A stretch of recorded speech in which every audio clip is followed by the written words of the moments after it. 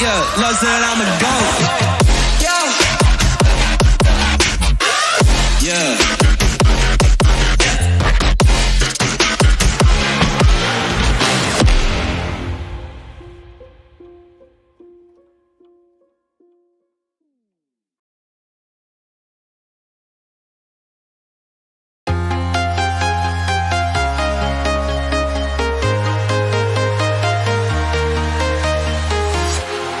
Walking alone, the streets are empty. The only thing I can see is my own silhouette. I'm getting stronger, step by step. The clock is ticking, but there's no time for regrets. I've been flying from town to town, from London to Taiwan. I've been all around the globe, trying to protect your soul. We are heroes tonight. We will fly above the sky. We are heroes tonight. Yeah. We are heroes tonight. We will fly above the sky. We are heroes tonight.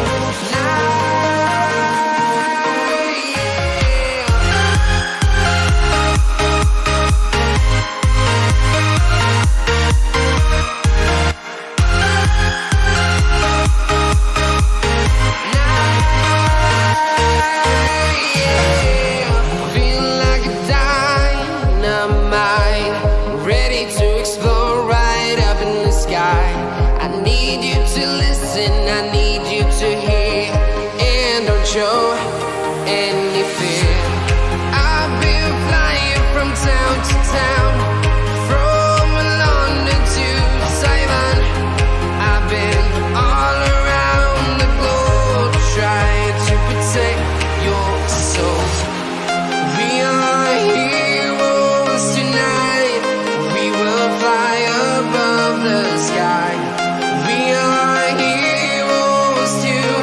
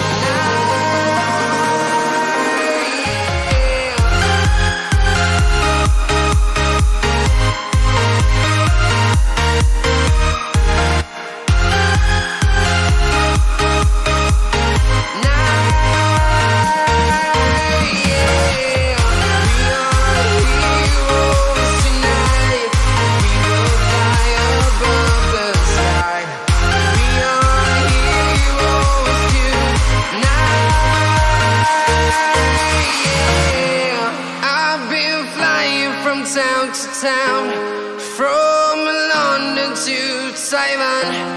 I've been all around the globe, trying to protect your soul.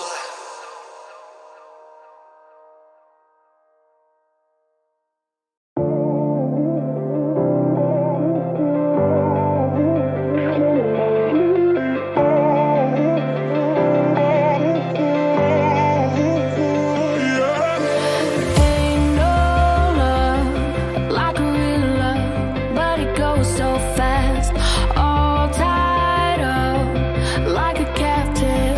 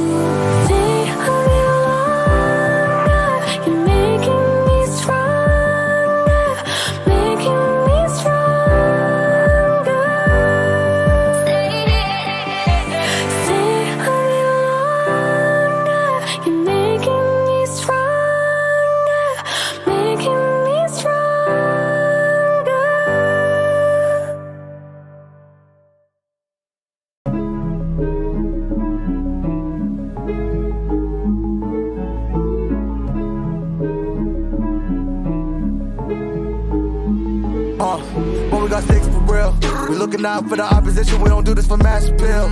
Don't make me blast it still. I put in work, no Vladimir. They want me to lose, but I can't. Mama shed like 1,000 tears. I can't do that shit to waste. I pull up in Mercedes. Next year you gon' see me pull up in the race. All I do is ball hard. Mama told me, boy, make sure you tie up your lace. Hey, when I was down bad, boy, I got on my knees and I started to pray. Now I'm breaking bread with my young vet. Where's you was a part of the gang? No, now we getting paid every single day. Yeah, I was hustling. I could turn an 8 to a 28. Let me show you. 12, they can kiss my ass. Yeah, see them lights, but you know I got the strap. Go right up, now we getting paid every single day. Yeah, I was hustling. I could turn an 8 to a 28. Let me show you. 12, they can kiss my ass. Yeah, see them lights, but you know I got the strap. Go right, I push the.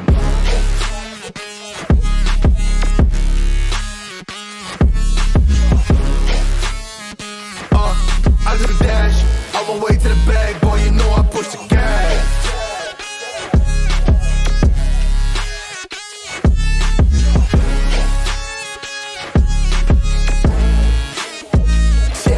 Okay, my timing is critical.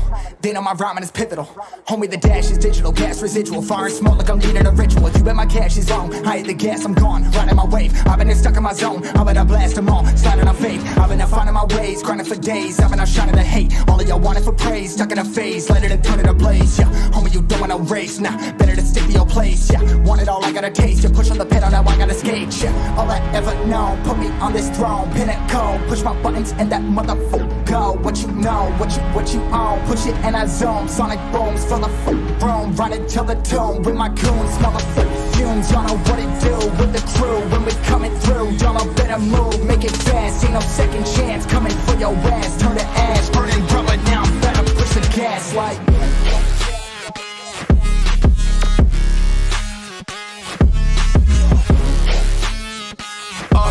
I do the dash, on my way to the bag, boy, you know I push the gas.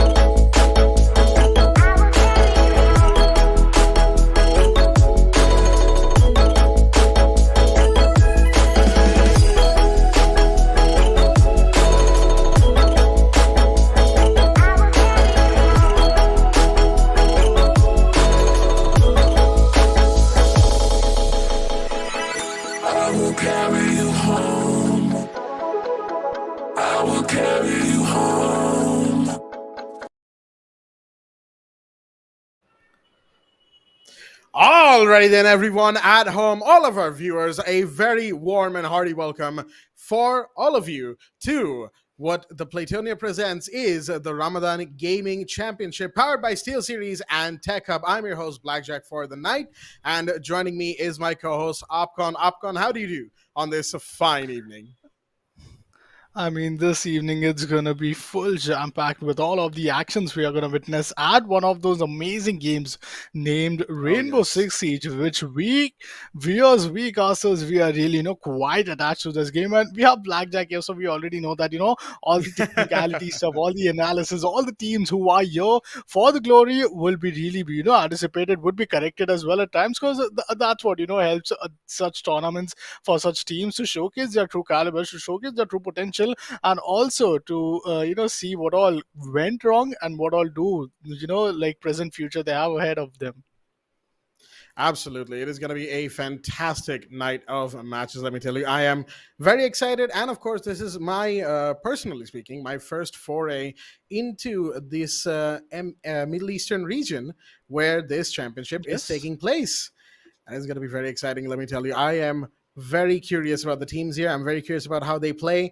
After all, we all know most of us know the South Asian region. And I want to see a different kind of play style from all the teams that we have tonight. Opcon, what are you expecting from what we have for all of our viewers at home? I think for all of the viewers at home, you are going to get some immense action as we are going to witness back-to-back 3 matches. These 3 matches are going to be played as a round robin. So back-to-back 2 days of evening action, you are going to witness here at the channel. And also, we all have these matches streamed along with, some of these jam-packed team names, which we have currently, got updated. So let's take a quick look, wherever we'll first of all go towards the prize pool, that what's going to be the eventual prize pool. As we know, this is going to be Ramadan Gaming Championship, which is powered by none other than SteelSeries and Tech Hub. So we know there are some big, like even some big stakes will be on the line when it comes to the prize pool, and also that happens to be a big monetary motivation to all of our players. Indeed, it does. So let's have a look at the prize pool for all of the teams that are fighting for, of course, a share of this 20,000 AED prize pool here at the Ramadan Gaming Championship, or RGC, powered by, of course, SteelSeries and Tech Up. 10,000 to the first place. That is a big share, the lion's share, as it were, of this tournament's prize pool, and that is a large amount to be fighting for, let me tell you, folks. Second place gets 5,000 and 2,500 between third and fourth place, respectively. So, of course, for any team looking to make a name for themselves, not only do they want to get to the final for that prestige of being the finalists of this championship, but also for that sweet 10k AED that's waiting for them in the first place. Of course, it's going to be a long road, of course, a round robin stage that we have in front of us, with teams battling it out, excuse me, right there, against each other for that finals spot. And oh boy, it is going to be quite the doozy of a game. Well, multiple games. I would totally agree with you on that, and not only that, but we have some amazing teams out there. Losing would be very expensive, just losing out to the advantage of you doubling down your prize pool.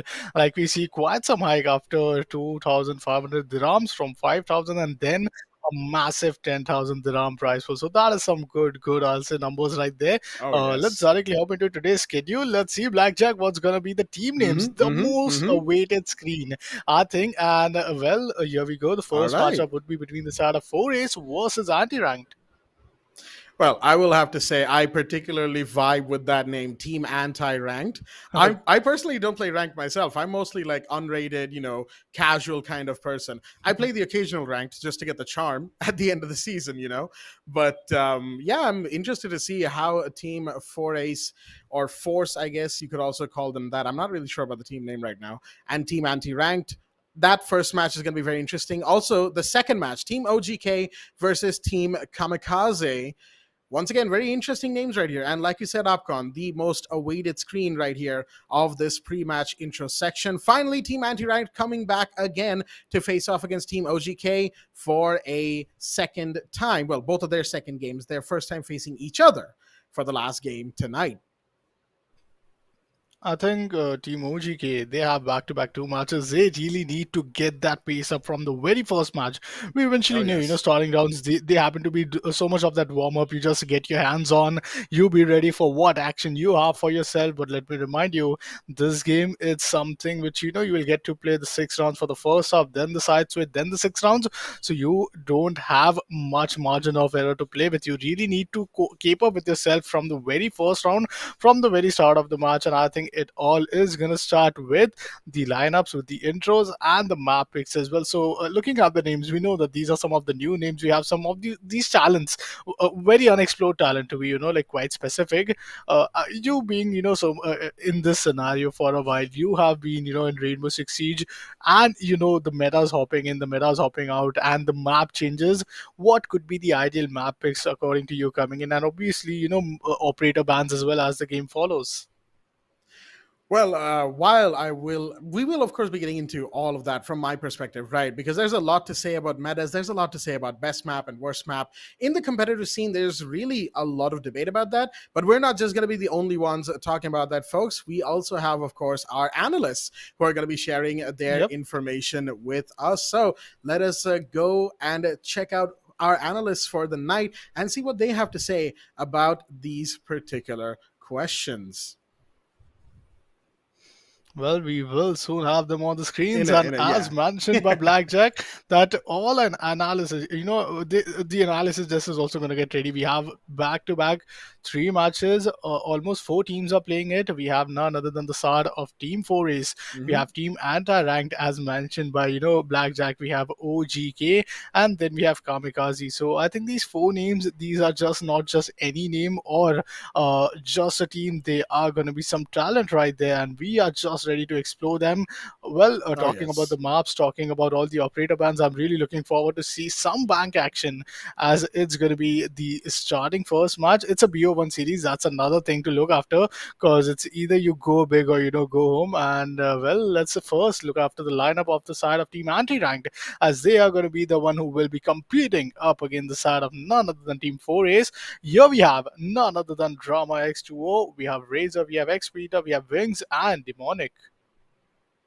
All right, some interesting names in here for sure, then, that we will be keeping our eyes on, eyes peeled wide open, as it were. And of course, if you're wondering about the stats, well, they will be filled up as the entire tournament goes on, as they play more and more matches. Excuse me as I fix my mic because I accidentally smacked into it with my hand. Apologies for that, folks. But I am definitely very interested to see what roles they take, what positions they play, what operators they play, so on and so forth, as we will move into the second lineup for the night. This was, of course, anti-ranked, so let us look at the lineup for the team that will be playing against them, which is, of course, Yep. Team 4Ace or Team Force. Again, not too sure about the name that they've presented in front of us. I'll have to get in touch with all the players. I'll tell you what. Guards, Yazan, John, Nikul, and Dove Tukeen. Okay, that's interesting. I quite like that last name right there. Man, let's see. Yeah, we often see 2K, 3K, 4K in front of some of these most pro Mm. players, but Dove 2K, well, this is going to be something interesting Mm. and something to watch out for. But this is going to be Team 4Ace who will be competing at the very first game tonight, and that's going to be just the game number 1. So we will get to witness back-to-back 3 matches. Up next, it's going to be none other than the map veto for the first game. This is where we talk about how important this part is going to be. Oh, Before the yes. game start, I think the game has already begun once the map veto and then the operator ban takes place. That is very, very true, Opcon. As we go into what is we will go into what will be the map video screen Yep. in a quick minute, folks, mind you. But as Opcon said right there, of course, the game has already begun, right?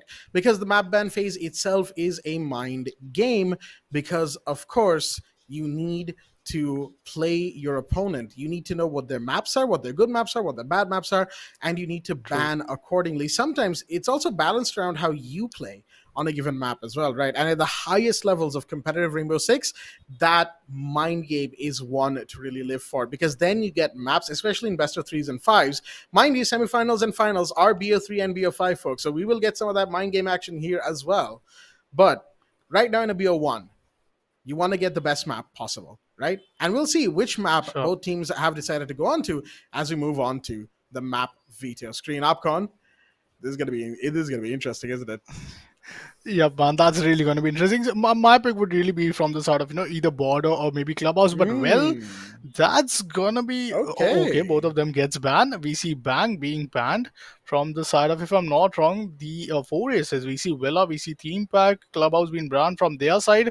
Oregon was going to be the first map for tonight. Now this is where things get quite interesting. We have this middle farmhouse out of nowhere, and this is the place where players are going to be competing for the rest 6 maps for the very first half. But according to all the map picks options which they were being given, why do you think could be that one core reason for teams opting onto the side of Oregon? Would it be that respective side pick which the opponent might be having, or would it be something which they would really know they are quite capable of to win it? It's sort of a mix of both, I feel, in this situation. Oregon, when it comes to competitive Rainbow Six, is a very, well, for one, it's a very old map. I believe it was one of the first maps to ever actually get a full rework, right? Because of the state that it is in now.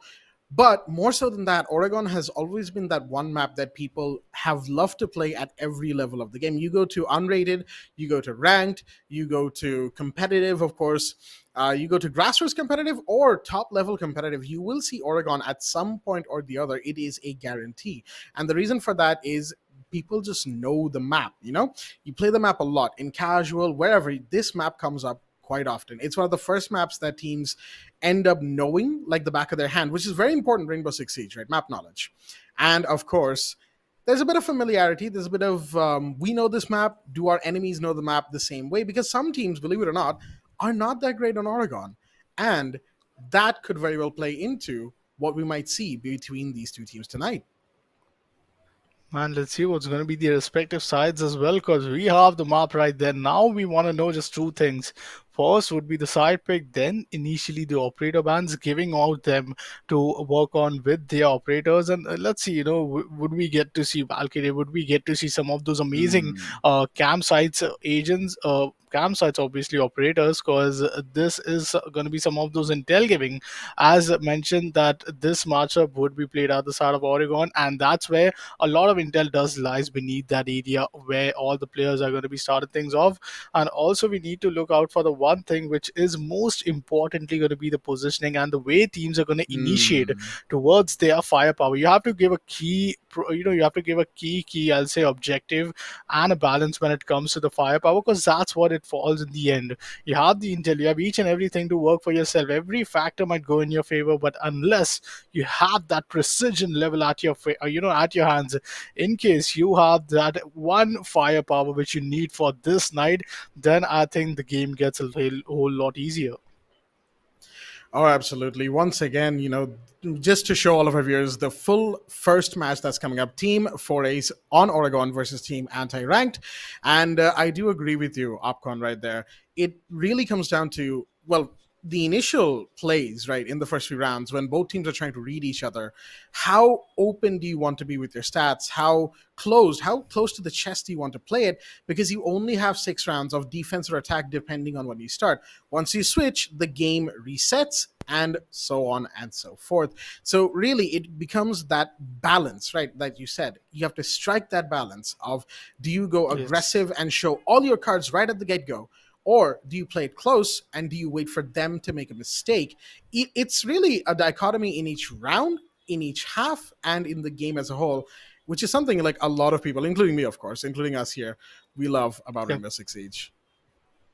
And I think that's one big reason, because you tend to often make mistakes in such, a high pressure scenario when you know that one risky move could be a big reward, but it's a risk in the end, and it could be a big loss for your team, a whole game changing round as well. So we are going to get started off with the first game quite soon. It's going to be BO1, only 12 round decide who wins the first match, round robin. So we might once again see none other than the side of team anti-ranked when they will be up against team OGK. But well, we have the map, we have the teams. Now we'll soon hop inside and we look after the operator bans. I do expect, out of which line, out of which, we have some of these amazing operators who might be quite some dangerous, I'll say according to their abilities at times, who must be really, be avoided when it comes to you being at the defensive side. Oh But yeah. which side do you think could be something which could be way more exploited, as we have the map, and because potentially you have 6 rounds. It quite balances it out, in the second half as well. But those first 2 rounds are also something which could be a very deciding factor in case you win or lose.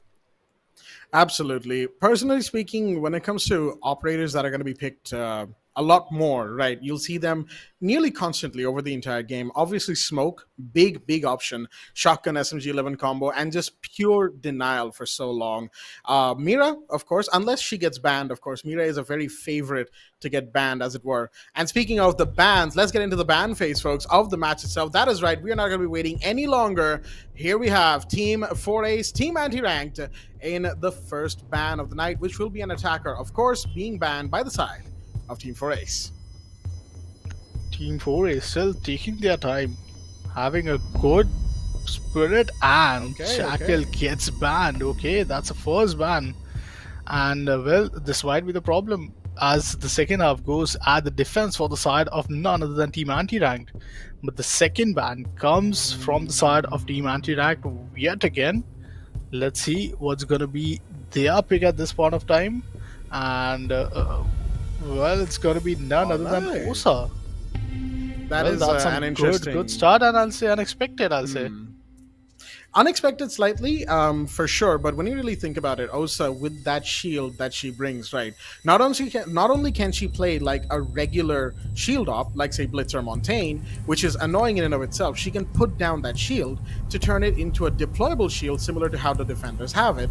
And again, anyone sitting behind that shield is nearly unkillable.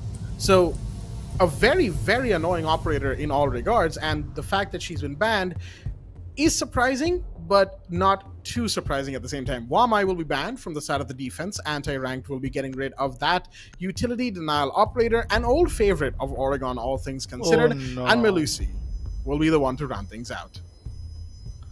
Man, 4 operators right there. Quarantined for the first game. We have the other operator squad available. The lineup is quite set. On the upper side, we have none other than the side of teammates who will be defending. Well, we see Mosey, Mute, the pick from the side of guards. Dove Tukin, whom we are really excited to see what he has to offer. Smoke being the pick from the side of none other than Wisen. We have John with R6S and Legion as well. If we talk about the side of team anti-ranked, Nomad, Lana, Ace, Finca, and Twitch.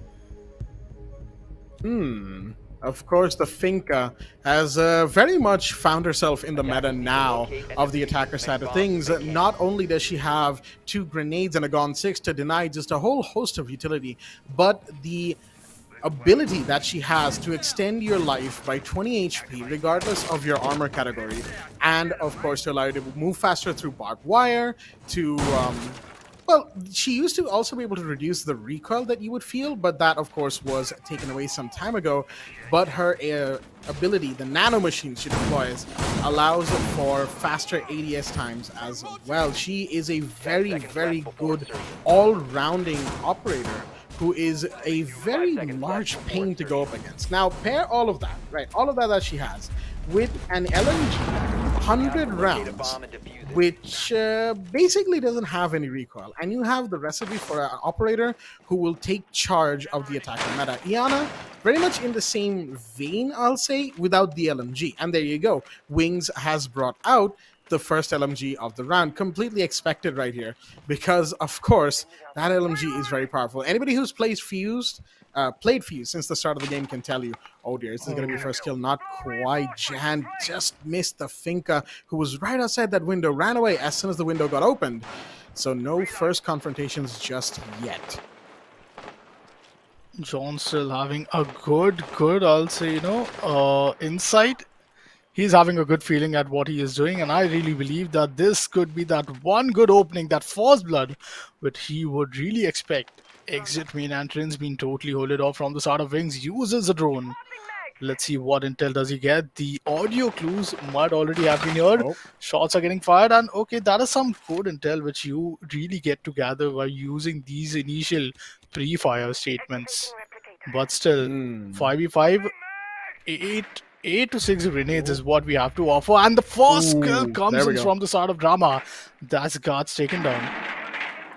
Big kill right there. That's your Mozzie off the board. And will the Legion go down second? Yes, beautiful pick right there from Razor. Peeking right through the recently made impact hole by the Legion. That was a rotate that the Legion intended to use as Odirmi Vita gets shot up from inside a meeting, but no significant damage done that the Finka cannot heal. The goo mines of the Legion not really being too effective either at stopping anti-ranks so far. And the final roamer, what seems to be the Oryx, John, is slowly falling back towards right stairs. With a minute in the round, Dovahkiin finds the first blood for the defenders, and it's a big one. That's your Flores off the board.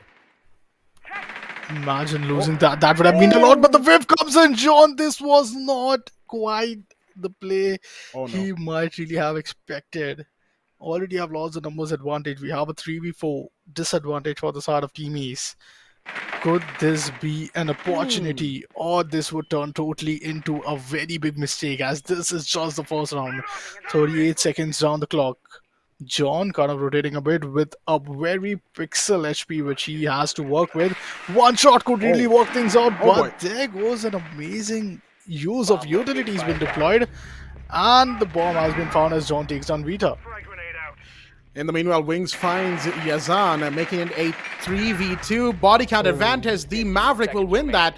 John is now off the board. It's a 1v3. Where is Dovahkiin? Caught right outside the entrance to Laundry Supply, but of course, they will be shut down as well. I have to say, full props to John right there on that upstairs play. Even when two roamers had gone down, even when anti-ranked had a full advantage and potential push into sight, once Dovahkiin got that first entry kill, of course, of the attackers, that's when things sort of started to stall. Anti-rank became unsure with the floors were on the board, and there was still plenty of utility that the defenders could use. That's when John, just wasting time really. Sure, there were a couple of missed shots in there, a couple of missed opportunities, but the time, so much time wasted by that one Oryx alone, even when their two roaming companions were taken down relatively early in the round, mind you.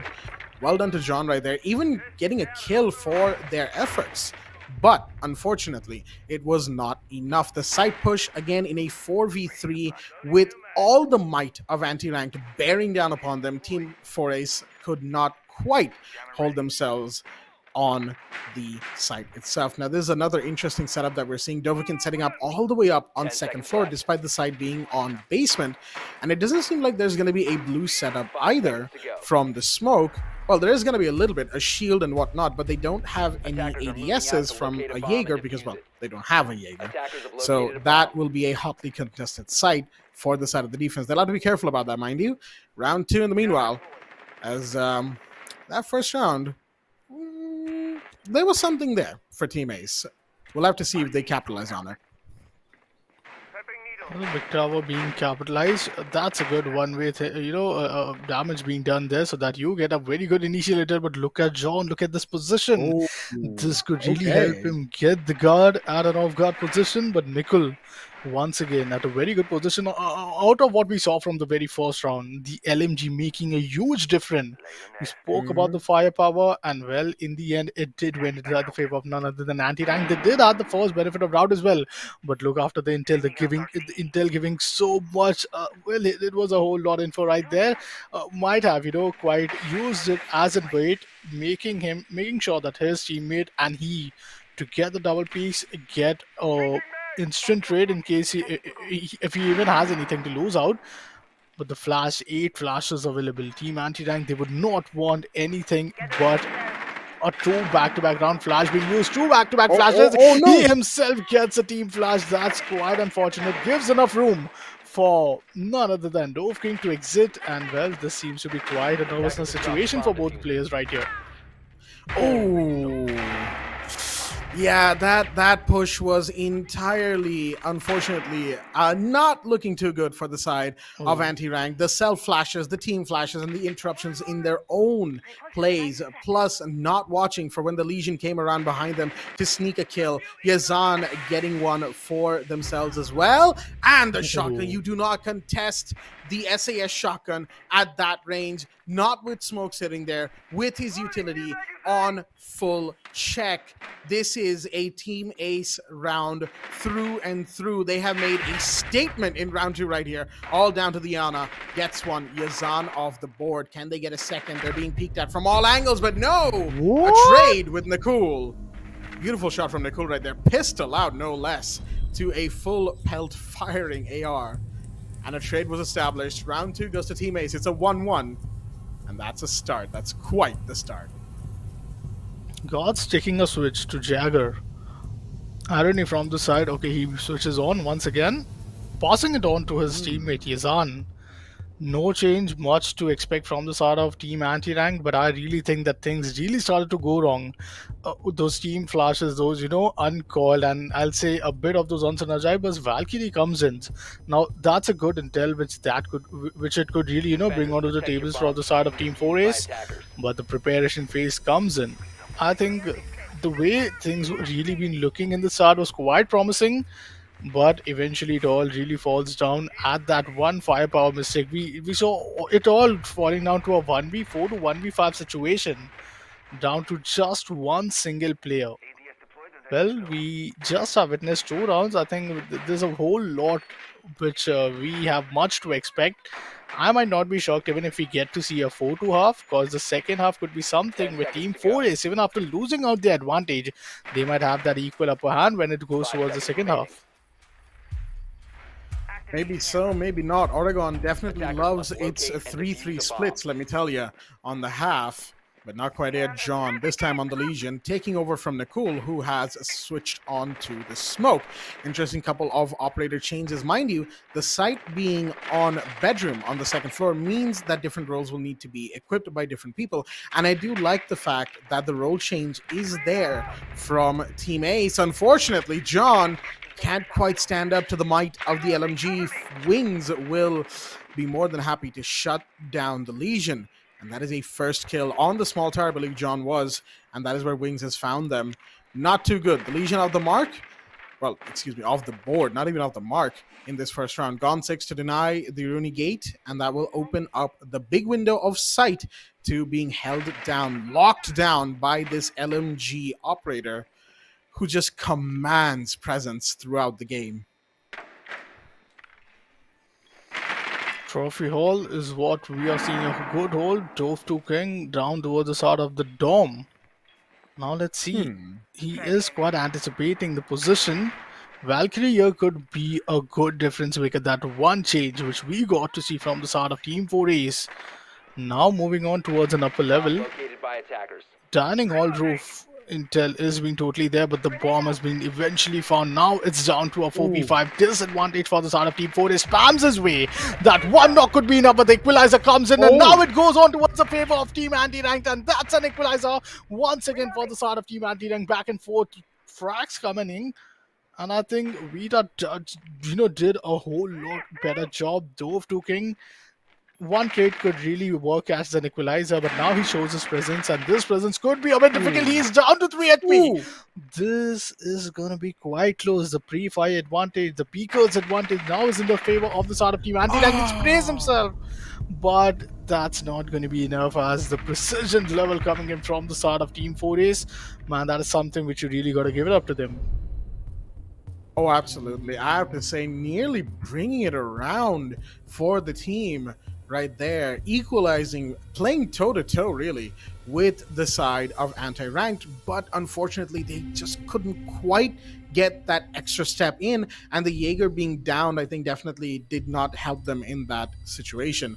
And that I'm not necessarily sure what happened to the Jaeger. We didn't quite get them on the cam, of course, but whichever it was, they will be very weary of the operator that downed them to begin with. That definitely instilled a bit of panic in Team Ace, and they probably had a few words between themselves that we either need to get the Jaeger back up on their feet or we need to get kills. And they were getting kills. They were getting frag after frag, like we saw in the middle there. Really hype turnaround. They not only brought back the body count, they put it in their advantage. And with a downed operator, technically you are now equal, because that downed operator can't really do much other than give intel that's directly in front of them. So great play from Team Ace. Unfortunately, just like what happened in the first round, they couldn't quite hold on to that position that they had granted themselves. Like how in the first round, John had an excellent roam, but they couldn't hold on to the little bit of advantage that they've gotten from that roam. Now, interestingly enough, we do see, I believe that is the mute Dovahkiin, Dove2Keen, excuse me, going down to the first floor through the meeting hatch and having the hatch onto basement opened as well. As we have a lot of shots being fired. Yeah, this LMG goes on for a long time, fishing for a shot. The Zofia from Razor with the LMG as well. Yeah, we're slowly seeing it. LMG after LMG, and there's so many bullets to be traded. This could be a problem for the defensive side. Oh, does Team 4 is really anticipate? I mean, the bomb has been founded towards the side of side B. None of the frags still being capitalized from both of the team. Either teams are just looking quiet, now being regrouped as a team, playing as a unit to make sure that they strike rather than a split position. But we say Demonic yet again taking the shower corridor towards the shower now. Vita is quite close to him, would really want him to, initiate. Well, the diffuser has been dropped and they are still exploring the options. Grenade being used, that's some good audio clues which could be denied in case he pushes on towards another angle and he gets guards. Oh my god, that's massive. Wings the anticipation. This guy is going to be that one reason which really helped Team Anti-Ranked, but well, Izan on the other hand even things off. Absolutely. Very good kill on the Yana right there. Finishing off that intel operator that is so dangerous with the grenades and the Gon 6 on her person, of course. Evening out the body count, especially. Just good things all around from both teams. Guards going down early as well, but wait a minute. John might have something here. Here's the buck, sees the belt, but it doesn't matter. Dove2Keen comes in from above, takes one more down, but John has such an advantageous position here. All they have to do is hold it. They see one. No, the spray misses. And now the position is given away, pre-firing away, trying to make sure nobody goes on to try and frag on them. But mind you, advantage is with Team Ace. They are in a 4v3. All they have to do is hold back, hold steady, hold the ship steady, and fight against the LMGs. And it looks like they're doing exactly that. 30 seconds left. Here come the smokes, but Dove2Keen is off the board. And before we go down as well. Shots fired. Valkyrie, not quite. The ARX running out of bullets before the kill is secured. The Valkyrie is still there, and that is the point of contention. Razor wants to hold back, but no, there goes the kill. And now it's all down to Razor, the Zofia, an LMG, and a Dream. In 12 seconds, you've got to enter the site. But there's the smoke. There's the shots fired. Where do you really go from here? Not much room to move. Not much room to breathe. Shots fired. 2 seconds. 1. And the timer will run its course. Defenders will take round 4. Finally, the round much needed, because it was already a big lead which could have eventually been loosed out from the side of Team 4A's. 4 rounds, if I'm not wrong, 2 more to go. This is where it all falls down towards the side of Team Anti-Tank getting those 2 crucial rounds. We did saw John at a very, very good, he's too good when it comes towards those corridor angles, getting those kills, but the double kill which came in from the side of Yazan and none other than Wings, I think that was quite promising enough. First getting the opening onto the side of guard, now switches on to Mozai, and I think switching operators are something which you really have a lot to bring on the acceleration, especially inside the first half. But it's not just about the operator, it's also about what he has to offer to the team. How important could that change be for the side of guards? Because guards is just looking kind of, a bit having it as a bad day. Just the starting 4 round, we can't talk about it quite much unless we see him just getting back, picking up the pace, and eventually we have an entire half. 2-all, 2 more rounds to go, and I believe Team Anti-Tank, they might have really got this after like losing out the past round and learning out all from their mistakes, even after getting the first speakers advantage, even after getting the first nade kill, they did not manage to close it down at their favor. Yeah, and I definitely would like to point out that this is usually what you see on Oregon, right? The first 4 rounds, if the teams are relatively equal in terms of their skill level, overall skill level, right? You see an equal trade, 2-2 on the round count. Generally good stuff from both sides. It means that there is a potential for a really good match here that might even go to overtime. And if any of our viewers, of course, have ever checked in on the South Asian regions, streams, the ones that we are a part of, well, we're going to have to pause that thought for a quick second. That's a C4. That's going to find one.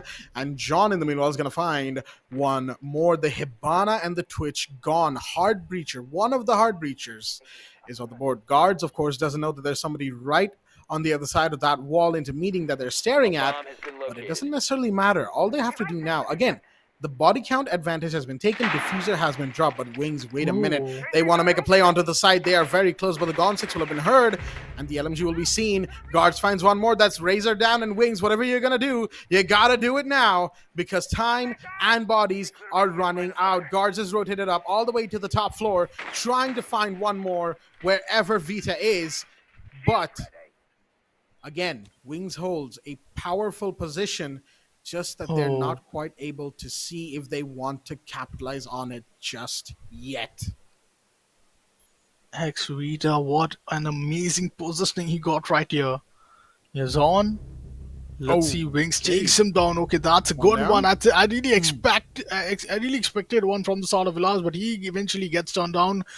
Now it all falls down to Wing. A 1v4 clutch. Could this be that a one ideal start that needs its guards? Doesn't have much HP to work with. He got all the time. 62 seconds remaining. He gets that good timing towards his side.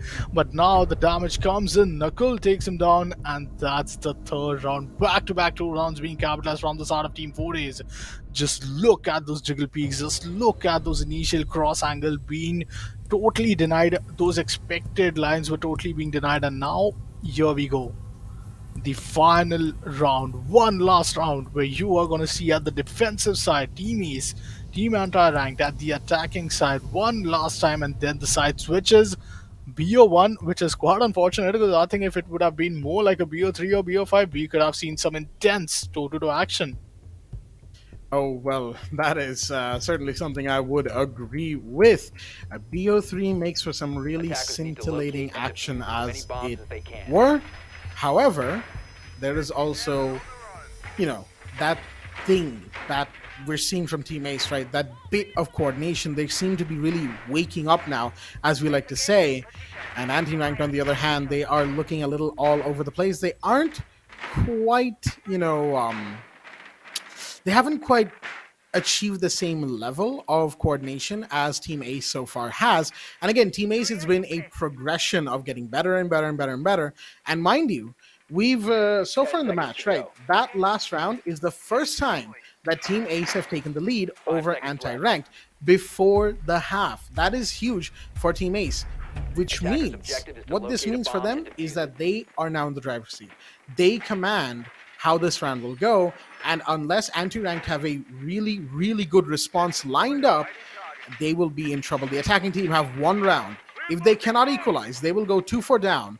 And while defense on Oregon is the preferred site to be in, generally speaking, a 2-4 half, that is going to be very demoralizing for any team.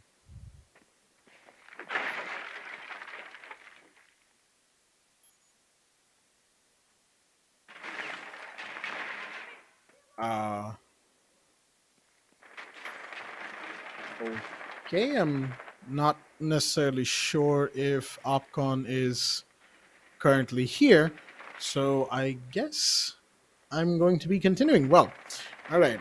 Quick moment to realize exactly what was going on, folks, as we are now in the 6th round, as we of course said just a minute ago. If you're wondering why I sounded a little bit distracted, I was just putting down some information on my notes tab that we of course keep for these games. Oh, there we are. Upcom. Man, I mean, John always, doesn't surprise us, but that's a big fall damage being taken. Dove 2 King once again towards the side of the main hall dome at the 2nd floor. Let's see most of the player being stacked up towards these upper levels. But John, he is really anticipating, works his way through. This is going to be a risky move, that one risky move which could be big rewarding. But the placements, anti-ranked, really anticipating them, and he also takes the utility down. Now has a good peek, Let's see. Close. Oh, yes. This is a very, very good position for John. All they have to do is wait here. But they know that there's somebody there, and that's going to be the Thatcher of the board. Big peek. But do they know there's people on the other side of the tower? It doesn't matter. Nicole is going to find one more. And that's Razor off the board. The Ace and the Thatcher. The Hard Breach duo gone. Now, where do you go from here? There is, of course, one attacker inside of the other bomb site, but it doesn't matter. Yazan will get the wall bang. Guards will find wings. And Team Ace are just all over this round. It's all down to Demonic, the Sledge, the last one standing, low on HP, being chased on all ends. Shotgun pistol in hand. Ooh, not quite. The kill isn't quite secured, and the Mozzie takes a bit of damage as well. Demonic on 1 HP, a sliver of health on that Sledge. But somehow sticking it out. 20 seconds remain. The best they can do is give their team time to really talk about where they went wrong, why they did what they did, and what they could have done better. The peaks are coming in. Guards? 10 seconds left. Not quite. You can see what the defenders are doing. They're not really going for the kill. They're just chasing away the attacker so as to minimize the risk. And beautiful shot right there from Guards. Nice flick to finish off the already quite low HP Sledge. And that, folks, is exactly what we were talking about a minute ago. It is the 4-2 half. Team Ace, with a big advantage, are now switching sides to be attackers on Oregon. The most, one of the most anticipated scorelines right there. We did talk about this, right? That a 4-2 half could really be that one thing which could be quite fair enough for the team after the switch eventually comes in. Now we have Team Anti-Ranked at the defensive side. They have really seen that defense or attack. Team 4A's, we have players like John, we have players like none other than Nicole. These players, their positioning, their aggression is something you really need to keep that accountability at the very right time. Because once you get outnumbered, the pressure increases. You have to do not just your own job, but the job of the teammate you lost, so that you eventually have the control of your floor, of your dorms, of your offices. And especially when it comes towards this firepower and the objective of you taking down the diffuser or getting the diffuser planted, this really brings up a whole lot of pressure, and noting down the time remaining with the seconds as well. Absolutely. Again, a big mistake from Anti-Ranked back there in that last round was that they were not watching their flank. The Claymore was there, I'll admit, sure, but it wasn't quite in the best position. And the fact that someone was so close without a drone, allowing them information as to if anyone was even on tower stairs. If you're pushing the tower wall into meeting, you want someone on a drone watching tower stairs, or at least clearing the lower bit of tower stairs. Boiler room and the entry into blue on basement are very important areas to watch if you're going to push onto the meeting wall, which is right on top of the tower stairs. Unfortunately, Anti-Rank didn't do that. They got punished heavily by John and followed swiftly by Nicole, of course. And that didn't help them. Razor, stunned, but not dead yet. They should have seen the upside down rappel. They will now. And they're still going to be able to escape as John will go down. Shotgun from Drama X will get them. And that's going to be the first kill of the round. Drama X is quite low themselves, mind you. But still, a good first kill with the Twitch off the board. Razor down towards the main star. Wings really teaming up with him. This point, that's a good one. He gets that duel. That was the most awaited duel. Nicole versus none other than Wings. Uses a grenade, braids on the wooden block. down towards the corridor. Let's see, he gets those speakers, he gets those advantage using those dry peaks, but still, Team 4A's, they know in case they lose this one firepower, one just more kill, that might cause the whole run, and that's where Yazan steps in, takes down Wings. That's a good way to turn off some pressure off the shoulders. Absolutely. One kill taken back, and that's Wings, mind you, the Legion of the board. Sure, there's probably like at least 5 or 6 Legion mines all over the map right now, but at least it's not 8. Oh, dear me. Razor taking advantage of the fact that Yazan was not looking, and there goes Dovtukin in the meanwhile, leaving only guards with the Finka and the LMG. No, I think they've actually got the spear on Finka. A rare gun for sure. You don't really see people playing the spear anyway. But unfortunately, they're not in a position to make too many demands, but they'll still get one. All right, a little bit of quick peek, a little bit of crouch action, and that's one more down in a 1v3 now. Man, guards there with a wrist-breaking flick instantly gets taken down. Demonic, man, these positioning, these intense clutch situations happen to be that one key stings which you could really not, anticipate on that. Where could this go? Where could this land the whole team at? Well, we haven't yet seen the 1v3, 1v2, but still, the way teams have really been looking quite promising, taking on the pattern. Team Ace, they did won their defensive side. The first round was by their name, then eventually lost to. Does this mean that Team Ace on the attacking side wins too at this point of time after losing the first round in the second half? Venka has been up for the lineup for the side of Team 4 Ace. And now we have the preparation phase right here.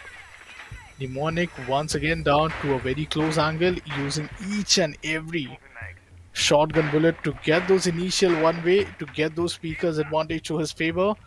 But what's going to be the setup coming in from the side of anti-rank? They really need to bring it up. Winning this round means an equalizer then could afford to lose out at least one.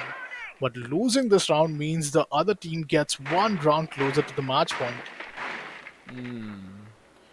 Absolutely. The stakes are already quite high. And this is the thing about a BO1, mind you, that the match ends relatively quickly, right? Of course, if it goes to maximum overtime round 15, then you could call it a bit of a long game. But even then, a best of 3 offers so much more in terms of reading your opponent, learning how they play. The first map gives you a good idea of how the rest of the 2 could go, if we even go to a third map, of course. And a BO5, the longest format of CG sports, and it's just so much potential for so many fantastic plays. A BO1 is a little restrictive in that regard, but of course, BO3's right from the get-go in the qualifiers, there's a whole debate to be had about that. This is, of course, not the place for it, folks. Right now, we're just here to enjoy some good old-fashioned Rainbow Six Siege as we have round 8 coming in. Like, of course, Opcon said just a second ago, oh my goodness, that was close. The drone spotting the defender running around in there inside of first floor tower, but neither Yazan nor Nikul going in for a frag because they know it's dangerous. They know going through just that one door is it's a bit of a it's a bit of a flush point for the side of the attackers. If they all fall in from that one narrow line, then they'll be picked apart by that Jaeger. So they're just taking their time, taking it slow, taking it chill, giving themselves plenty of room to work with as they drone that Jaeger harder and harder. That's a good trade for drones right there. Did anticipate a very good positioning. The diffuser is going to be dropped.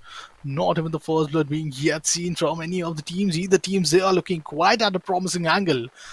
The backstairs control is being taken or cared off from the side of guards, making sure him being totally at the crucial angle where he could really anticipate a movement.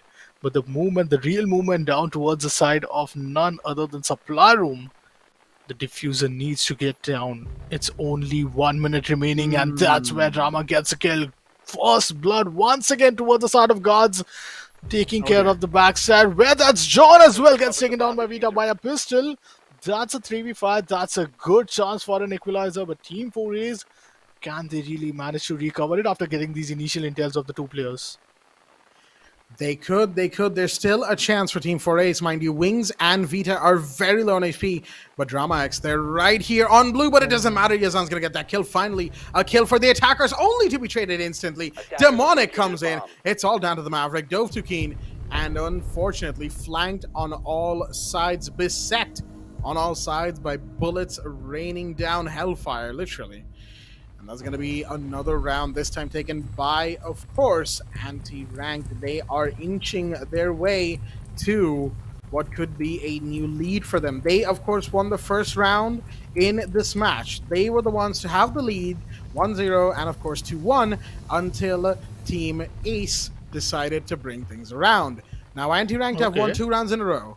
They brought it back for themselves, and they are looking to take it further to what could be a lead for them. 5-4, mind you. Either side could go to that score.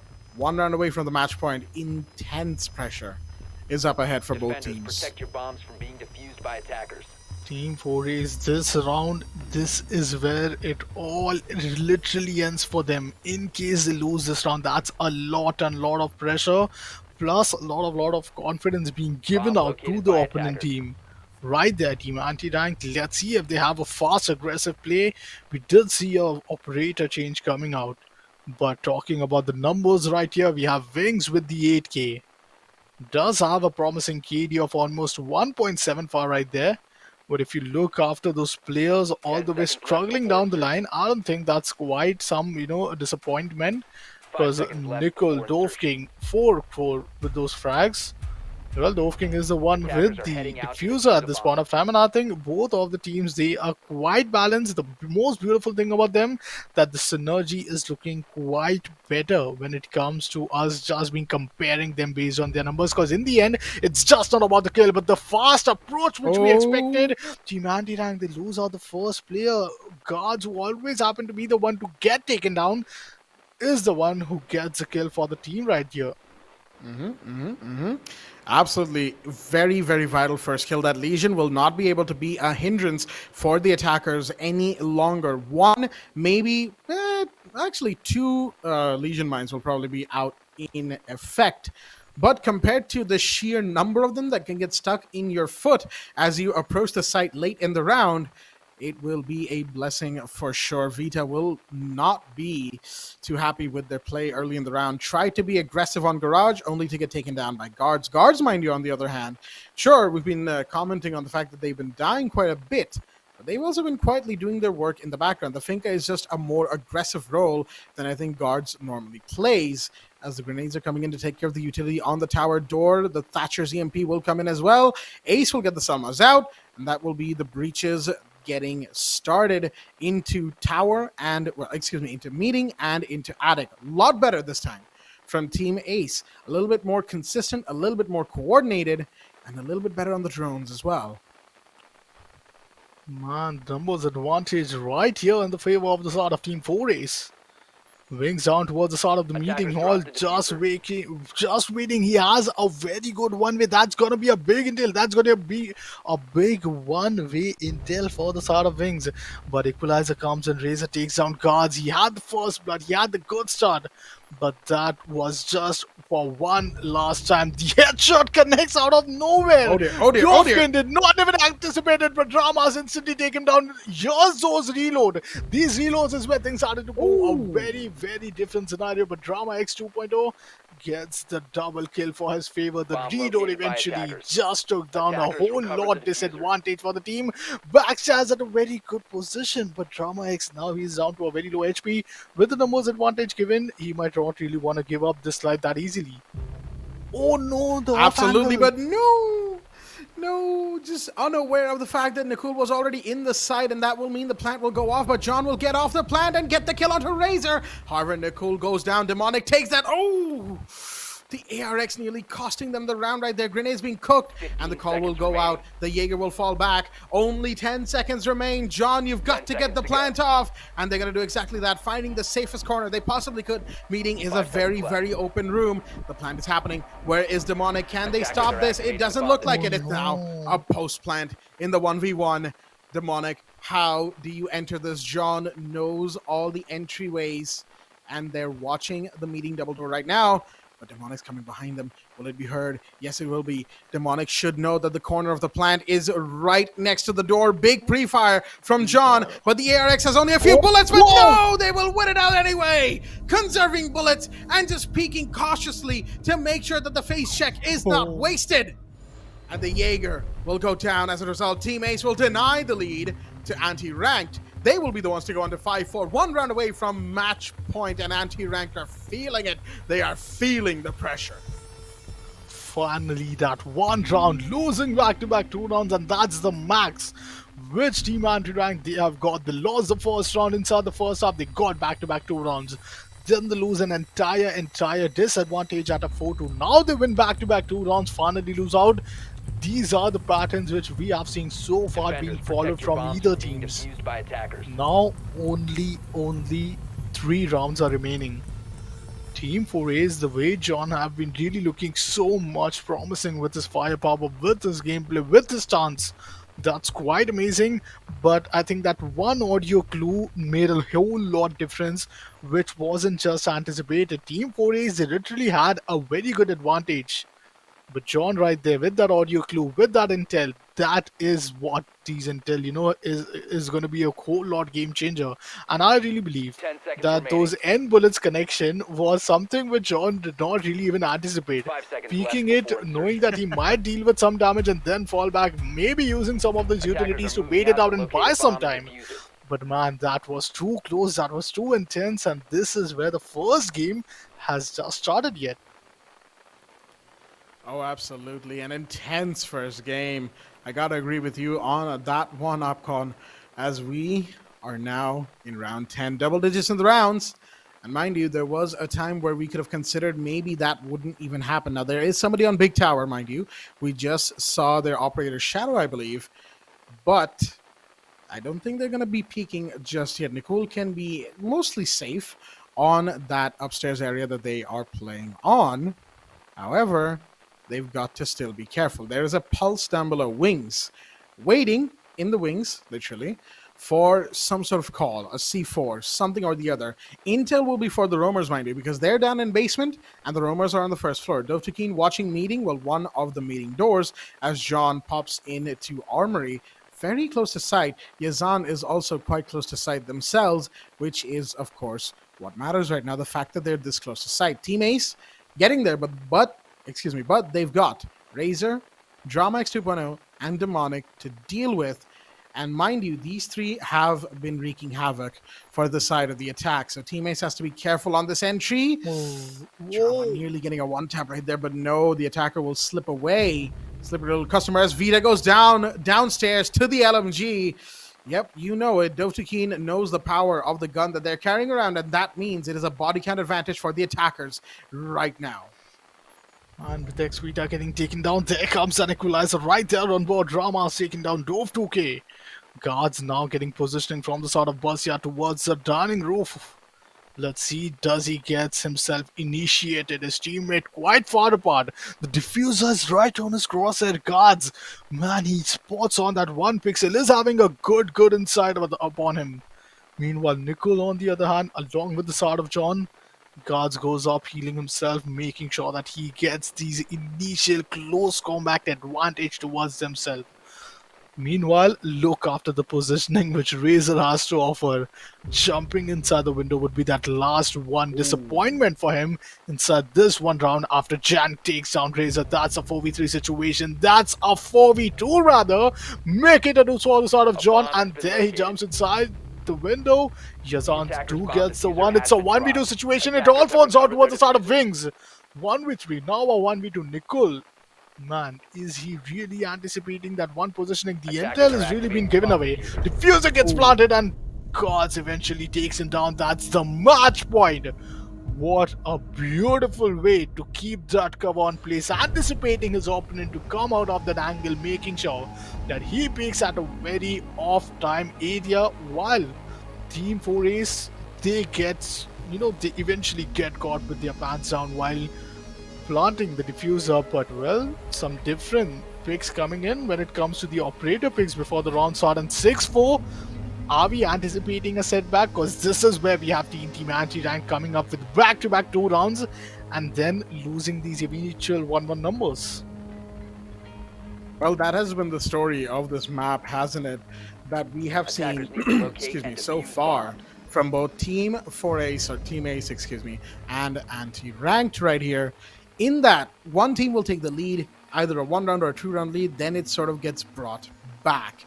Anti-Ranked, for instance, they were 2-1 up right at the beginning until Ace decided that they wanted the lead instead, bringing it back to a 4-2 on the half until Anti-Ranked suddenly started bringing it back for themselves, 4-4, but they couldn't keep up the momentum, and Team Ace has been taking rounds ever since. Mind you, there have 10 been seconds only remaining. 2 instances, as you can see on the scoreboard right there, 2 instances of a plant going 5 down seconds left in before this insertion. match in its entirety. And I think that sort of speaks to the play style of both of Attackers these are teams. They're a moving little out bit to on the locate a bomb aggressive and side, defuse it. and they like their kills. They like to play a little aggressive, get those early bodies, and then they start hanging back. They start playing the timer, which in and of itself isn't a bad thing, mind you. That is actually one of it's actually a pretty decent strategy overall, but it's slightly risky in that very same aggression, if displayed by the attackers, it can backfire onto the defenders, and the aggressive position can be lost if the attackers do their due diligence, drone Oh properly, no, it's and win Cam. their gunfights. Now, mind Man, you, the Cam the drone gets that was taken inside of down. tower, exactly, gone, and that's a bit of intel taken away from the side of the attack. Meanwhile, Nickel there at a very good peakers advantage when it comes to these top, positioning level being holded off at the big tower right there, using off his utility, getting these crucial intel, and then the team instantly rotating, adapting these situations. Nickel now, the drone kind of backlashes. The cards meanwhile trading out the utilities back-to-back 2 nades. If this gets any connection, this could mean a whole lot of entry for the side of Team 4Ace already waiting towards the side of the bunker. But no entry yet because they're being delayed by the smoke, by the operators that have been shooting shots at them left and right from the boiler door, from the entry wall, which has been, of course, torn open to allow for those lines of sight, and, of course, from the smoke deep inside of the blue elbow. Just those little things. And mind you, there's an Oryx still above, and oh no, Yazan, that's not a good time for it. Not Attackers quite, recovered the bomb as diffuser. they will have to now deal with a 4v5. Not a good situation for Team Ace. They did not need this, but the peak will come in, and the smoke's position given away. Finka goes up close, and guards will take that. Boosted as well. Bomb has Here's been John with located. another demonic off the board. Suddenly it's a 4v3, and body count advantage is in the hands of the attackers. But do they know where the Oryx is? Well, they do now. Attackers Vita have off the located a board, bomb. and it's a 4v2. Full push in. 3v2, 3v1. Nicole finds the kill on the wings, and it's all down to Razor, who gets one. 2v1. Can they make it a 1v1? 2 more kills separate them from bringing the round back and keeping anti-ranked in the match. The plant is going down. Guards is about to get this done. Attackers are Nicole, activating the meanwhile, diffuser. watching the cross, making sure the Jaeger does not have a singular chance of making the run back here.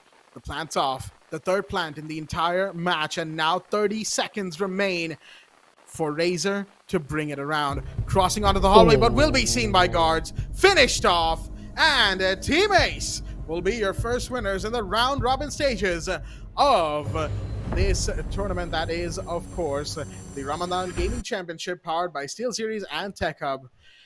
Whoo boy, that was a good first game. I'll tell you, a 7-4, not the best score, mind you, for the team that lost. That will be Team Anti-Ranked, but a good showing nonetheless. I do like what they did in the early game, even if they kind of fell off in the late game. But Team Ace, full applause to them, really. And I think it really fall down to that third round inside the second half.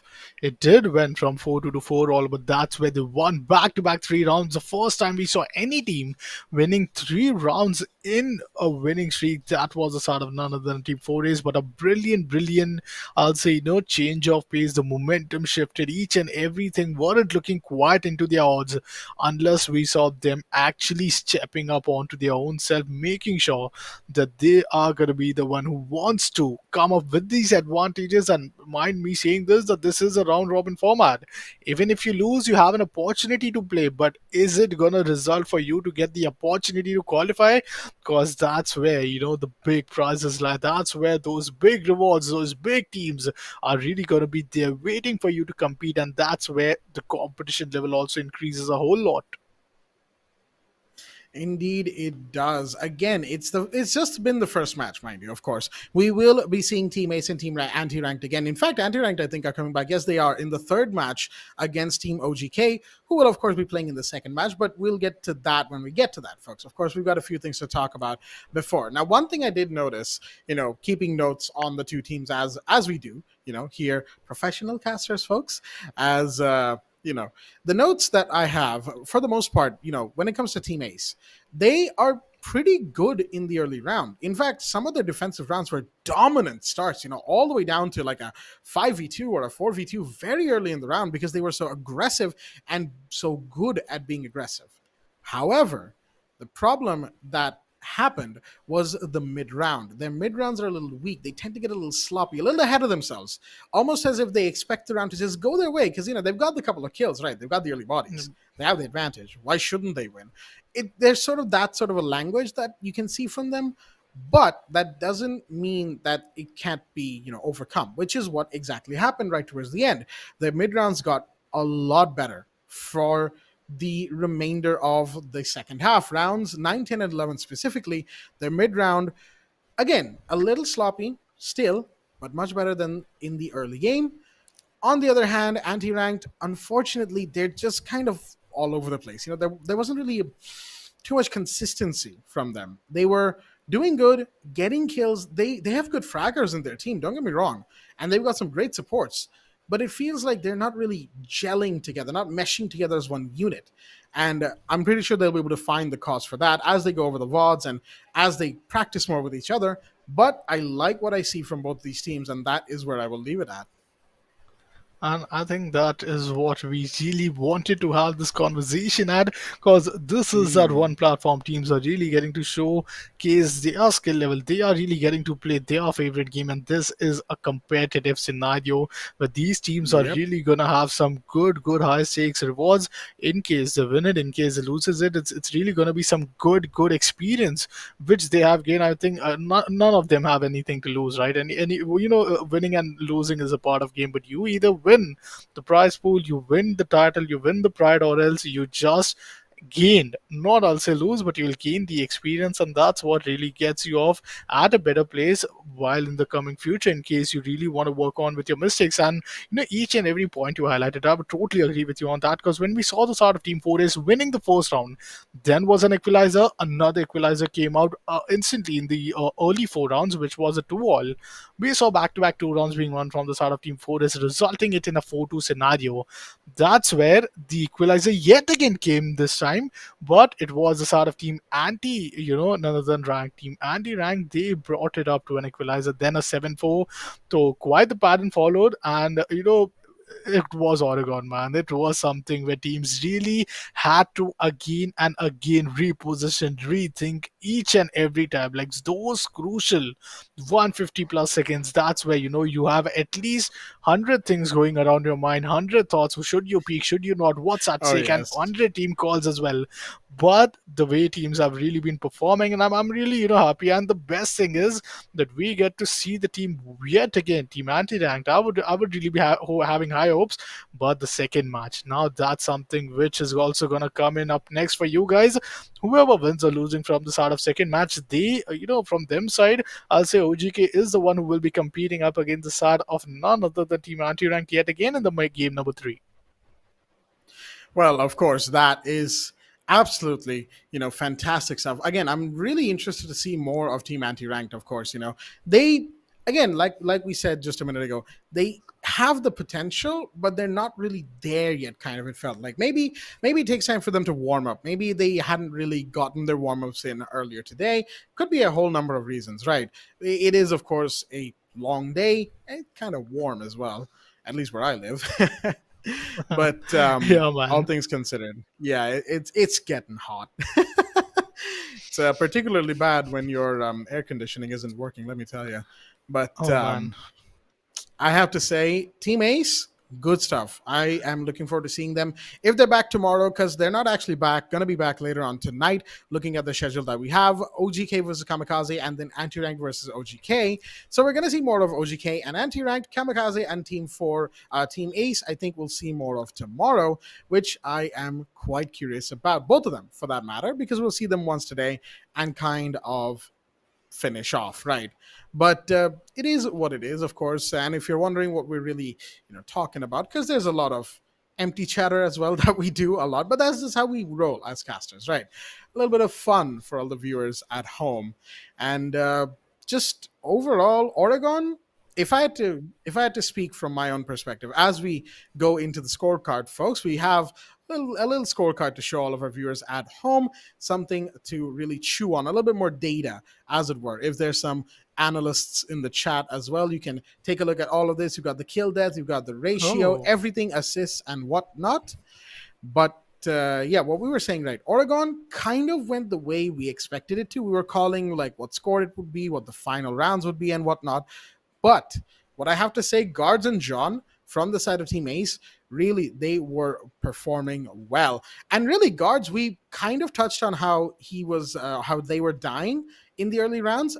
I feel like they really picked it up, especially towards the end. Look at that, 10-6 and 3 assists to boot. Playing the Finca definitely helped in that regard. And John has been consistent throughout this game, like just in general.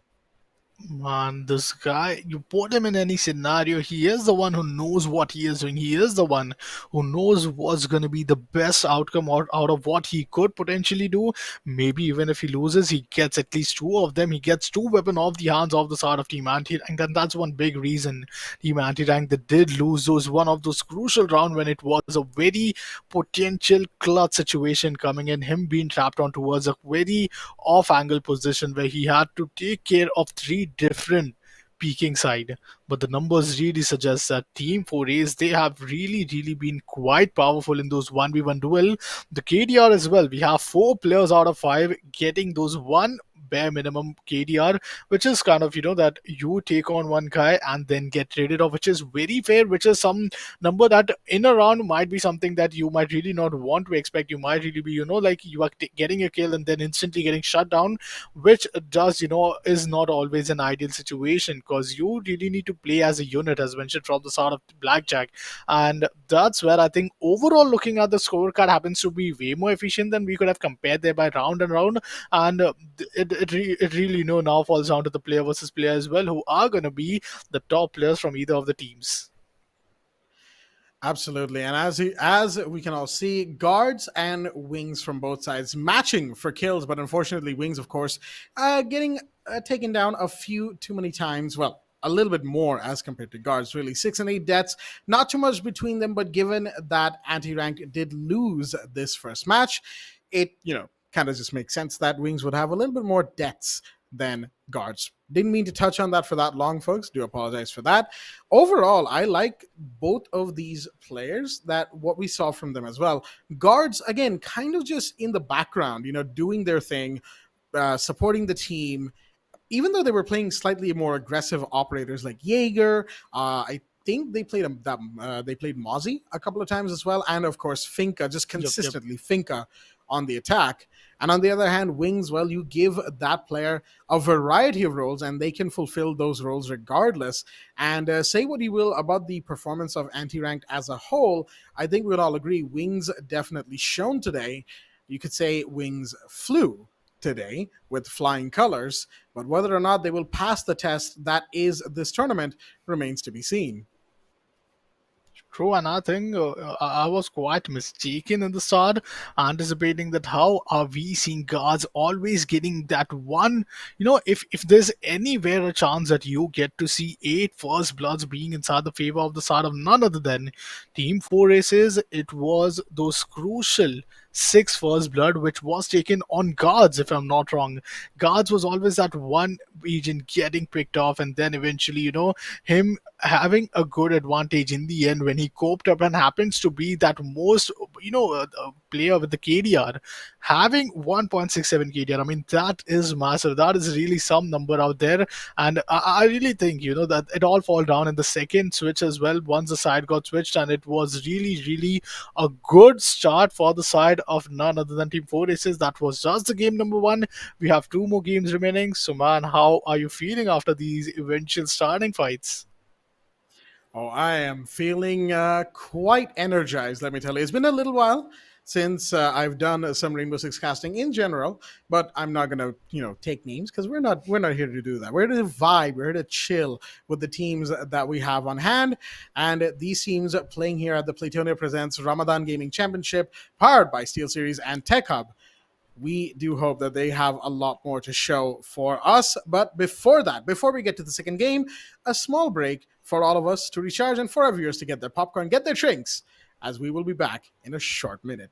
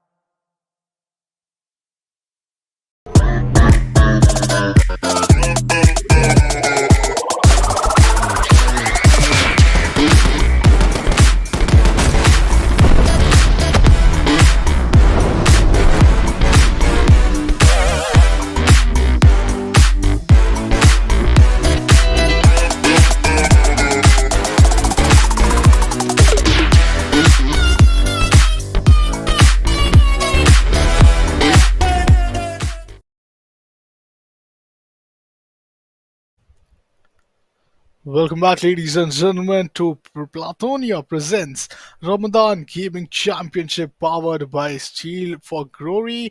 And take up with me, it's going to be none other than Blackjack. So, welcome back, Blackjack. We are going to witness some immense action after that first intense game. So, man, how excited are you to go ahead?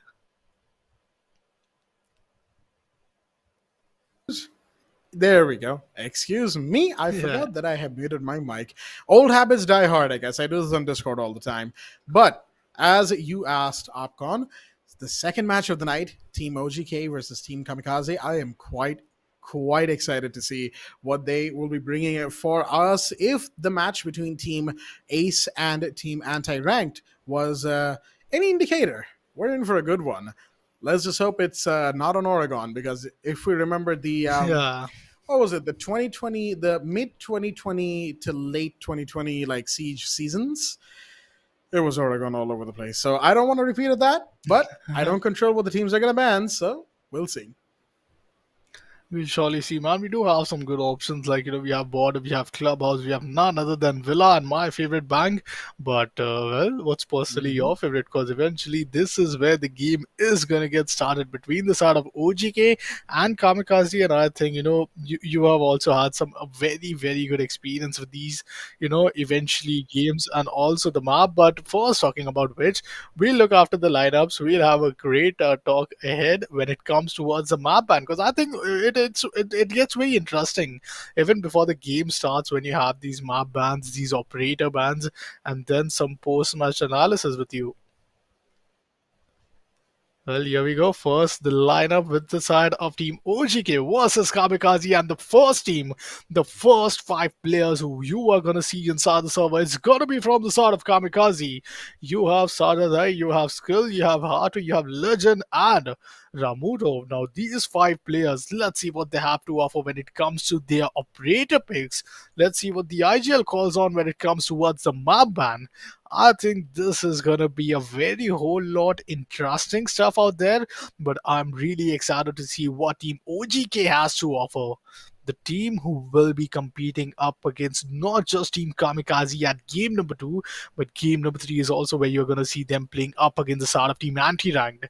Tonight, it's gonna be a very great Rainbow Six Siege action, and with me, it's gonna be none other than Blackjack. So, man, soon we are gonna, expect him to call out for what his expectations are as well. But before that, the emoji K, it's gonna be Saffron, it's gonna be Eagle 2K, we have Sheka, we have Bota, we have Tika. So, well, some good name coming out of there, and I'm really kind of expecting it to, hope and see what's gonna be these eventual lineup coming in from the side of when they will be competing up against Team OGK at game number 3 tonight. It's gonna be a very amazing night full of actions right here at the Ramadan Gaming Championship presented by Platonia, powered by none other than SteelSeries and Tech Hub. I think the first match which we eventually got to witness, Team Anti-Rank, they really had it on their hands. They really had that comeback. That all was looking each and every way possible and going inside their favor unless that momentum breaks out. And that's where things starts to go wrong. Players all here, 5 players from the side of Team OGK, 5 players which we are going to witness from the side of Kamikais. I think I really anticipate, them to have a very toe-to-toe matchup. And I'm really, just awaited to see for that one right moment, as well as Blackjack. He really mentioned the way you are going to expect these starting rounds, you're going to expect these starting switches make a whole lot difference rather than what we could have anticipated when it falls all towards the down of the second half. The second half is where the actual problem lies as well. That's where the momentum breaks down. In case you have a pick, if you have that advantage, if you have that benefit of doubt that yes, it's my pick, I might rather go for the attacking, man, it's the attacking side only for the 6th round. The Rex 6th round won't be for your side. Rather, you can anticipate that it's going to be your opponent team who will get that equal 50% chance of his side to play as well. And I think the time where we saw the 4-2 half, that 4-2 curse, I'd rather say, which came into consideration consideration. I mean, 5-1 could have been way lot easier, but 4-2 first giving the equalizer and then taking it out inside their favor. Team 4 is they played it out of perfection right there. Game number 2, I think Team OGK also got some good hands. I think the next is gonna be none other than the map Veto.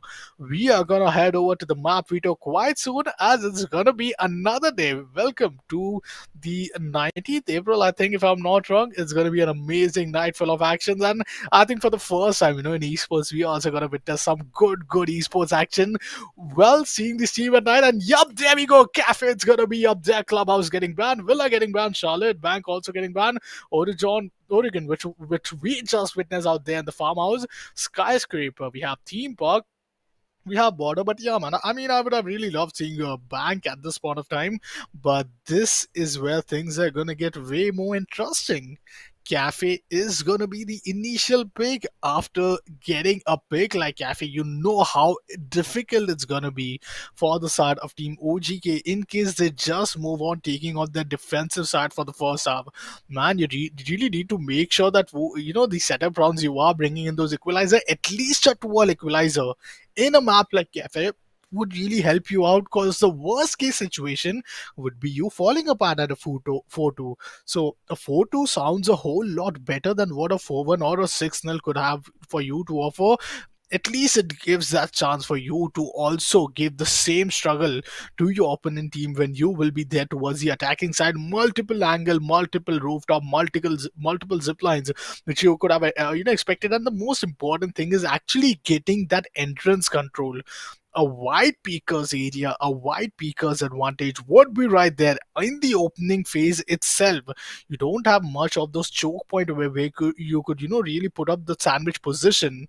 But well, let's see what our analysis have to offer to us. We really have Blackjack with us here tonight, and he is going to be one of the greatest storytellers, as he's been into Rainbow Six Siege for a long while. That one loyal gamer which you will get to see in this desk, it's gonna be none other than our very own co-caster Blackjack. So he's right back. Man, it's gonna be Cafe, man. I mean, we are very happy, right? I'm kind of unhappy. I want to see a bang, but finally Oregon getting banned, a new map but new challenges at the same time. Oh, absolutely. New challenges, but most importantly, that new map that is Cafe Dostoevsky is in and of itself a pretty good map. It's not actually really sided one way or the other towards defenders or attackers, right? Which is one of its strengths. You can't really call a Cafe game unless either the teams have had a long history on Cafe or one team just sort of runs away with it right at the beginning. So this is going to be a very interesting game between OGK and Kamikaze, and I am personally very invested already. I love playing on Cafe. Cafe is one of my favorite maps. Not my most favorite, mind you. I'll save that for later. But Cafe is one of the maps I love playing and I love watching, and I just love to see more of Cafe. That's really all I can say. Man, we have the matchup ready. It all starts here at the operator ban. What are these operator which could have been a pick? I really know that banning a such operator which would really create a backlash towards your own pick is something which you would want to deny out of what we saw even in the last map. So let's see what's going to be the bans coming in from either side. Two operators from both teams. It's going to be Team OGK up against Team Kamikaze. And if I'm not anticipating it wrong, I think Team OGK would be the one defending for the first half. Well, then, that is going to be quite interesting. OGK on the defense on Cafe. Defense on Cafe in the first half is generally the side that, the team that gets to pick, likes to go for. There's a few reasons for that, of course. The biggest one being that, third floor bar and the second floor sites, I keep forgetting the name of them, but second floor reading room, yes, library and dining. That site, yeah. Those two sites are extremely good. Especially second floor library, because it kind of takes your opponent off guard.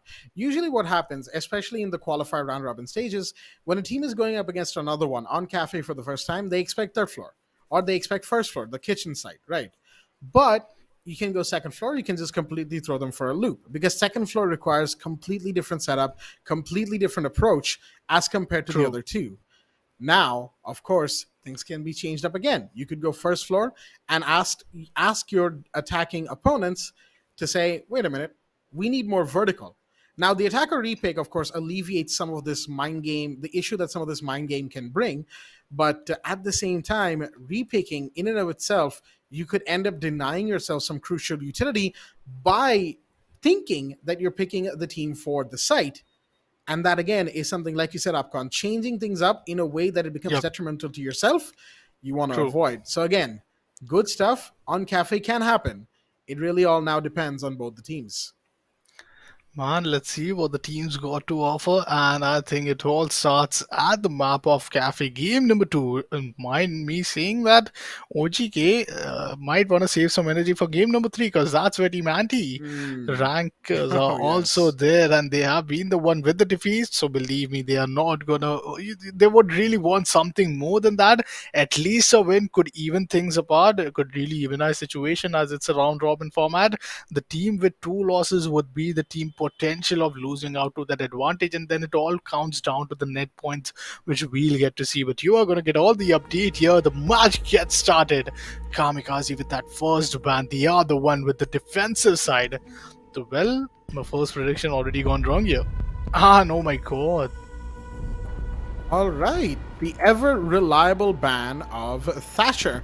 Not really too unexpected when you think about it, because I mean, why wouldn't you ban Thatcher? You know, his EMP softballs, as some of the community likes to call it, they really just do a whole lot of legwork. Sure, they don't destroy any defender utility anymore, but they disable them for 10 seconds. 10 seconds is a long time, folks. It is a long time in Rainbow Six Siege. And Thatcher getting banned, he's been, well, he was almost perma-banned, the rate he was getting banned at earlier. These days in competitive, not so much, as we saw in the first game alone. But Jackal, on the other hand, unfortunately still banned most of the time, purely because he is such a good anti-roamer operator and such a good, just operator with such a good kit. Similar to Mira, who will also get banned from the defenders. Mira getting banned. Now this is gonna be so big difference right there. Man, the final. Oh my god, what? Am I really seeing this? Man, the pick of Valkyrie. At the defensive side, that too. That's a whole lot disadvantage now. What are we gonna anticipate? Well, Mosey, Legion, Wawa, and Mute coming in. Sledge, Nomad, Finker, Ace, Sophia. But still, is it going to be enough? Because you really need those ability and not just the names. Something which you could really offer to your team. Round number 1, the whole first half, the next 6 rounds, you are going to witness here where Kamikaze will be the one defending and Team OGK. Well, as mentioned, by the side of Blackjack, one of those balance matches. And the balance map which we are going to see, and well, here we go. The match is just about to begin in 40 seconds. Right now, the prep phase, as it were, on Cafe Dostoevsky. I'm expecting a few of the good old reliable things to come out. Of course, a defense on Pixel, way back on the white corridor door of Piano, that is. You have the Mute Jammers on the window and the wall of Piano right there. 2 Mute Jammers are required now because, of course, Mute Jammers is radius, which used to be more of like a giant cylinder, you know, a pretty big cylinder at that. It instead became sort of like a circle with a slightly shorter circumference.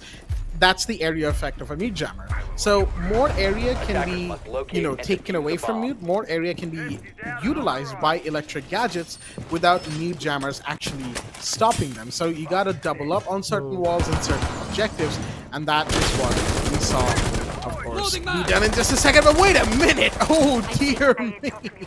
Ramatov off the board so early, and that was a big fire through that first floor bar window.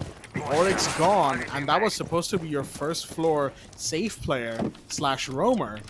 Oh boy. Kamikaze not off to a great start. They now have to really take care out of multiple angles, and that's where you see these panic movements happening. Legend here, well, at the cigar lounge, waiting to get that one opening, that one chance for equalizer. Meanwhile, Shaker down towards the side of Cafe Rooftop. There is a good entry point being utilized.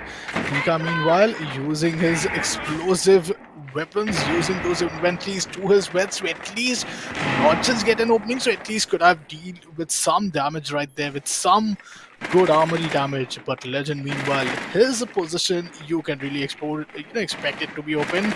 Okay, that's a good reposition coming in from the side of Team OGK as well. Once again, skills there at a very off angle. Bomb located Tika, by meanwhile, attackers. once again, wanna just peek on and hard to get safe in with a shotgun.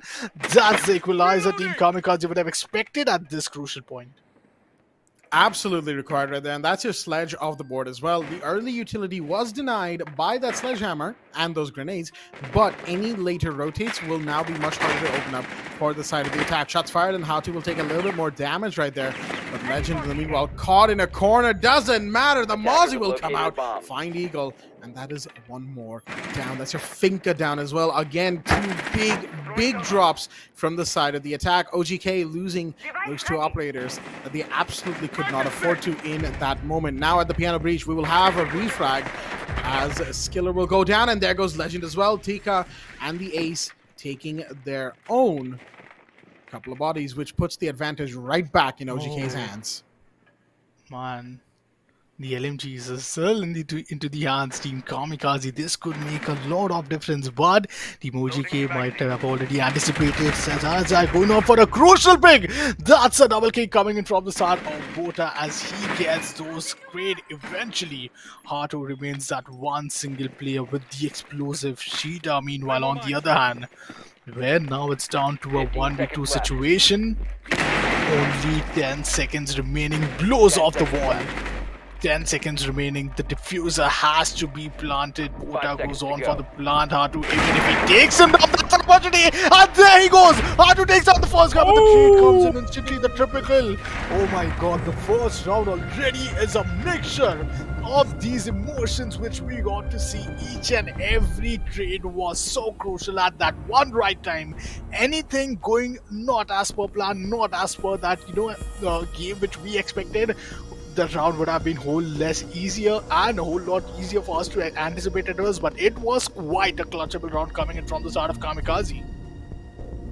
Absolutely. It could have been a lot for Kamikaze in that one moment right there. The Mute nearly had it. The C4, great play. Unfortunately, they could not quite hold on and got caught out by the Ace. That in and of itself was not actually that bad for the side of Kamikaze. They brought it very close after losing a couple of bodies so early to the side of the attack. OGK had a good early round, however, they could not continue on that same pace, excuse me, is what I meant to say.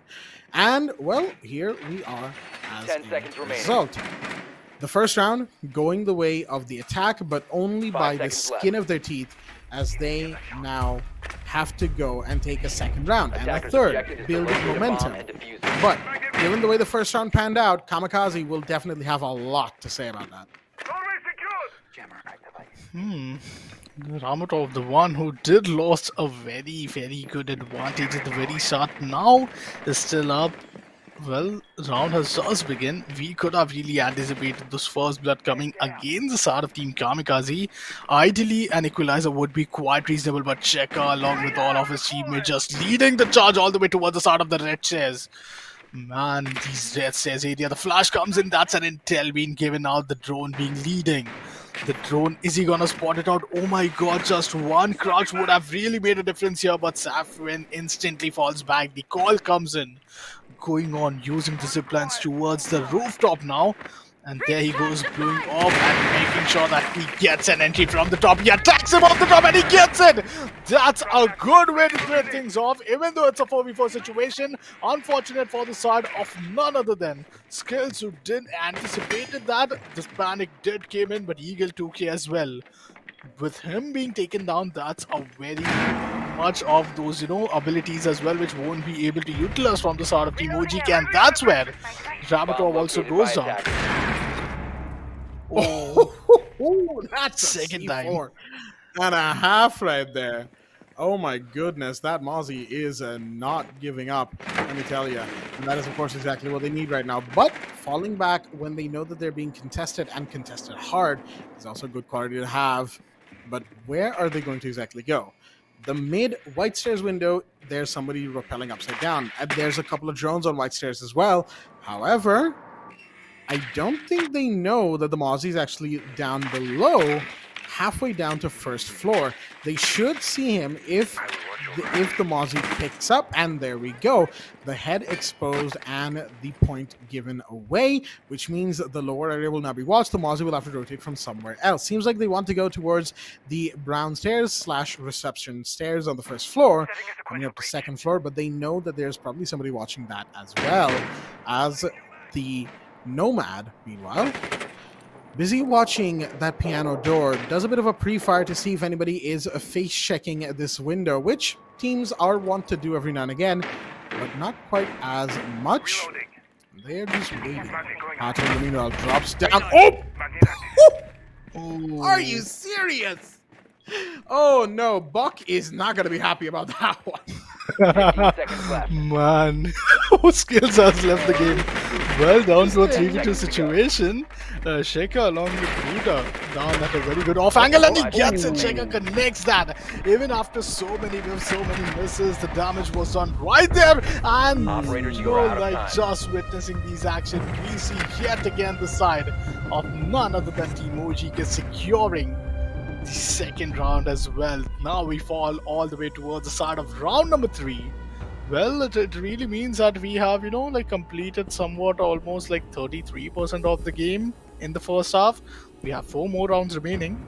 That could really go any which ways in any's favor. But Medusa, okay, an instant switch coming in. Mute, Vermeer, Rooney, Jaeger. We have Lana, Ace, Finka, Nomad, and Sledge. So far, the picks have really been kind of quite promising. But yep, we do miss Valkyrie.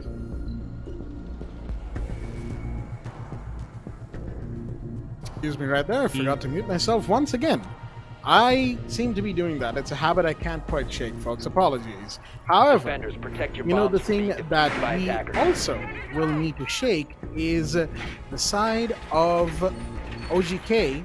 Again, I'm not saying that it's a sign of things to come. However, they were definitely a little lacking in watching the Pillars hallway and the Pillars door, where we saw Hatu take the shot from that hip fire SMG-11 shot through the door that just ding, and there goes Buck's head.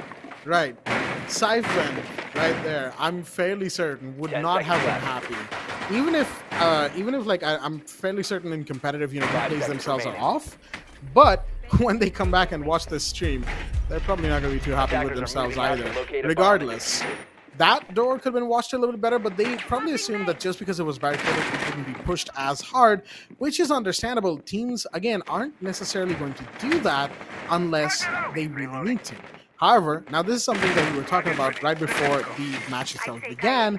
Kamikaze, now that they've finally won the third floor bar site, look at the site that they've gone to. Second floor library, reading room, and dining. The site that we were talking about. Kitchen isn't exactly one of the top sites of Cafe Dostoevsky anymore. It is here on the second floor. That is absolutely what Kamikaze will want to do as well. Use the site to their advantage and bring it back for themselves. Man, 2 more minutes remaining. If I'm not wrong, that's a whole lot of intel being already gathered from the side of Kamikaze. They know that that's an entire row being totally empty for them to go out there, use out those inventories, use out those utilities, and make sure that they could really set up some trap out there in case that's where Team OGK is planning to enter. Eagle 2K, on the other hand, trying to make sure they come up at a very, very good cigar shop. Then the cigar launch. Well, here he goes, aggressing, trying to go a bit more and more aggressive when it comes to him getting these intel, getting these initial control.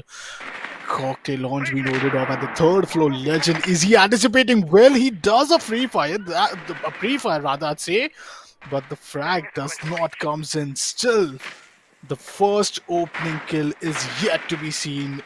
groups up with his team towards the sort of white stairs. On the other hand, if you look after the sort of none other than the sort of team OGK, man, they are just having enough time. And yes, it happens as skills. Takes chance of win. That's a very bad start as only 1 minute down the line, and now things are really gonna start to get messy as you don't have the numbers advantage. You have a timer against yourself, and then also the diffuser to be planted. Yeah, not exactly the best time for OGK to lose a body, especially given that they are trying for those late round pushes. That is what their strategy has kind of been overall. They set things up and they go for a late round push, especially towards the last 40-ish seconds, if the first couple of rounds were any indicator. Now, Eagle 2K doesn't quite know that there's somebody sitting right behind the shelf next to the sofa. Inside of the other side, they will see them, but no, misses the mute for the Wamai farther away. And in the meanwhile, there will be a defender taken down, but does it really matter? Skiller comes in with one, Ramatov gets another, and it's all down to the last attacker, somehow still alive. The R6 claims one body, but only to be taken down by the Jaeger, coming out from the back from the Trade Museum. My goodness, that was quite the scuffle right towards the end of the round. It was left, it was right, it was center, and it was all over in a few short seconds. But that is the hype potential of a match on Cafe, especially when it's late rounds that the executes are on. And that is exactly what we saw in that quick moment between Kamikaze and OGK. Now, moving on to the next round. The next round, of course, being round number 4. OGK, as we've noticed so far, they really, really love their late round plays. They really love to set up, drone, get their utility clearance and whatnot. And given that it's a match in Cafe, it's not really that surprising. This ain't Oregon. This isn't, Clubhouse or something like that, where you can sort of bypass a few of the utility heavy areas, because there's enough entry points and whatnot throughout the map. When it comes to third floor in Cafe and second floor in Cafe, you need soft breach and you need projectile utilities that can deny defender utility. It's sort of like a game of who gets the utility taken care of and how quickly. That's why attackers take as long as they do to set up and execute on Cafe. Now, with that being said, they, as in the attackers, also have to get bodies, and that is where the problem lies. In getting the setup done, they can sometimes lose sight of who could be roaming, who could be playing close, who could be lurking next to the site, and then get taken down as a result. It has happened before. It happened in the last couple of rounds alone, and, well, the Thunderbirds got to be a little careful as a big pre-fire came in, but no, it's going to be Thorn to get the first kill. Ramatov finding safe, and an Eagle 2K on the push onto the Thunderbird gets denied as well. Oh dear me, early aggression from OGK being punished hard as a Finka and a Sledge have been taken off the board. Grenades are flying, but there we go. Thunderbird's just going to fall back, get healed up by those Kona stations. The electric wall here on Freezer is still standing and is going to be much harder to take care of it given that Sledge is now gone. Shots fired onto the attacker. That is the Nomad taking damage from the drone hole of Freezer. But the Thunderbird has to be careful. That is a two-way street, but no, manages to avoid taking any damage so far. And look at this. The defenders are now just chilling inside a site, literally coasting on the timer, having put OGK on the burner, but there goes Hatu in the meanwhile. However, a refrag instantly from Legend to keep the body count as it was, a two-player advantage for the side of OGK. Thunderbird going out, trying to peek bar, not quite. Gonna just hold it back for the time being. You have the deployable cam giving you tons of information right there, and that's all they need. Information, potentially C4 or 2. The ping will go out, but the C4 will be held back for now. Maybe a throw, maybe not. They don't quite know where the thermite is, and that is, of course, where that C4 should land, but the call will go out that the door is being peeked. C4 is out. Yep. Doesn't quite get the kill, though. The thermite's still alive, but they are both now on very low HP. Will the Aruna be re-enabled? It might just be. You have Ramatov watching the long angle on the hallway. You've got the Kaid C4 going out, but I think that was denied just a second ago. And that, of course, is all an indicator of the fact that this round is all but lost, it seems like, for the side of OGK. Man, It's gonna be one of those 2v4 situations with no HP. Like include both, and that doesn't even really adds up to a whole player with a very good HP and a Attackers clutch drop the bomb potential. But diffuser. really, a great start coming in. Finally, skills taking down Shaka, and that's gonna be a good lead. Well, a 3-1 scoreline looks quite promising to me. And as mentioned, those defensive, like engagements, which I really, kind of feared coming into either of the teams, could be something where they could have really had a tough time just making sure they are having intel of each and every angle that they got to cover. 4 rounds over, 2 more to go. What are your predictions coming in, if I ask you? Honestly, Upcon, it is a little hard to say. 3-1 on the round count going into round 5. I almost want to say that Kamikaze takes it in at least a 4-2, given the way OGK is Attackers looking, need to and locate I will and say, defuse bombs. and I'm not one to mince my words when it comes to analyzing how a team is playing, right? When you're here to play, you're also here to be sort of reviewed and in some instances scrutinized, if not by the casters, then by the analysts or by your own coach and team members. Overall, I will say OGK over the last 3 rounds have sort of been looking a little lost, especially towards the mid to end round. Now, how do I mean lost? The last round was a pretty good example of that. They tried to be aggressive, right? They saw that the late round plays 10 that they were seconds doing left. onto Kamikaze weren't necessarily, giving them the kind of clean entry 5 seconds that left they before wanted it to. insertion. They were losing bodies, they were losing gunfights, positionings, and whatnot Attackers weren't must quite locate there. and defuse So the they bomb. decided to be aggressive early. There was going to be a sledge pushing into first floor bar. There was going to be somebody else pushing towards where the thorn was, probably towards Big Bakery.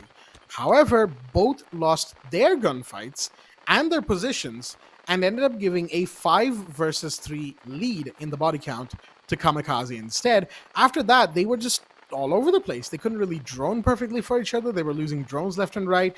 They were losing utility left and right. They had already lost a lot. Finka and Sledge had gone down early.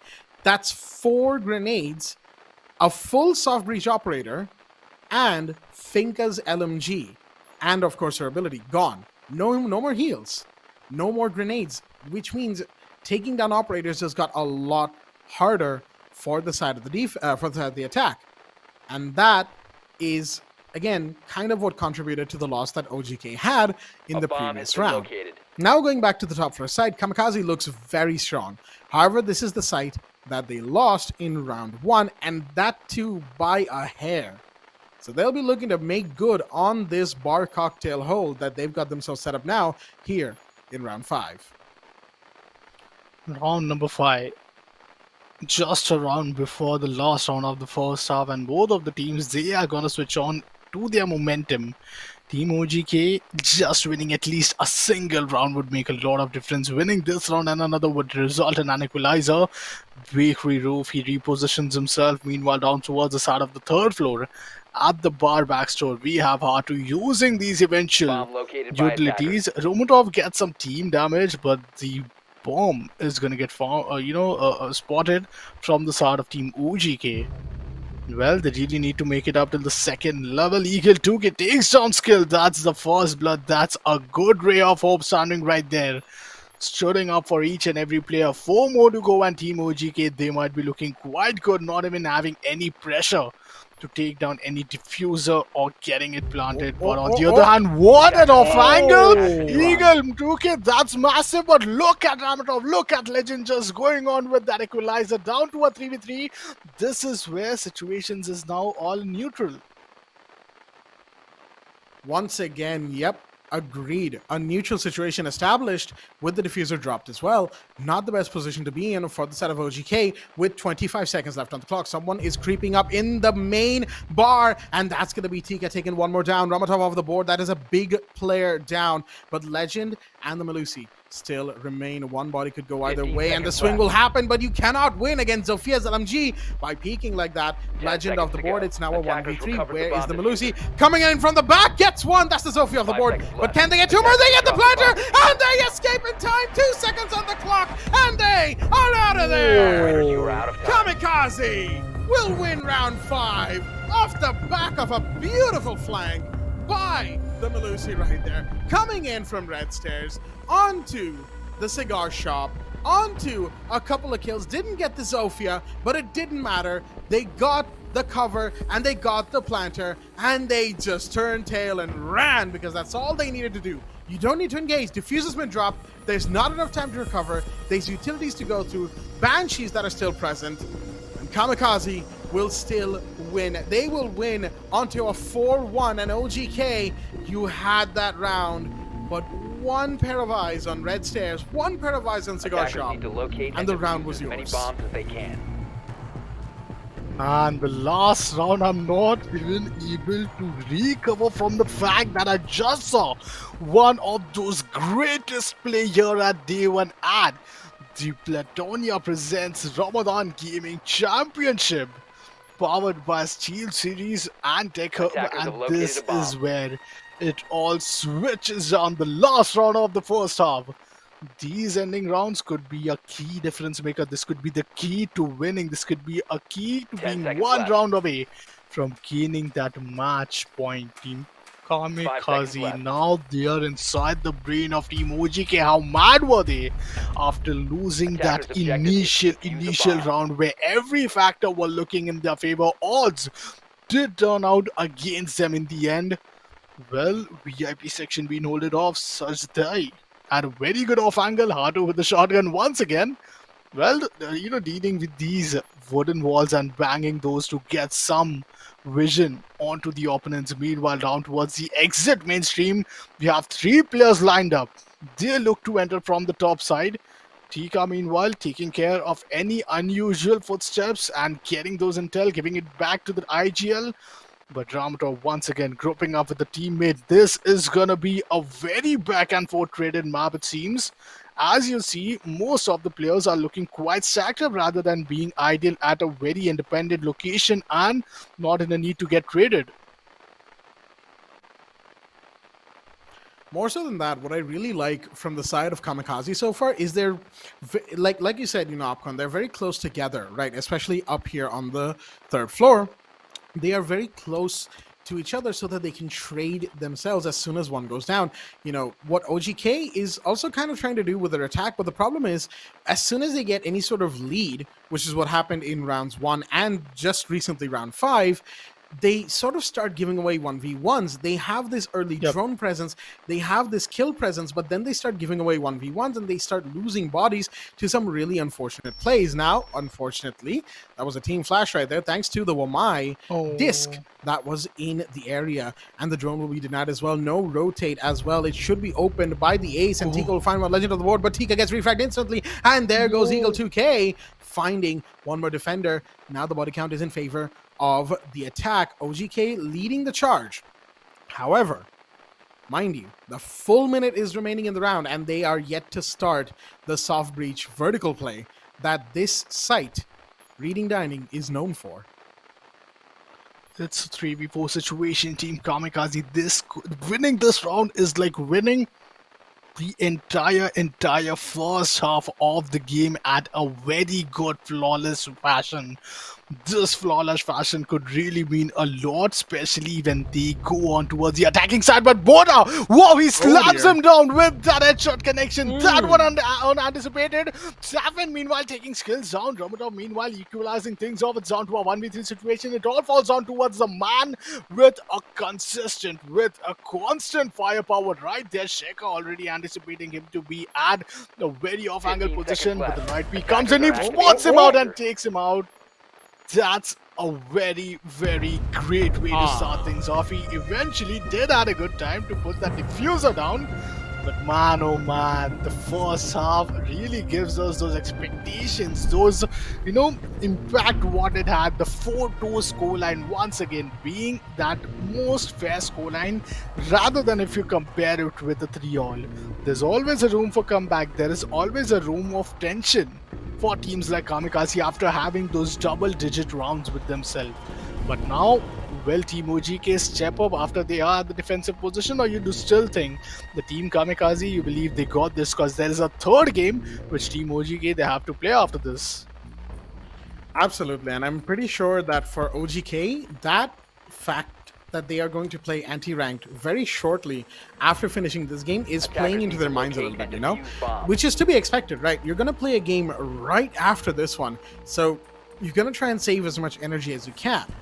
And to their credit, they were doing that. Kamikaze, again, they looked a little bit, OGK, they were trying to do that when they were on the attack, but unfortunately they were kind of getting taken down left and right, and Kamikaze were taking full advantage of that. OGK looked a little bit all over the place, they looked a little bit lost, but now that last round was a very, very good answer. They were gathering intel, backing each other up, stacking up bodies as and when required, in areas that were required as well. And even when Kamikaze was trading back onto them, they were trading back as well, keeping the lead that they got with that first kill and expanding on it, getting into better positions. That is what you want to see from an attacking team on Cafe, and they managed to get it done without it being even like all that close at the end. What was it, like a 1v3, right, that the Thunderbird had to play on right at the end of the round? Compared that to the first round, where they looked just as clean in the early to mid round, but lost so many trades and nearly lost third floor bar had the ace not gotten the final kill. Kamikaze barely didn't win that first round, OGK getting away by the skin of their teeth. Compare that to the sixth round, where they looked so much more solid. Now, OGK on the defense. Here on Cafe, they're going to be looking to bring this back for themselves to try and win a couple of rounds, equalize it out, and give themselves a potential for a lead. Spots the drone. Both are now anticipating the position from where the drone had answered, and Tika leading the charge as he knows he has dodged the drone right there. But Ramatov, meanwhile, oh my god, this is going to be a very crucial place to be at, especially after giving these many audio clues. He might not want to be the expected for the start of Team OGK. Just 100 seconds remaining down the clock. Skills, meanwhile, repositions with his teammate. Tries to find another way up from Black Alley. But on the other hand, if you spot towards the side of Team Kamikaze, we have Hatu right there with a good position. That's going to be Legend. And if I'm not wrong, Ramatov towards each and, that's a very good crossfire that they both have created together. On the other hand, you can really spot on side of Sajdai as well. And down towards the side of Team OGK. Well, Sajdai versus Eagle 2K. He spots him out, he marks him out, he gives that intel to his teammate. One single peek, the muzzle gets spotted. Does he wish to go aggressive and get traded, or is this much intel good enough? Because only 15 seconds is down the line, and Team OGK now is where they really need to play out of their patience. Team Kamikaze are the one who have to give a move. They have to make the move at this point of time, slowly, steadily entering the side, making sure that the diffuser is planted, and well, it gets located. Legend takes down Buddha. That's a good start, but the trade comes in instantly. And a good trade at that. That is Legend of the board. The A's gone, the AK-12 off the board, but the Ying wants to make a drop down. It will not matter. Actually, it will. The double LMG and Hatu in the back, making it now a 1v4. And that is now all on to the Wamai. Gets one, but can they find two more? Yes, they do. Wait a minute. It's a triple kill, and Diffuser has been downed here on the piano wall. Big pre-fire, and they're going to get the kill as well. Hatu cannot stand up to the MP5 kill. The Wamai hugging the corner of the piano wall. And my goodness, that was a 1v4 that happened quite quickly for the side of defense. OGK holding on by a thread in that last round, by the thinnest of threads. However, it was one Wamai, one MP5K, and a dream indeed. As soon as that diffuser was dropped on piano wall, the round was busted wide open. And Kamikaze, unfortunately, after that stumble, could not recover from the fall. Did go down with their pants down at that off-angle position, but a 4-3 scoreline, and this is where all of those movements we got to see from the side of game number 1, the 1-all, then the 2-all, then the 4-2, and now a 4-3, and might be potentially a 4-all equalizer. Could this be the case, or is it going to be something which have really made us being awaited at this far. Eagle 2K still with only 3K. If you look after the side of Safe, and he is still with 2K, really needs to cope up so that those 10 1v1 seconds to duels insertion. comes inside the advantage. Yup, it's a 5v5 tactical 5 seconds shootout, remaining. but still, those 1v1 duel at times, you being remaining as one solo player could be Attackers that must one locate game and defuse changer, the as we bomb. got to see 2 times in the past. One from the side of Kamikaze and one from OGK the previous round. The way they bought this entire round inside their favor in the very end second. Eagle 2K once again leading the charge, giving a lot of audio clue while rotating. Comes up with Shiga towards the side of Bar. Trying to just anticipate, but he spots him out. That's a main corridor intel being given away as well. Now he knows that there is a presence. Drone also gets shut down. Eagle 2K trying to peek, trying to get that opening. That one opening could really mean a key place to be at in such situations where you are aiming to get an equalizer in the scorecard. Absolutely. These moments are what it's all about, capitalizing on any weakness that you see. Mind you, it doesn't always have to be all the weaknesses, and it doesn't always have to result in kills. However, if they do, well, that is all the better for it. Flores drone right there on the wall, that is what Tika is afraid of, but that drone has gone off, and there's so many shots fired towards this mute's position, but they are undaunted. Fires a couple of shots as well, but it's actually going to be the Wamai to take a kill. That is the Nomad down. Oh, aggressive peek and daring, should I say so myself, but Hatu will shut them down. Flashbangs coming in left and right, and Tika is flashed, but they're still safe playing around the kitchen entry right now. Flores drone comes in, will be shot at, but again, the intel's being given away, but they cannot capitalize on it. They're just being shut down left and right, and here we go. Ramatov gets one, Tika gets two! Just barely winning the gunfight against Ramatov. They have been down. They're in a DBNO state, and the impact will team kill. Unfortunately, the Malusi will fall back as a result. But what? What? What was that turnaround? Hato off the board, but it's a 1v1 as Killer gets one more on the other side of things. It's a Finka versus a Malusi. A 1v1. No, missing the shots. Attackers They have had located the a bomb. advantage. They're going to Attackers recover the have recovered diffuser, their diffuser. and the shots are going to be fired. Both are low on HP now. The entrance is here into kitchen. Both see and know Attackers drop where the other is. Oh, no. And it's going to be the Malusi to win out the gunfight. The back and forth, the peaks left and right around the kitchen. And OGK will win out another round once again by the skin of their teeth. My goodness. This truly is nerve-wracking for the side of, well, both teams, for everybody involved. Let me tell you, as OGK, in the meanwhile, they have managed to equalize. They have managed to bring it back. And Kamikaze, unlike round 7, where they had a strong round start and only collapsed at the end, this round, they could not keep up with the trade game. They could not have a man advantage. OGK would not let them. They were so aggressive with their peaks. That big bakery play was just so good.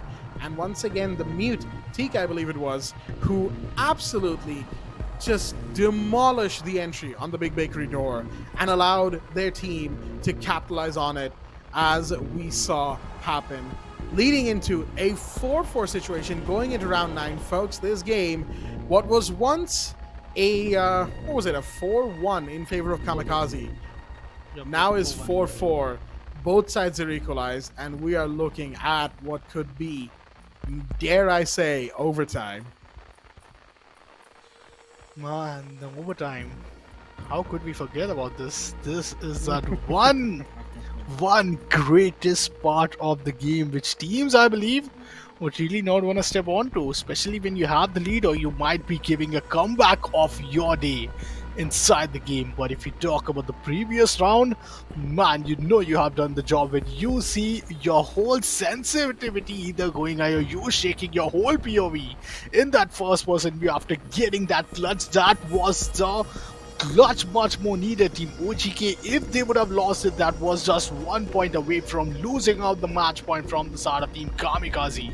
And then it was just a 2-round lead. Losing 1 round means giving away 2 rounds of lead towards your opponent. That potential 4-3 could have been a 5-3.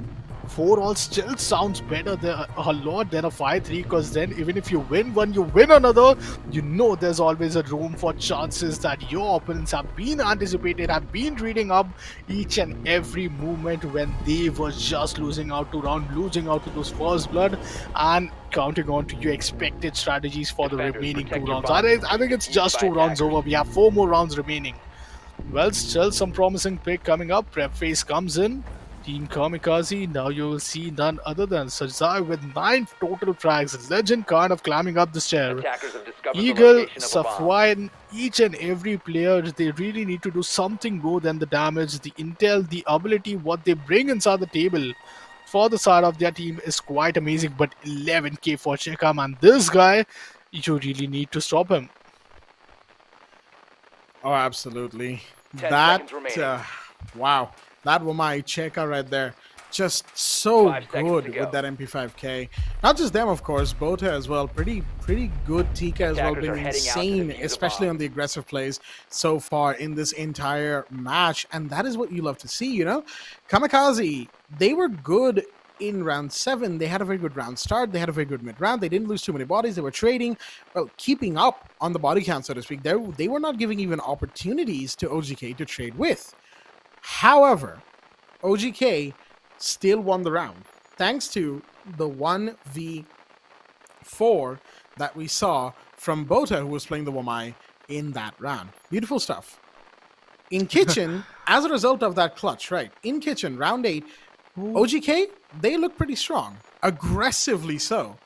And on the other hand, you had Kamikaze, unfortunately, not as strong as they were showing off in the first round on the half, because their morale was hit, because their mental game was hit hard thanks to that clutch. They were unsure of themselves. They didn't know how to conduct their plays because of what happened in the previous round. They simply had no idea.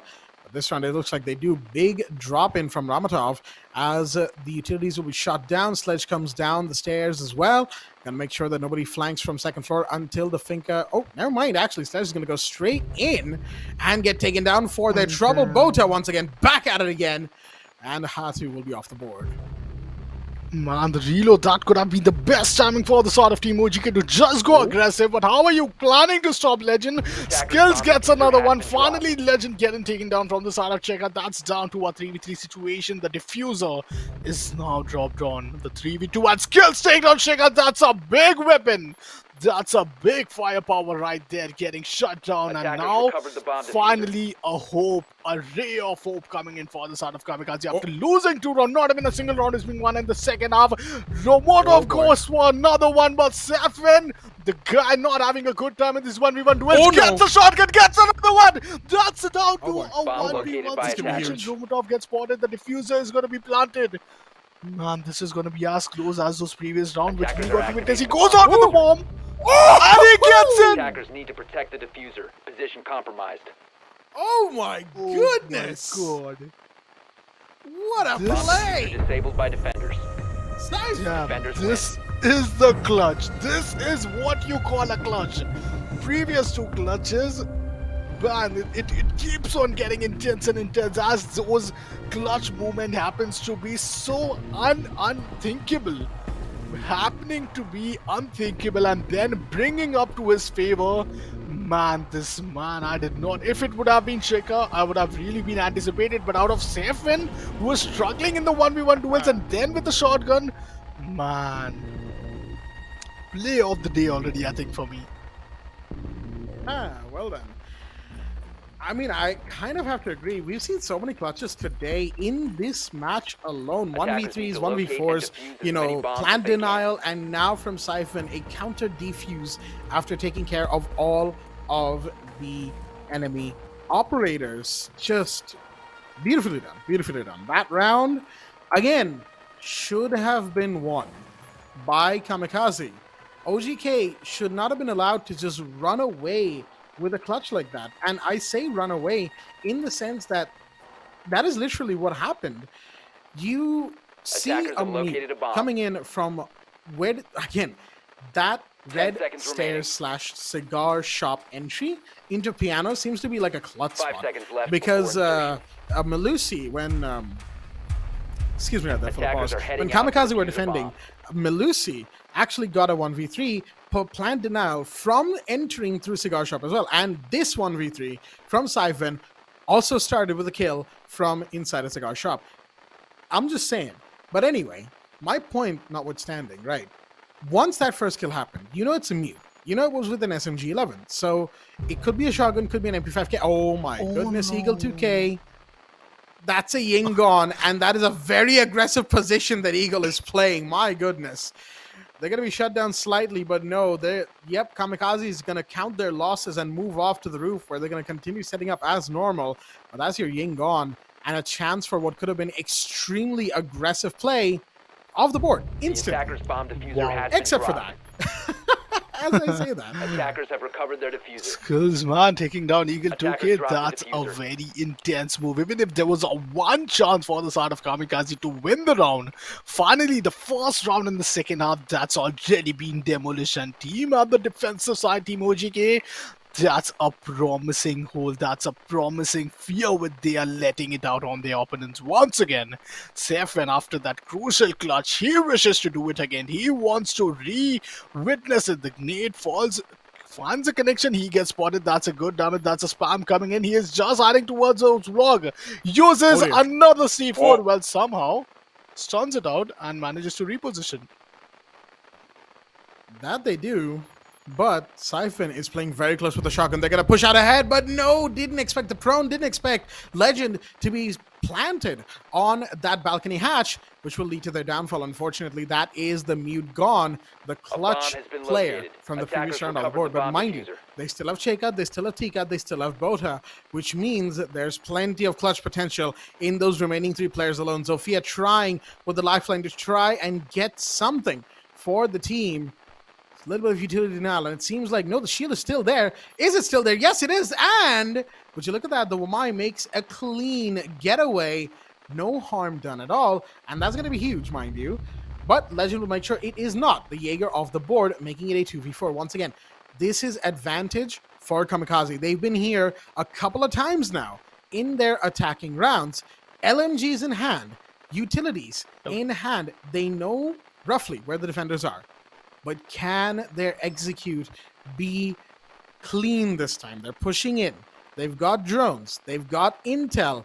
But wait a minute. There's somebody in bar. Hatu isn't peeking that. Seconds to go. Legend goes down to the Frost. That's one down. The prone peek right there from Bota. That's two to the Frost. But it's now a 1v2. All down to the last player. Cheka this time once again. Which way are they? All the way at Cocktail Lounge. And there we go. Skiller's going to cover the plant from Skylight, making it so difficult for the Wamai. In case Cheka finds it out, I think that's going to be a whole lot easier, but the biggest problem is not going to be skills. But Romotov, who is already inside the side with a very minute HP, now gives those audio intel only 14 seconds remaining, and this seems to be quite an undoable task for him at this point of time. Even though he manages to get each and every play out, it's going to be quite difficult. 4 seconds left. Now he misses on to his chance, searching on for the opponent player. But Bomb that's defused. the Attackers win. one round attackers could have anticipated to at least get on their favor before they head over to the match point. Match point is yet to be witnessed as 5-all comes in. The first team to cross the finish line, which is named the 7th round, being one from any side, they would be here being given that opportunity to win, to be clone the winners. But before that, 2 more rounds remaining, round number 11, round number 12. Any team who wants to literally avoid an overtime means that they either win both the round Defenders, or protect your either they bombs lose from being both the defused round. by attackers. 1-1 rounds for both of them would really welcome us to an overtime. I mean, absolutely. 1 round on each side, and overtime is almost guaranteed. You know, this is that time. If you want to see overtime, folks, this is kind of where you want to be from a near guaranteed OT perspective, because, well, what better way to go to overtime is there than both teams being nearly equal in their score, in their skill, and the skill that they have displayed here, and of course equalized in the scoreboard as a 10 seconds result. to insertion. They are slowly but surely inching towards that round 11. Round 13 is 5 seconds very, left before very, insertion. very close. But We won't exactly Attackers are count moving out to our locate a bomb well, and we won't defuse count it. our chickens before they hatch, as it were, and wait for the rounds as they come. Kamikaze on the attack once again, finally taking a round that they had advantage on in the last round. And mind you, they nearly fumbled it in the last round again. Bota playing the Frost nearly brought it back with that 2K. Unfortunately, they couldn't quite keep themselves alive, and Cheka was not in a position to get both the Gridlock and the Zofia on the skylight roof, of course, before the defuse timer went beyond the point of no return. So really, it was good play and good presence of mind from Kamikaze to just fall back. Plant is done, fall back, get yourselves in a better position, and hold, right? Which is what they needed to do when they had these advantages. They finally done it. That will very much improve their morale, very much improve their mental game for the remainder of this game. And that is very important. Here now in round 11, 5-5, well, better late than never, because they desperately needed that. Man, the spy cams comes in. That's a good intel down towards the side of Team OGK. Now they know where they are positioned. Well, 1 minute 43 seconds, and okay, he climbs all the way up, and Rabotov gets a kill out of a nade. Meanwhile, the guy, the killing machine, Safan, he has taken down Hartu. That's a good way to evenize things. Down to a 4v4 situation. Safan takes down Sazdai as well. Oh my god, Team OGK, they have really got this in their favor. Legend peeking, this would have been the mistake of his game already. Especially knowing that he is at a disadvantage position and anticipating that there is a very high level of presence being available from the side of Team OGK. 3 players all available towards the side of the bar area. But if you talk about the side of Robotov, towards the first floor, here wants to peek skills at the reading room.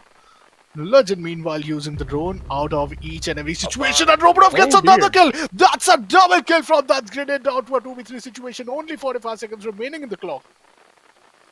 Only Attackers have 40 located a bomb. seconds now remain on the clock, and the body count is in the hands of Kamikaze. They know someone's in Small Bakery. That Malusi has been staying there for the entirety of the game.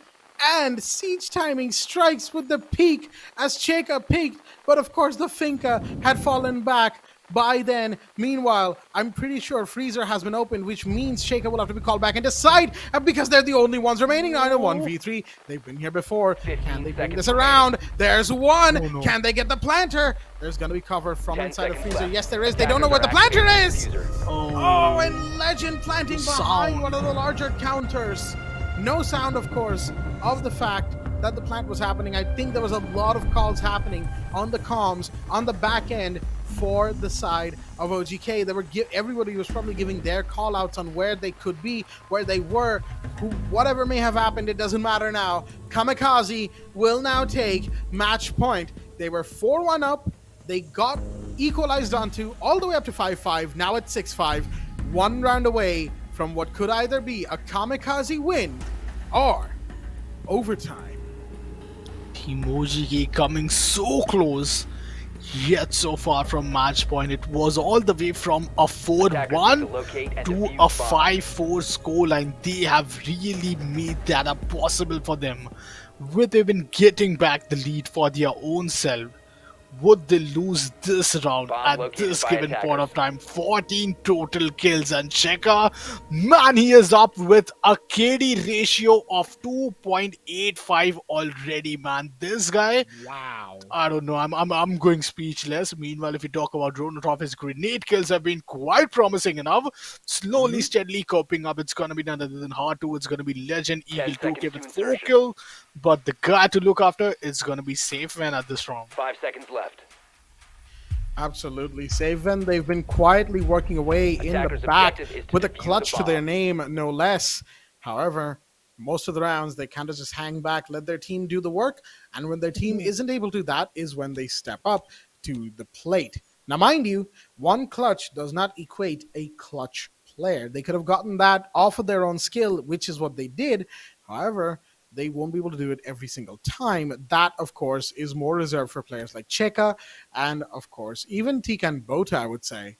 But I don't necessarily see Siphon pulling off every single clutch that they find themselves in. Now, mind you, I could be very wrong about that. And at some point, I probably will be. And I will be more than happy to eat my words in that situation.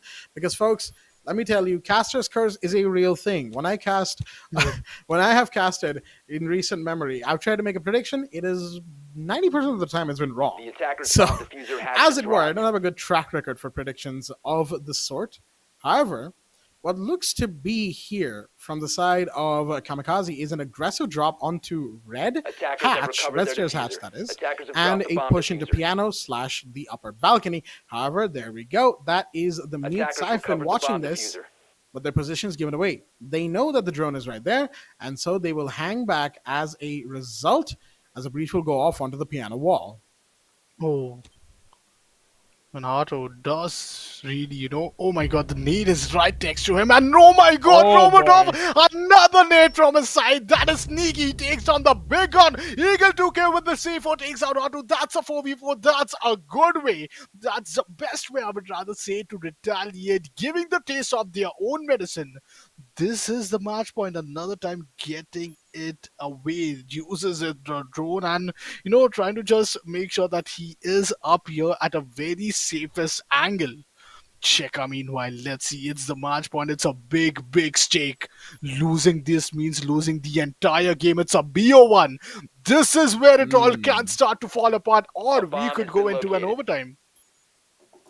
Absolutely. Attackers Overtime dropped the diffuser. or a fall Attackers through. recovered Eagle the 2K will diffuser. find two. Wait a minute. Whoa. And Bota comes in. What is this flurry of kills? Eagle 2K with the 3K. And Bota chipping in from the back.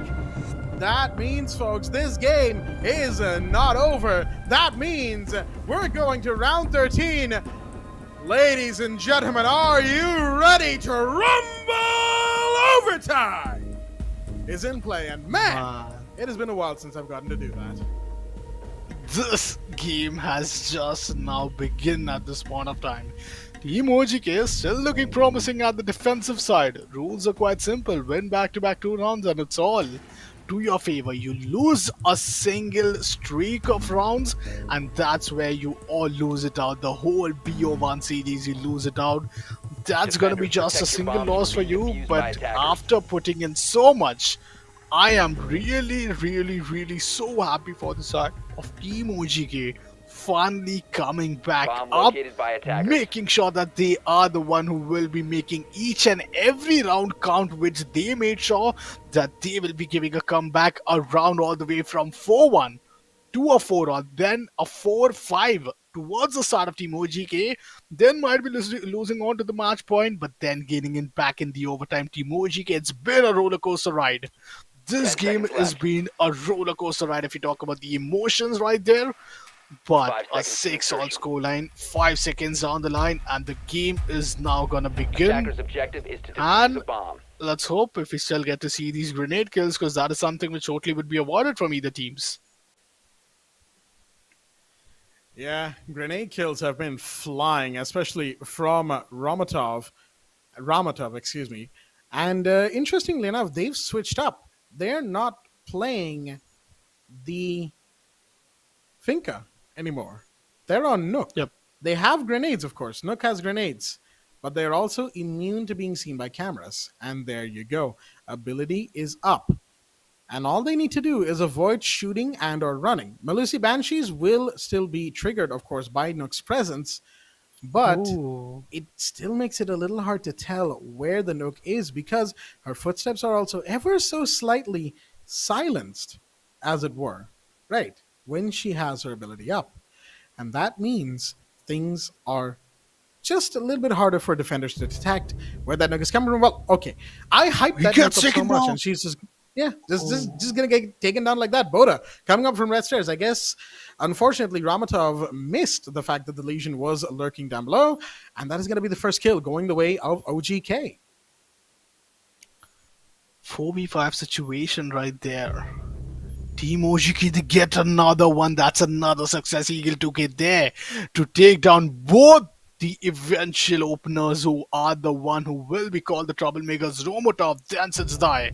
Now finally Bomb skills located coming by up attackers. there, taking down Bota. That's a big firepower. Now it's equalized as Hatu also takes him down. All the intel being totally utilized, but he needs to get that thing away from his leg, and he does it. Cheka is still up there with Eagle 2K, with Tika. Let's see what's gonna happen because they are up against 3 player. Hatu gets another one. Eagle 2K falls down. The wall back comes in, looks quite promising, but now it's only 1 minute left for the clock to get over. That is, well, considering the fact that there's 50 seconds on the clock, plenty of time, some would say, when it comes to how a siege round normally goes, right? But here we go.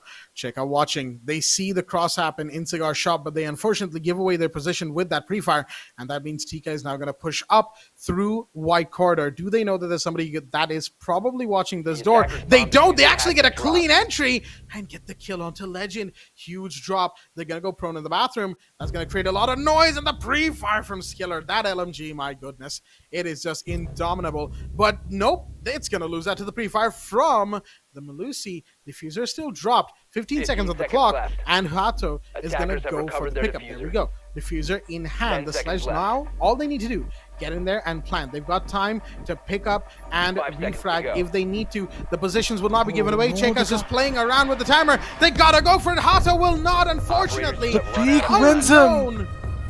Exactly. Playing for time, peeking out, making noise, instilling fear of not knowing where the Malusi is into the heart of the sledge. And that is exactly why Kamikaze will lose the round, because they had no intel on where Cheka was. And all the Malusi had to do was hang back after making all that noise. OGK will be the ones to take the lead on overtime. Overtime match point. The first one is theirs to take. 1 round away from a victory, and what could be a strong victory coming back from a 1-4 down to an 8-6. However, Kamikaze have a lot to say, probably, in this upcoming 14th round. Kamikaze, they are the one. You talked about a 5-1, you talked about a Attackers 4-1. need to locate Well, and that defuse was when we bombs. did saw Team Kamikaze at the side of defense. The defensive half was a 4-2, and then all the round, each and every round, we witnessed the side of Team Kamikaze. They were only at the attacking. Same goes at the previous round, which we got to see them losing out. Finally, now though, them coming up towards the defensive side. Let's see. Does that momentum completely switches them over, or there are still some advantage left? I'll say in case Team OGK wins this, that's gonna be out of a very good deserving 10 seconds victory in left. this round, because they are the one who were very, very down when it comes to 5 those seconds to attacking go. pushes, them losing out to those clutches scenario while planting the Attackers are moving diffuser. out to locate a bomb and defuse it. You heard it right. Attackers are moving out, and the game number 14, the round number 14 has just begun. Oh, yes. And just like you said, Oh, no. Opcon, right, that... Oh, yeah, never mind. I thought my mic was muted No, for a yep, second. I'm too habituated to having my mic muted now. It's the reverse. Now I think my mic is muted. I'm just playing reverse psychology with myself. But outside of all of those attempts at humor, what Opcon said, of course, was absolutely true. In that OGK, they have done this time and time. Not OGK, excuse me. Kamikaze on the attack have done this time and time again. They take a lead. They start losing bodies in the middle round. Sometimes they don't. Sometimes they do. They have a lead going into the end of the round where they could plant and get the round over and done with if they were to just hold bodies, keep their drones, and not succumb to what could be pressure from the enemy team. Unfortunately, clutches have happened more against them than they have done against their enemies, and Kamikaze find themselves in a 6-7 as a result of that. 2 grenades going out from the sledge. Unfortunately, Savan will not be able to claim any bit of the fame that Ramatov has for their grenades in the meanwhile. But the drones have found where Skiller is. no. Unfortunately, those grenades were meant for Skiller, but those grenades did not find Skiller. The Legion is still hanging around strong, generating mines, and being just a general pain for the attackers to remove. I believe the position of Skiller him getting spotted on from that drone would have been a lot of damage, but Tika already anticipating him. The call is quite efficient. He takes a peek, he does the damage. That's a slight damage onto the side of Legend. Down to 50 HP, uses the pre-fire, but he takes back the retaliation as well. Eagle 2K there, but Eagle 2K gets a kill and he gets taken down. Oh my god, that's a Attackers drop the reversal diffuser. kill feed. First time which I want to witness. A trade, Killing out as of we the like to call it in the cooks. business. Yep. Oh man. Oof. In the meanwhile, mind you, Bota going down. Not the best situation to be in for OGK. Attackers They've have lost recovered their control of diffuser. diffuser, which will be recovered by Safe. And of course, on the red stairs, they've got control of piano. But the problem is 30 seconds remain on the clock. Zofia pushing in with the LMG towards the bathroom. They should find one. No, they don't. Skiller's going to get that instead. There's an ARX pushing towards them, and that will finally take them down. But it's now a bomb has been located. 2v3, all down to Cheka and Safe. And they need this round to try and win it out here. But 15 Safe and seconds Solo on remaining. HP, they want to go for the plan, but they can't, and they're denied. 10 There seconds goes to the go. Nomad. Wow. It's now a 1v2, and that's the drop. Romatov with the shotgun pistol will actually get the final kill. A drop shot in 2022, folks, and this match is far from over. We've got one more round to go because it is round 15, maximum overtime. Maximum overtime. What a way to introduce things off after getting to overtime number 2. Round number 15 it is, and now things are gonna get started to just heaten up. I think that we have been warmed up quite well. The players are all ready to switch around no matter what the difference stays. Those defensive side are looking quite promising. Team OGK, I did mention in the start of the round that in case they Attackers win need it, to that's locate going to and be one defuse of the as many most bombs as they deserving can. victory, because they are going to eliminate Team Kamikaze at their own favorable position. But just look at where the teams have taken us to an overtime number 2, defensive side for the side of Team OGK. Comparing it with the previous results, Attackers we have have seen located them a bomb. down with 4. Okay, what was 4-1, and then winning 4 back-to-back rounds. Past 2 rounds have been kind of difficult for them, as overtime seems to be the team with the defensive side always winning it. But the time it 10 seconds switches, to go. at one time an attackers win, another time an defenders win, I think that 5 would seconds be it left to call the before match insertion. off. It really is just this Attackers one are round. heading out to And defuse a unless bomb. they somehow manage to, I don't know, break the rules of the game and tie it out, a winner will be decided here and now. There is literally no two ways about it. Either team will have to win. And mind you, thanks to the numerous number of patches and whatnot that we've had over the years, really drawing around, which used to be quite possible before, is no longer possible. So yeah, it's one team will have to win, and that is just how it is when it comes to a BO1. You've come this far and made it so close. Oh no, that is a risky move from Siphon, but somehow Hato, one bullet was all they needed, but they couldn't secure the kill, and the Mute will walk away with their life. And thanks to Thunderbird being an active operator in this situation, they will be able to be healed up. And oh my goodness, so many bullets fired, but Eagle 2K walks away with a kill instead. Skiller will be not pleased about that one, let me tell you. Zofia down, 2 minutes on the clock. It's a 5v4. The numbers advantage once again, the defensive side, Team OGK with the confidence gaining back that peaker situation. Mind that Eagle 2K, after repositioning, after getting spotted off that drone, was just a glowless situation. Dromatov takes down Eagle 2K. Him being exposed there towards those second floor area, cigar launch being totally taken care of. Red Stairs is under the side of Romatov, now switches on to the side of Cigar Shop. Red Stairs once again from the side of Legend.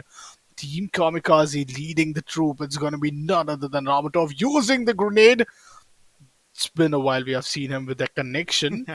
Tries to peek towards the second floor. Takes down each and every wooden blocks, but that's where on the other side, his teammates are here to look after, take care of those positions.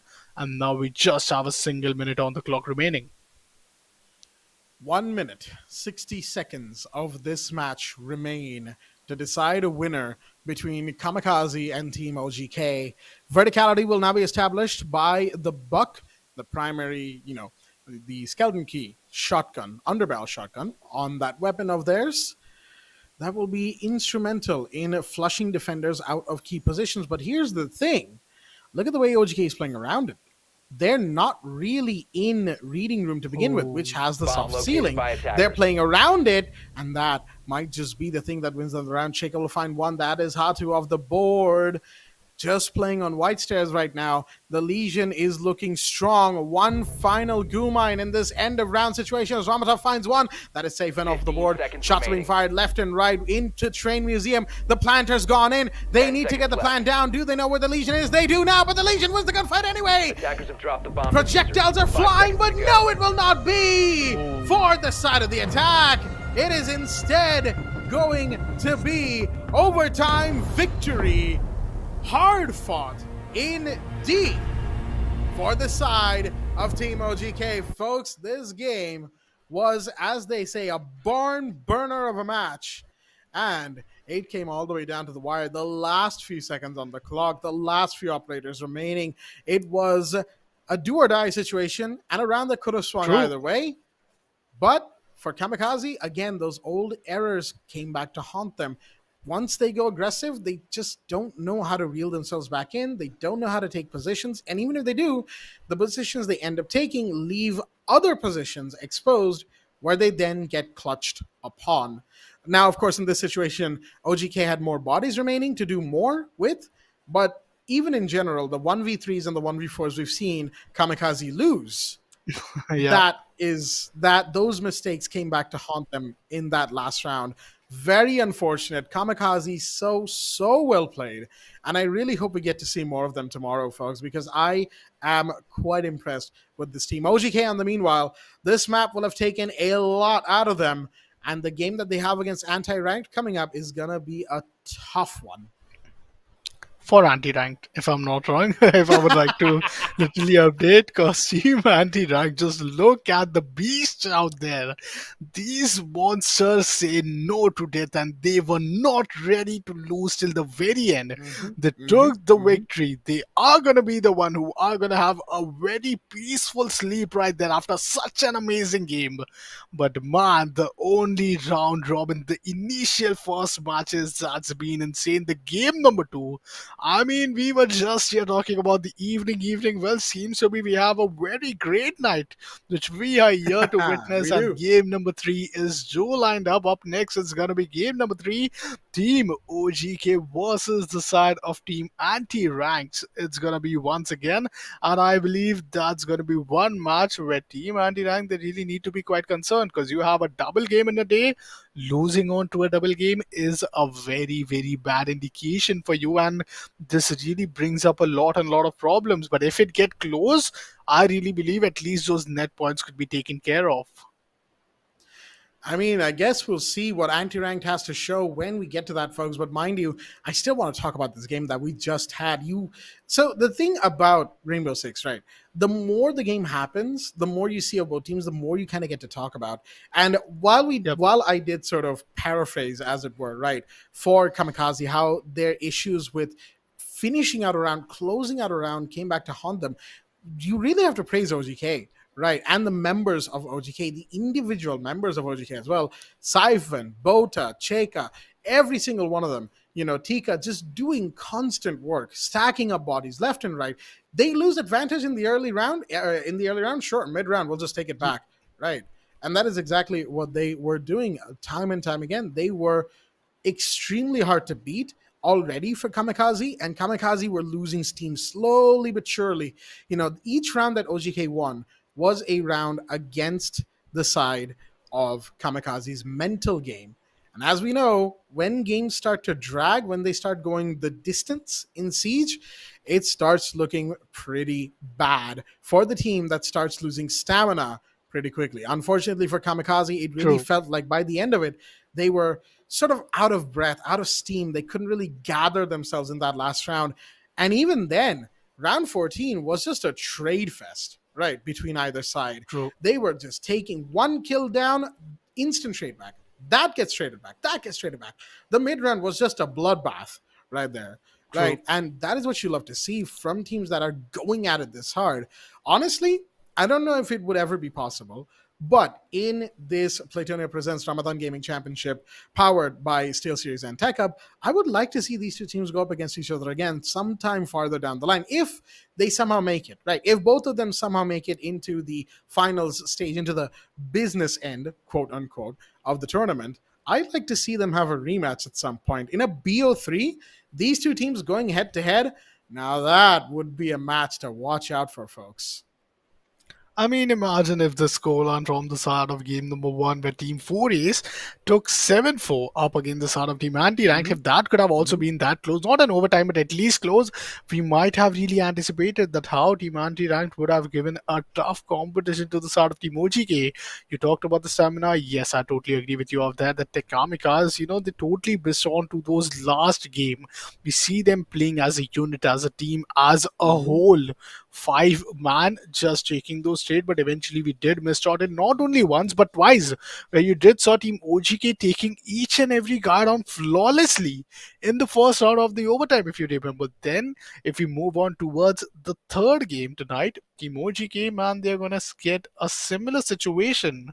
They have played, if I'm not wrong, almost 15 rounds, and that's when they won. Almost, if I'm not wrong, an hour and more inside the game, and then is when game number 3 is gonna come in. That's gonna be them competing up against anti-ranked. They have drained some similar energy level what we have seen from the side of Kamikaze, but Team Anti-Ranked, they had got their part of break. I know, man, even if they did got a break, that would just be them going off their chairs and just taking a good walk, but the grind stays on. And first, let's have a quick look at the side of the scorecard, and let's see what the numbers has to say us. Oh man, this is a scorecard that you will want to remember, folks. 17 to Ramatov and 15 to Skiller. They were leading by the front, and it's not even close. Both of them together have probably more kills than a majority of the players in this leaderboard. And that too, even then, Ramatov is not the kill leader of the entire group here of these 10 players. Look at Cheka. 3 KDR across 15 rounds, 18 kills to them, only dying 6 times, staying alive a majority of the time, and absolutely demolishing their opponents. No one's KD and no one's overall rating in this match comes close to Cheka. Absolute powerhouse of a performer, and honestly, I would love to see more of them and more just in general of Team OGK. Very, very well done. They played it so well. They played their hearts out, bless them.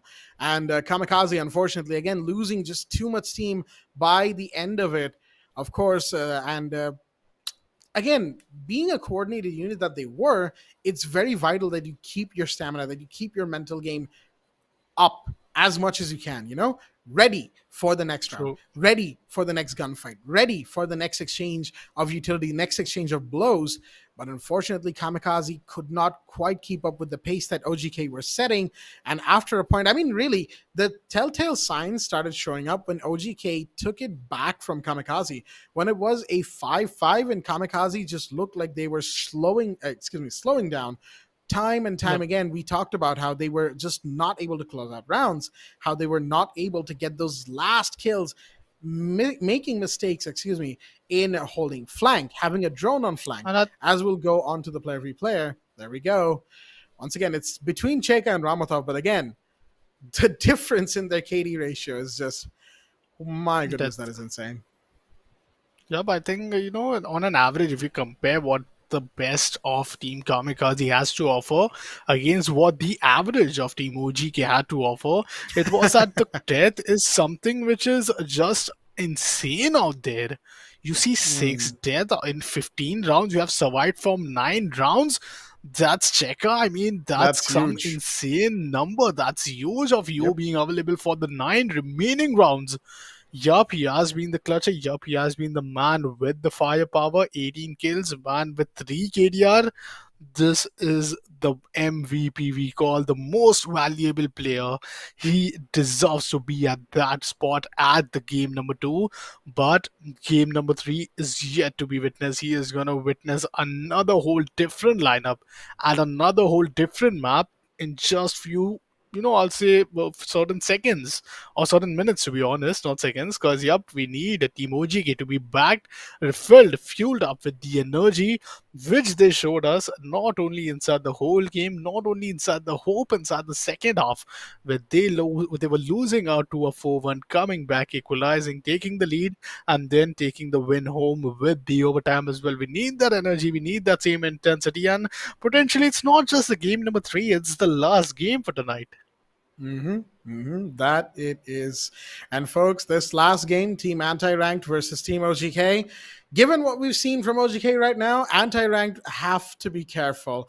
I don't know if they've been Yep. watching the match. I'm pretty sure they have been, maybe one or two of them, just to see what they're really up against, And OGK, that showing is a daunting ask for Anti-Rank to now go up against after their game against Ace earlier in the night. So, folks, let's take a quick break, recharge ourselves, get ourselves all ready for that final game, because let me tell you, this night, it's far from over. We'll be right back.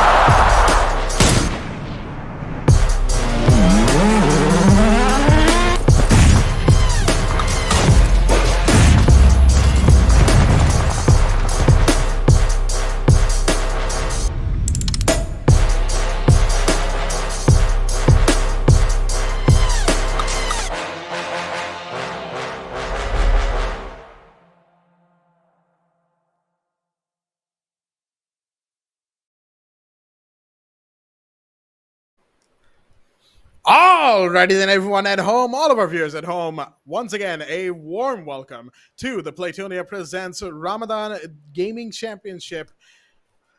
I butchered that. Powered by Yep. SteelSeries and Tech Hub. I do apologize for the start in the middle. I just kind of got lost in my own sentence. You know how it kind of happens. You're saying a thing, Yep. and then you lose track of it, and then you feel like you have early onset, whatever. Anyway. Let's not get lost in semantics. We have one more game for the night, folks. As I'm your host, Blackjack, of course, and my co-host, Opcon, we are here to bring you the final game of the night, and that is Team Anti-Ranked versus Team OGK. Opcon, after what we saw in the first 3 games, these 2 teams are coming back. What are you expecting? Oh my god. One? I mean, this coming back, let's see how they are gonna give those eventual setbacks when they will be picking up their respected map picks. But before we start the game, we know that it's gonna be the times where we have to get introduced with all of the player, with all of the names, with all of the player card, with the team has to offer. It's gonna be none other than the side of Team Anti-Ranked versus the side of Team OGK. Both of the teams, they have really shown what they are truly potential of in the previous game. Well, Team OGK, it was one of the most amazing maps and clutches coming against them and also from their side.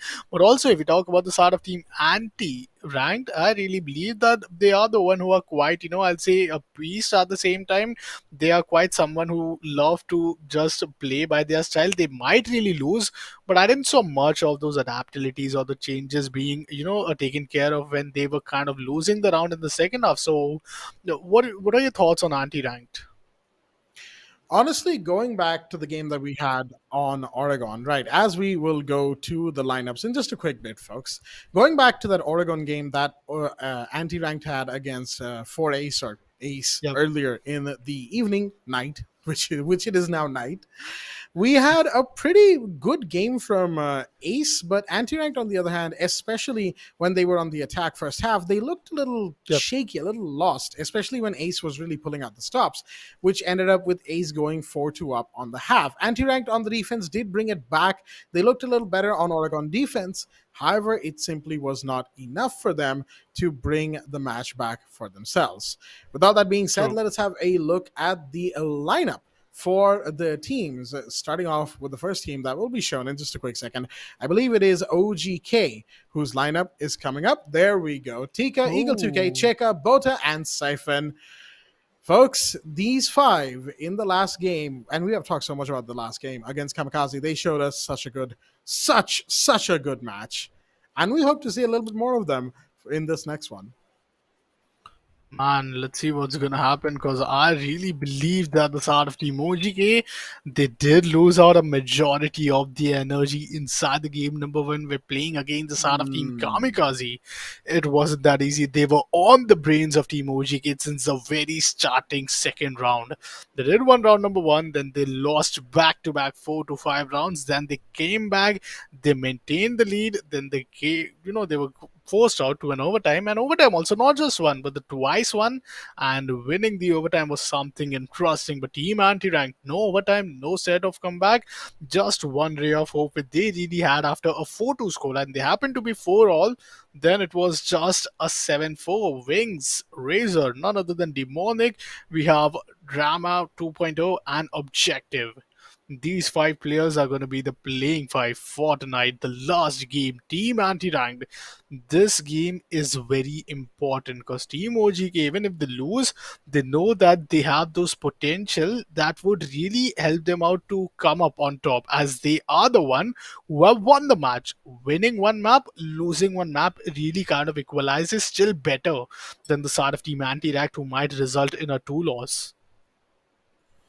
Oh, yes. Right now, in the meanwhile, like you said, Anti-Ranked, they want to avoid going 2-0 down on day 1 itself. And on the other hand, OGK, well, they want to win another one. They will absolutely want to. But I agree with what you said earlier, Opcon. The fact that it was such a... And I know that, a sweaty game, quote unquote, is kind of like supposed to be not the greatest way to describe a game. But that last game, you could feel both teams just really giving it their all, right?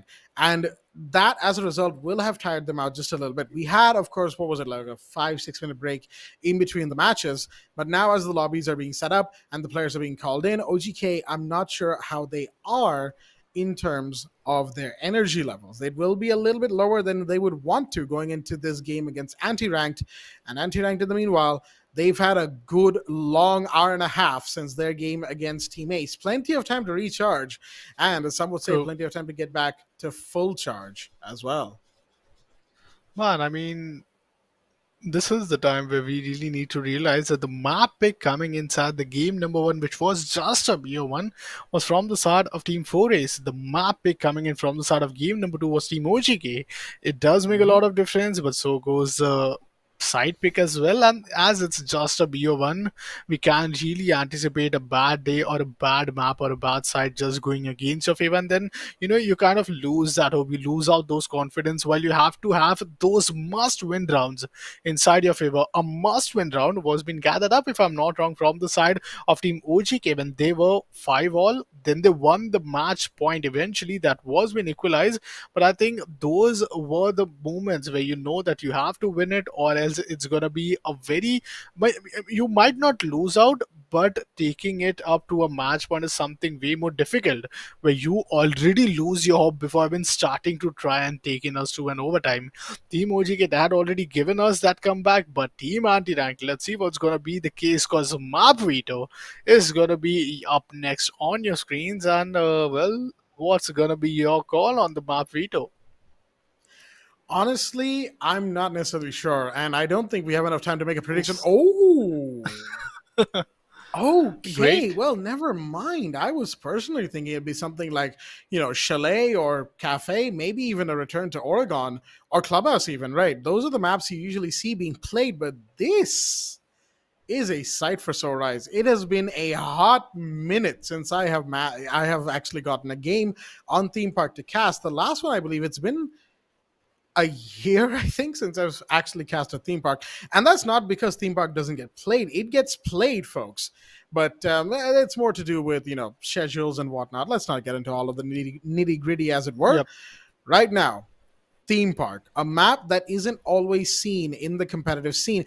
Even Skyscraper, the day it came on, it has literally been added this season into the competitive roster, and it has probably seen more play than Theme Park as a whole, right, in the last couple of esports seasons. So there's something to be said about Theme Park and its balance as a competitive map. I personally like it, and if I were to go out on a limb here, I will finally answer the question you asked me, Opcon, oh so long ago. What was my favorite map in the competitive map pool of Rainbow Six Siege? You are looking at it. Theme Park. Oh I my like the colors. I God, like the let's architecture. go. I like the sheer amount of verticality you can play, and I love the fact that this map allows for so many of what we call rat plays, sneaking around all over Yep. the place, minding Understood. your own business, picking off players left and right. I love that. I love that. I love seeing that. I love doing that. And I Same, love man, Theme and Park I for it. think Theme Park, it's always been fascinating to watch out these photos, the structures. It reminds us all the way, of our childhood. But I really believe that Theme Park, it's one of the greatest map to be at when it comes towards a competitive scenario. Our players have really grown up, not only to a very good age, but a very good experience skill group, which they have gained right here. Team OGK will be competing up against Humanity ranked at the map of Theme Park.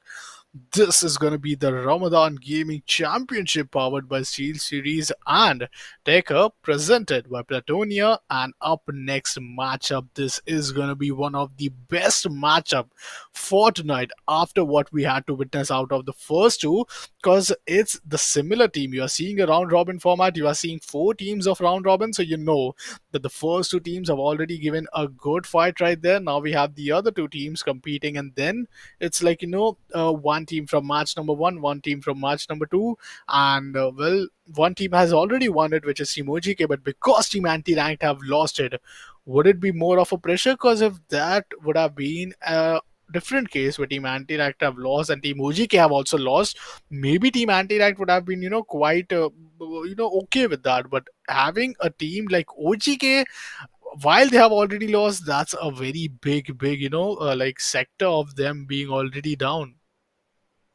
Absolutely. Some would say half the match itself is the pre match mind games, right? That are played Sure. between either side.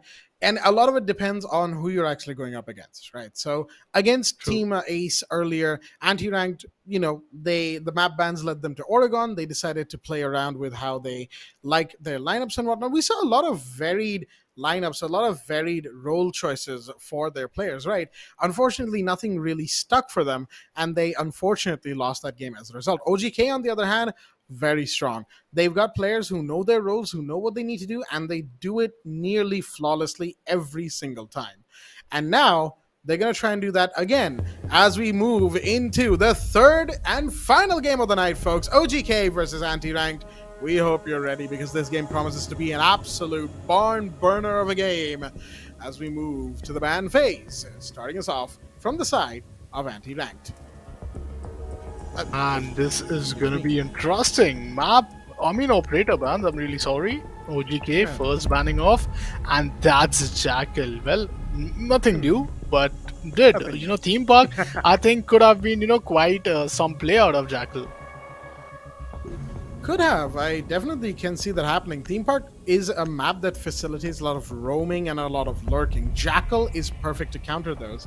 So him being gone on this map makes sense, a lot of sense in fact. Thatcher, on the other hand, ye old reliable ban, as we like to say, out of the map for his EMP softballs that just disable every single gadget in the book. Thunderbird. Now this is interesting. A healer from the side of the defense, and a very good one because she puts down the stations that will heal you if you're less than 100 HP or your maximum amount of allowed HP, right? Depends on the armor class you are. It will heal you then, and it will heal you at any point in the round. Valkyrie. So Thunderbird gone. And once again, Valk is off the board. Those black eye cameras, sure, you can't put them outside anymore, but even inside a map as big and with as many props and nooks and crannies as Theme Park, it is a very, very, very hard thing to find. So that is the bans done for this night, folks. Jackal, Thatcher, Thunderbird, and Valkyrie. Round one is now a go. Team OGK at the defensive side, well, we are going to be seeing Team Anti-Rack towards the side of offense. The one with the timer being the concern, the one who have to initiate, the one who have to block on each and every row, each and every barriers apart, which is going to keep that distance from them and to victory. But when it falls down towards the side of Theme Park, well, Blackjack, what are you going to say about this map? Because this is that one map, unlike what we saw in the last map, quite heavily defensively. We saw how teams were able to just take on the advantage in their style, already anticipating what opponents could have been putting up, and those audio clues did made a lot of difference, as those close movements were kind of helpful inside the side of Akira, but Cafe, if I'm not wrong. But what about the game number 3, where we are looking after Theme Park? Do you anticipate a similar playstyle, or maybe 10 seconds left. you would before go with insertion. the call as per it's quite a balanced map, and this would be 5 one of seconds those 2-2 remaining. games? Now that is a very interesting question that you have Attackers just must asked locate me, and defuse the bomb. because of Theme Park as a map is quite interesting in general. And the reason I say that is actually because when it first came onto the scene, for about the first 3 seasonal cycles of Rainbow Six, this version of Theme Park, reworked Theme Park as it's called, right, was actually kind of attacker sided. Now, recently, it has taken on the extremely defender sided identity that it has now, sort of grown into. But initially, and very curiously, it was quite attacker sided around about the time when the game was shifting into the deployable shield defender meta that we suffered for so long. Anybody who was around during the defender shield meta was too much utility, not enough action, as to paraphrase. Now, we'll get back to that in a quick second. Eagle 2K over here, really aggressive on this fridge window. He's going to jump out, and no! Oh, dear me. A jump out towards the Osa, and Demonic will be the one to take the kill. Unfortunate for Eagle 2K, they didn't quite look down in time. Of course, the vault forces your camera into a neutral position, and that kill will be taken down. Demonic's Claymore will find Ace as well. The Osa The attacker's taking bomb kills diffuser left has and been right. It dropped. doesn't matter how, as the C4 will deal damage, but they will fall back. Chika takes a bit of damage as a result. And in the meanwhile, Objective Attackers will have find recovered their Siphon. diffuser. This is a big start for the side of Anti-Rank. They are putting OGK down left and right.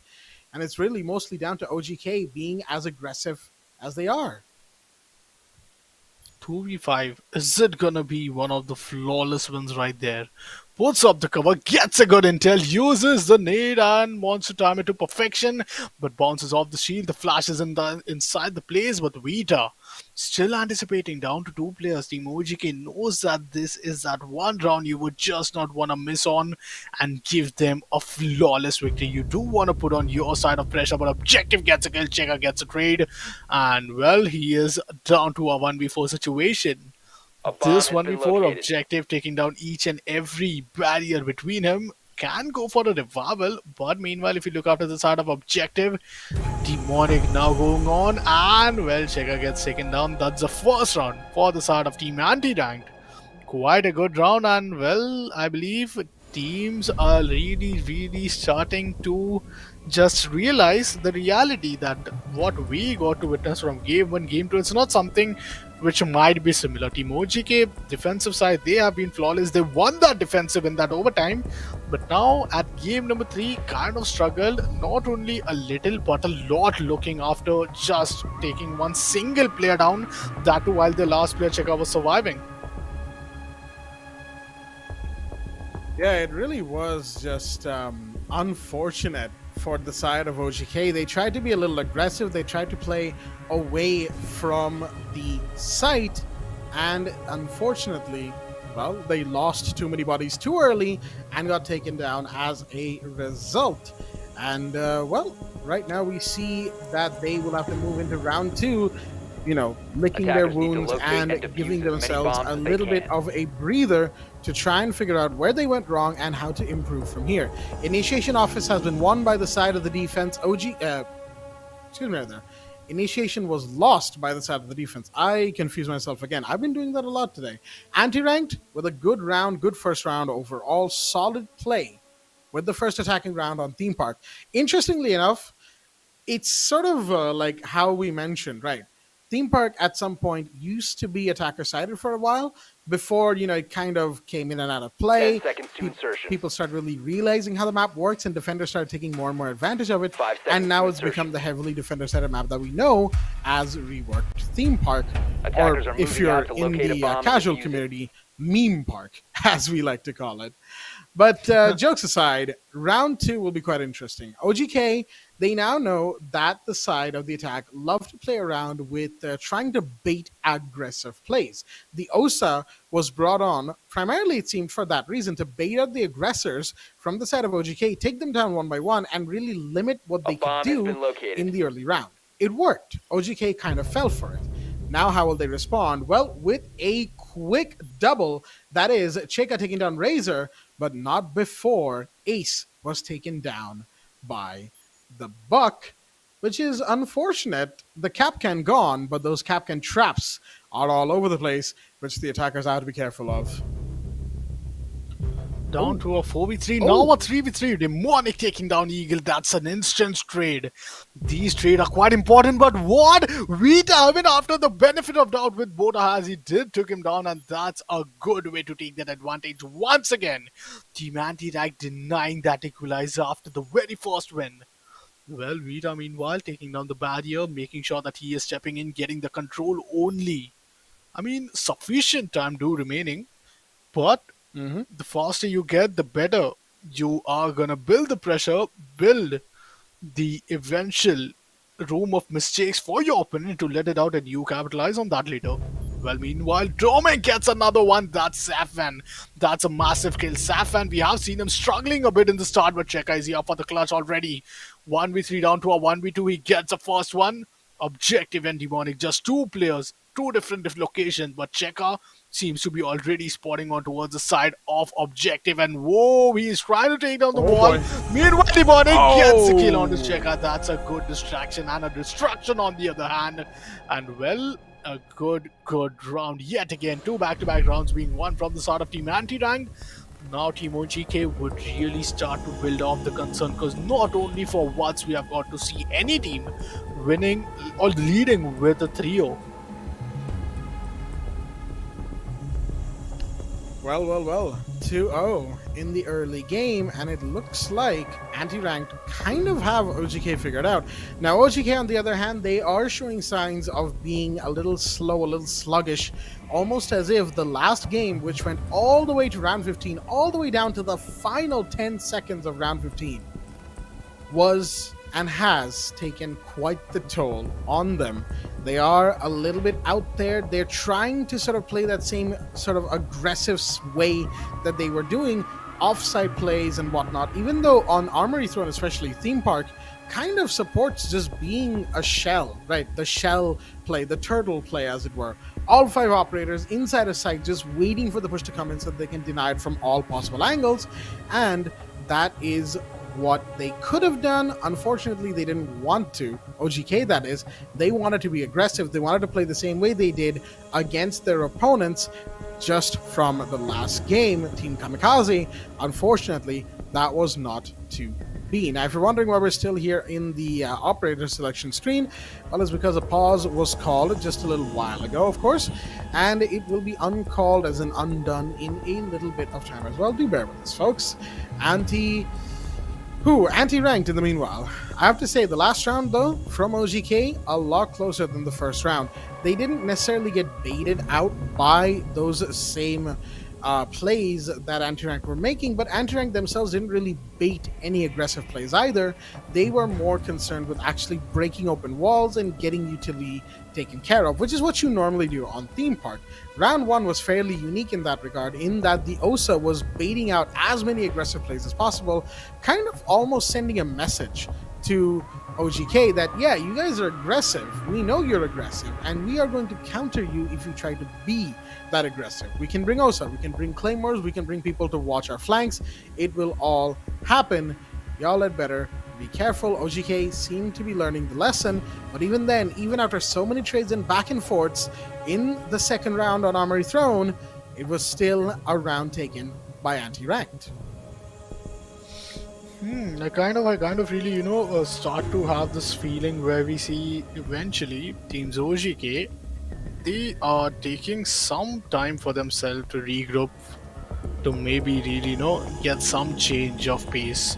They know it's going to be a tough time for the rest 4 rounds, and they know in case out of 4 they only manage to win a couple of fews, like even as less as 1, the whole game might be at a greatest risk, because you really need to keep those margin of errors at times when you could expect any opponent player to come out with the clutch, any of those mistakes going against you.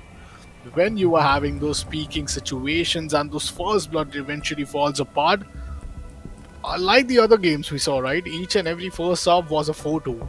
But at this point of time, let's see how long would the pause eventually be at.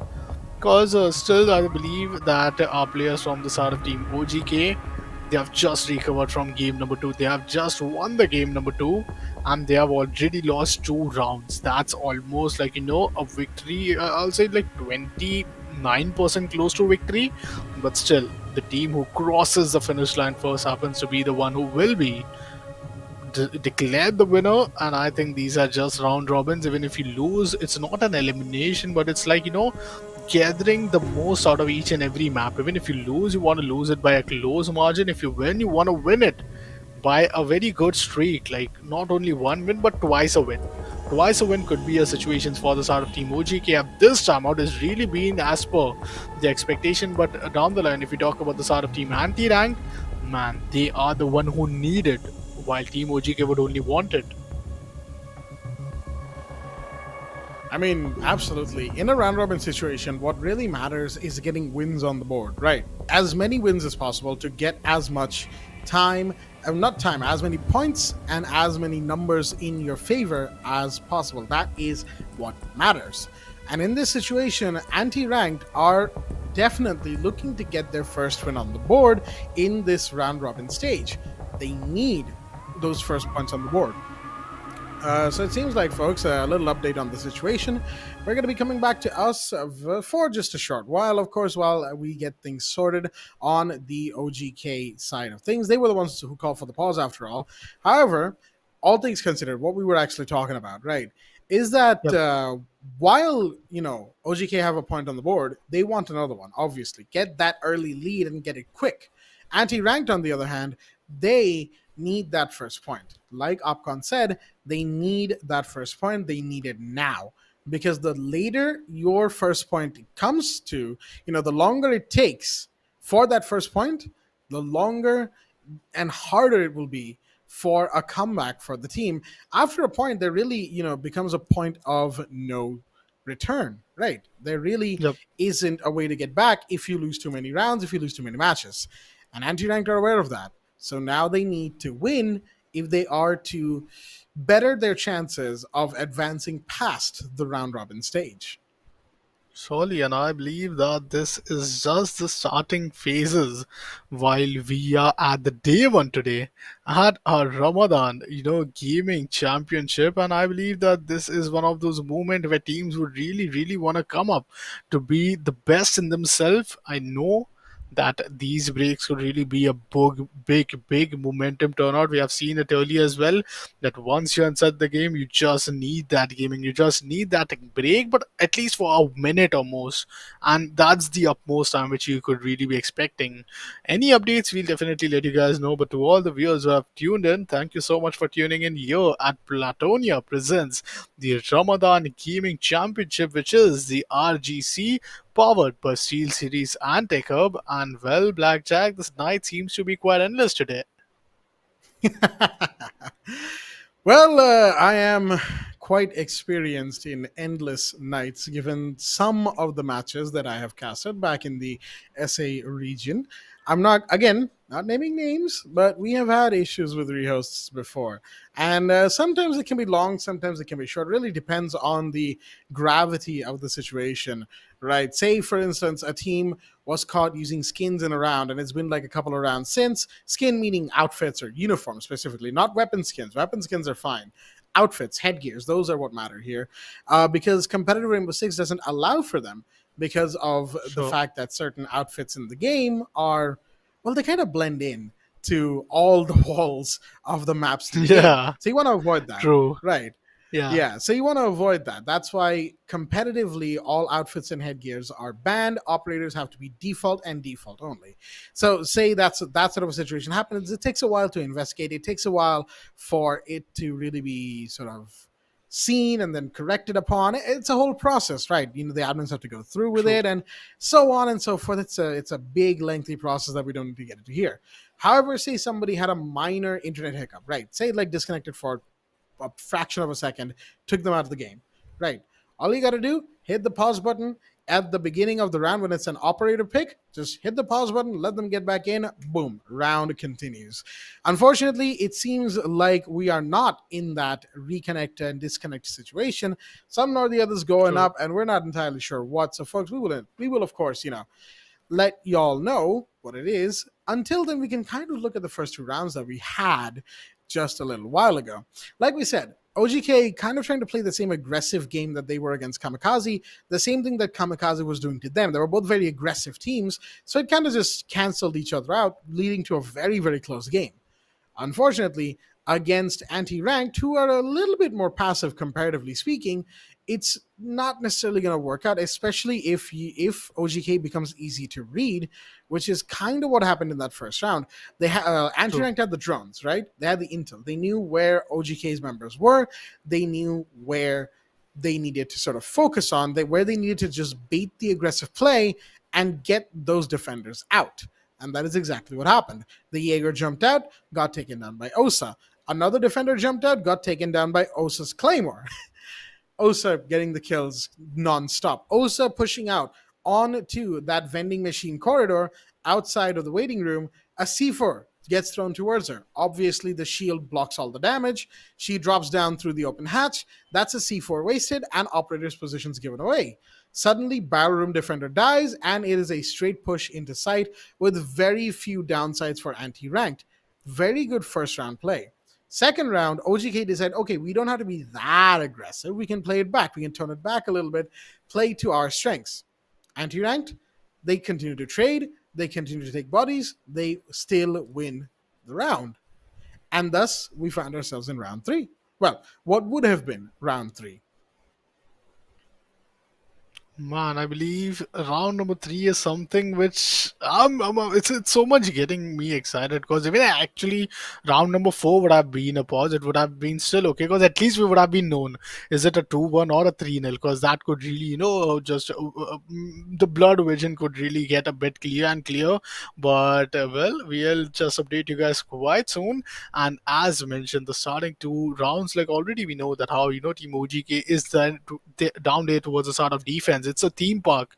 These defensive side, you really need to keep out those balances. You really need to balance out your aggression, your each and every scorecard. In case those balance does not happen, you might really get into a very difficult position where you did not even anticipate it to be at. Imagine imbalance in terms of you getting all the rounds in your favor. You might you might just get free a bit, I'll say, turned down into an overconfidence.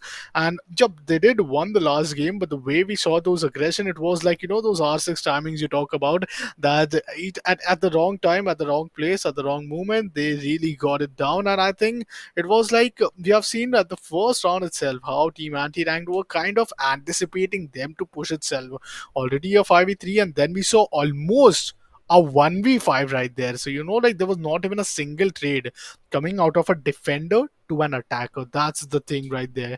But map number 2, I'll say kind of a recovery. I'll say round number 2 kind of a recovery, and round number 3 we are gonna get started quite soon. But well, let's see what are gonna be the updates, and if there is any update, we'll surely let you guys know. Back to back, we are gonna witness 4 more rounds for the first half to end.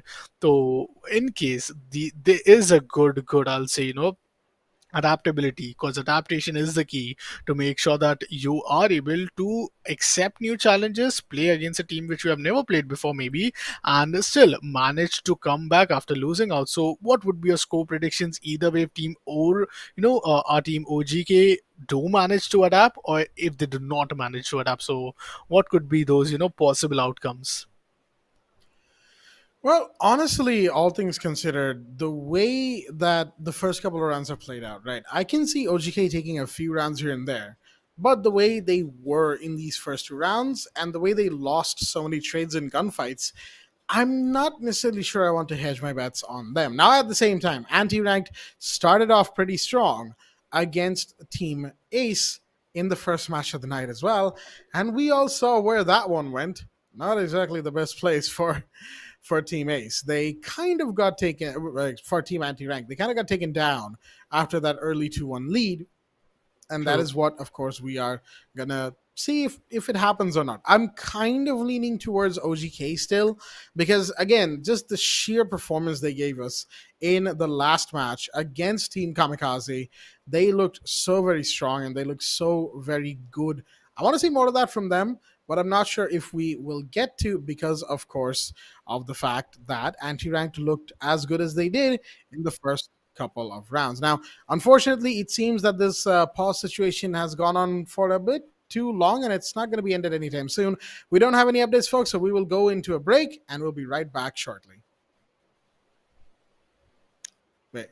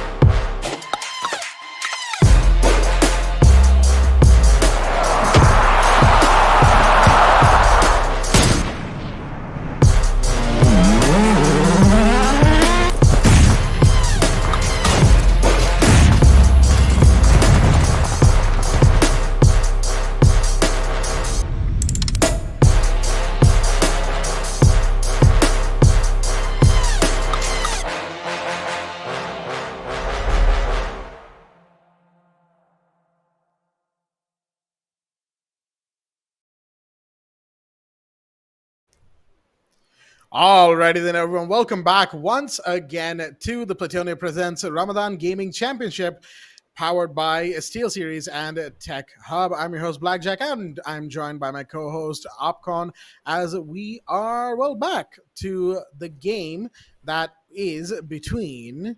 Give me just a quick second here as I once again collect my thoughts. I keep losing train of them. I don't know what's happened to me tonight. Anti-ranked versus Team OGK, folks. It is going to be a fantastic, fantastic game. Unfortunately, there were some rather large issues, technical issues and whatnot. So the game is, as far as I am aware, being restarted, and it will, I think, resume from a 0-0. We'll see when we get into the game. Again, I'm not really too clear on what happened and whatnot, but we'll see.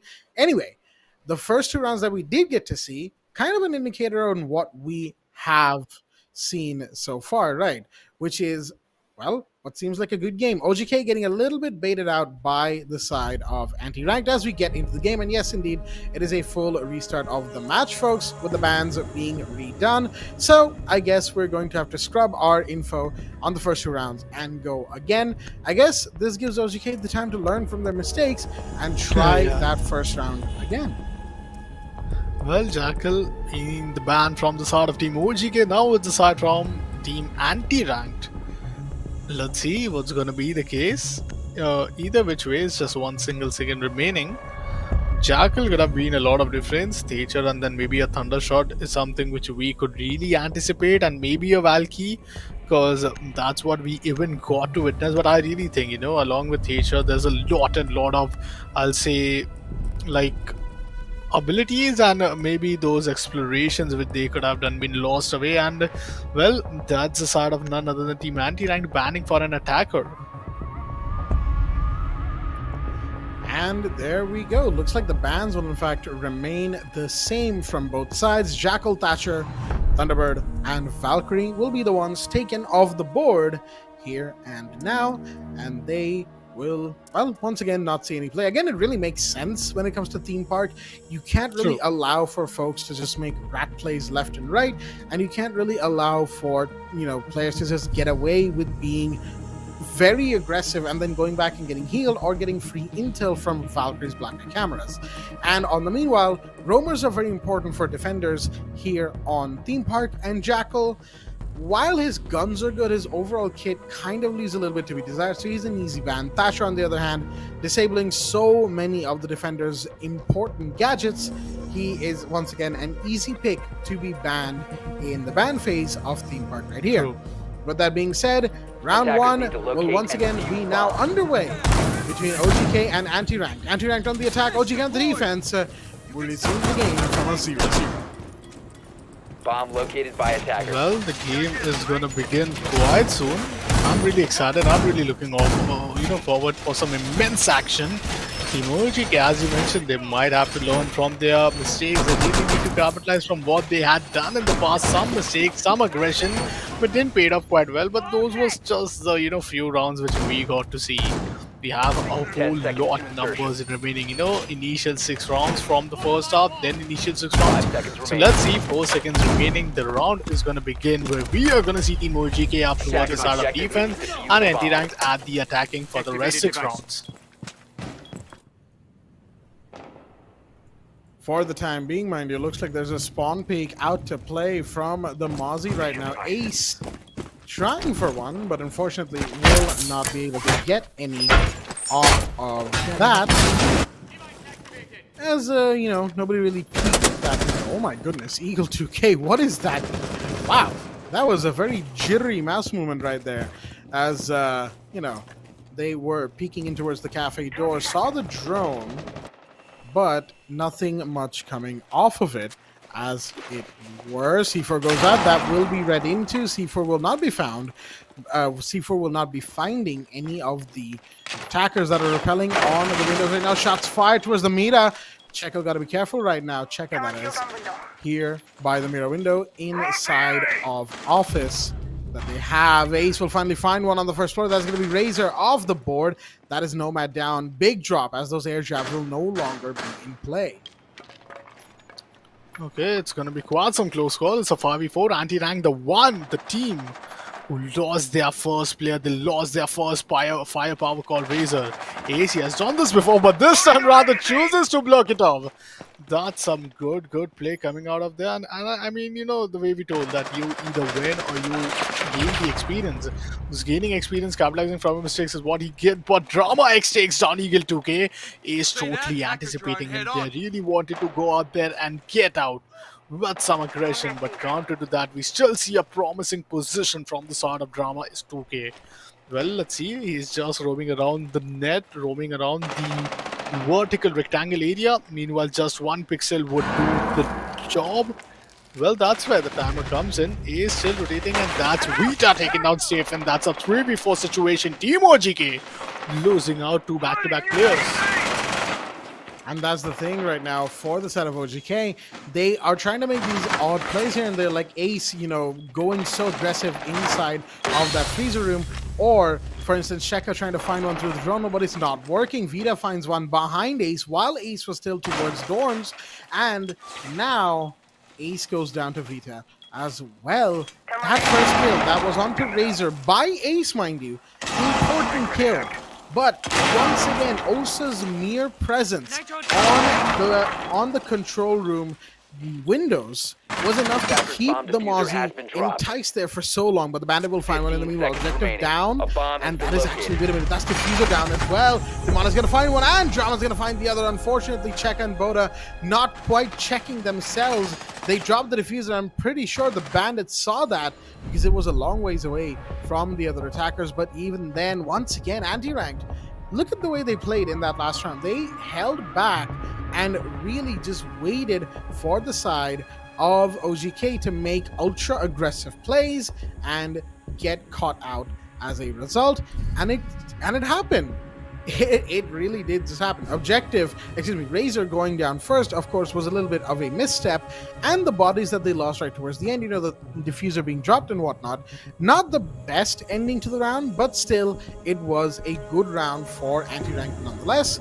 OGK, well, it seems like that whole point of learning from your mistakes and whatnot didn't quite pan out the way we thought it did, at least for the first round. And first round, once again, Team Anti-Ranked. The start is what happens to be eventually Team OGK did had a very promising number when they were down to 3v4 out of getting the first frag towards themselves. We did saw Razing losing out, but Razor, rather I'd say, but Anti-Ranked. Let's see what's going to be the eventual case. Now setting up each and every bits and pieces at place. It's going to be Team OGK. But Team Anti-Rank, they are also at a very vulnerable state where they know entering from those windows are not going to be that easy as it did sound earlier, because now they are totally being anticipated. Leading the charge is going to be Razor with the troop stepping forward towards the side of the teacups area. Now uses the drone, spots a guy, wants to get out, and yes he does. That's a rat. Not a rat play exactly, but yeah, a rat for a drone, I'll say. Meanwhile, slowly, steadily, Demonic trying to go a bit aggressive. Vita spots him down. Oh my god, the drone does get taken down. But I think that's a lot of intel already being given. Razor baits out the drone, making sure that he is doing some. You know, he's making his opponent just, take that as a bait and maybe just repeat. Demonic, meanwhile, take down Safe, and that's a 4v4 right there. Team Anti-Rank, they had the opportunity for a 2-0, but Team OGK, this is something which have happened partially from their side as well, so this is kind of concerning. That it is indeed. Drama nearly had the second kill right there onto Eagle 2K. They're going to spot somebody else, and Eagle's going to win that gunfight, only barely living inside of barrels, mind you. There's somebody else pushing them from outside on Arcade, and there's the down, there's the kill. Razor will get that, but Ace comes in to refrag instantly, 3v3. The bodies are being lost, but they are being traded at the same time. Demonic holding down the hallway outside of the yellow stairs / bathroom bend, the 90-degree bend that is here, of course. However, again, a little bit of an aggressive play from the side of OGK, and this time it kind of went much farther to help them than it did in the first round, because we all saw what happened in the first round. They got baited, they fell for it, they got taken down as a result. This time, the Malusi, that is Ace, their position is being given away outside on the first floor arcade. And they've got to be careful right now. So many shots fired, objective as well. Shots fired left and right, damage dealt, and Ace will go down to the buck. In the meanwhile, Veto gets that, and it is now all down to these last two players inside of the site. Veto looking through the drone hole, can't quite find any legs to shoot out as Demonic approaches the other side, the Dragon Stairs door of sight. Yeah. A bomb has been located. Well, finally, anti-ranked found the bomb, and timer is kind of a concerning factor at this point of time. Takes down the glass. Demonic tries to go a bit aggressive, but on the other hand, it's going to be Checker and Boot are waiting for him. It's a 2v3. You do not want to miss out on this round. Objective is down on HP, and Demonic takes that same huge chunk of HP, but Demonic trades him down. That's a good frag. That's a good one to start things off down to a 1v2 situation. Timer is not in their favor. He uses it. He uses the C4, but the diffuser is planted, and now Checker, can he do it again? Well, he does a 1v1, but it's still get traded off. Oh my god, that was so close. But yet so far from victory, the C4, the explosions, the 1v1 trade. Phenomenal gameplay, and this is what we want to see at this point of time. Absolutely. This is what we want to see, folks. And sure, the round score may say that is a 2-0 in favor of anti-ranked, but let yourselves not be fooled, because OGK fought back hard. It was a strong early round from anti-ranked. However, in the meanwhile, you have these trades coming in from OGK. The trade backs, the run backs, taking those kills left and right and bringing themselves more and more into the fold as a result, nearly getting the clutch done from the Bandit. Unfortunately, they just weren't in a position to finish it off. They had to be aggressive to get the 1v2 after getting the C4 kill, and in the position that they were in through the split blue door, they were caught out, as it were. However, now the 2-0 for anti-ranked. They've got a good start here, but they also need to be aware that they might end up exposing too much of their hand True. to the side of OGK. And if they do, they'll become predictable. So, again, we go back to the mind games. Okay, Checker exploring his way. Anyone at the second floor getting exploded, or even some chunk of damage, would be so blown away. But Sweet Shop, near to it, it's going to be none other than objective. Still few people, trying to just make sure, still few players who are, quite outside. Uses the drone, sneaks inside, gets these eventual corners clear, spots the, Cam out of there. Okay, there he meets his teammate's drone. That's interesting. Vita, meanwhile, using these initial utilities. Still a 5v5 situation. Razor, meanwhile, trying to go a bit aggressive. Spots out Ace. Now Ace, he so needs to give up that position, because not giving up would be him resulting in a very risky position. Might be any trade, might be a flashbang, but the use of utilities have kind of drastically fallen apart from what Team OGK had to offer. Maybe because it did wait it out quite early, the damage was interesting, but Bota was not able to get the initial damage, and this happens to be the key reason that Team Anti-Ranked are gonna get that ray of hope or survival, or else it could have not been that easy. This is the round Team OGK need. This is the round which is very important. They cannot afford to lose it. Well, Eagle 2K meanwhile gets the first kill. That's a good way to start things off, but the equalizer comes in from the side of Razor down to a 4v4 situation. Now gaining the control, Eagle 2K, what? He does get a code audio clue, but somewhere down the line, he spots the muzzle and Buddha gets a kill. That's a good way to trade things off. The info is quite efficient. 2v2, trades are coming in back and forth. Ace is the guy taking down Drama, and Demonic gets one and gets taken down. That's the first round. The 2-1 finally comes in. Man, this was one of the most traded round, I believe. Blackjack caused 1 by 1 by 1 by 1 of 5e. 5 to 5v4 to 4v4 to 4v3. I mean, it was just a big swing right there down the line. It really was. It almost felt as if OGK kind of wanted anti-rank to, get into the site and think that, oh, hey, they're not really defending the site. Let's get in here and let's get the plant off. But then, the kills started happening. The bodies started dropping. Sure, there were folks inside of the dorms area, most notably, of course, Eagle 2K, who was playing in that region the entire time. But that kind of just sticks to the point, right? In that region, not inside of site specifically. That is what is, of course, on call here for the side of anti-ranked.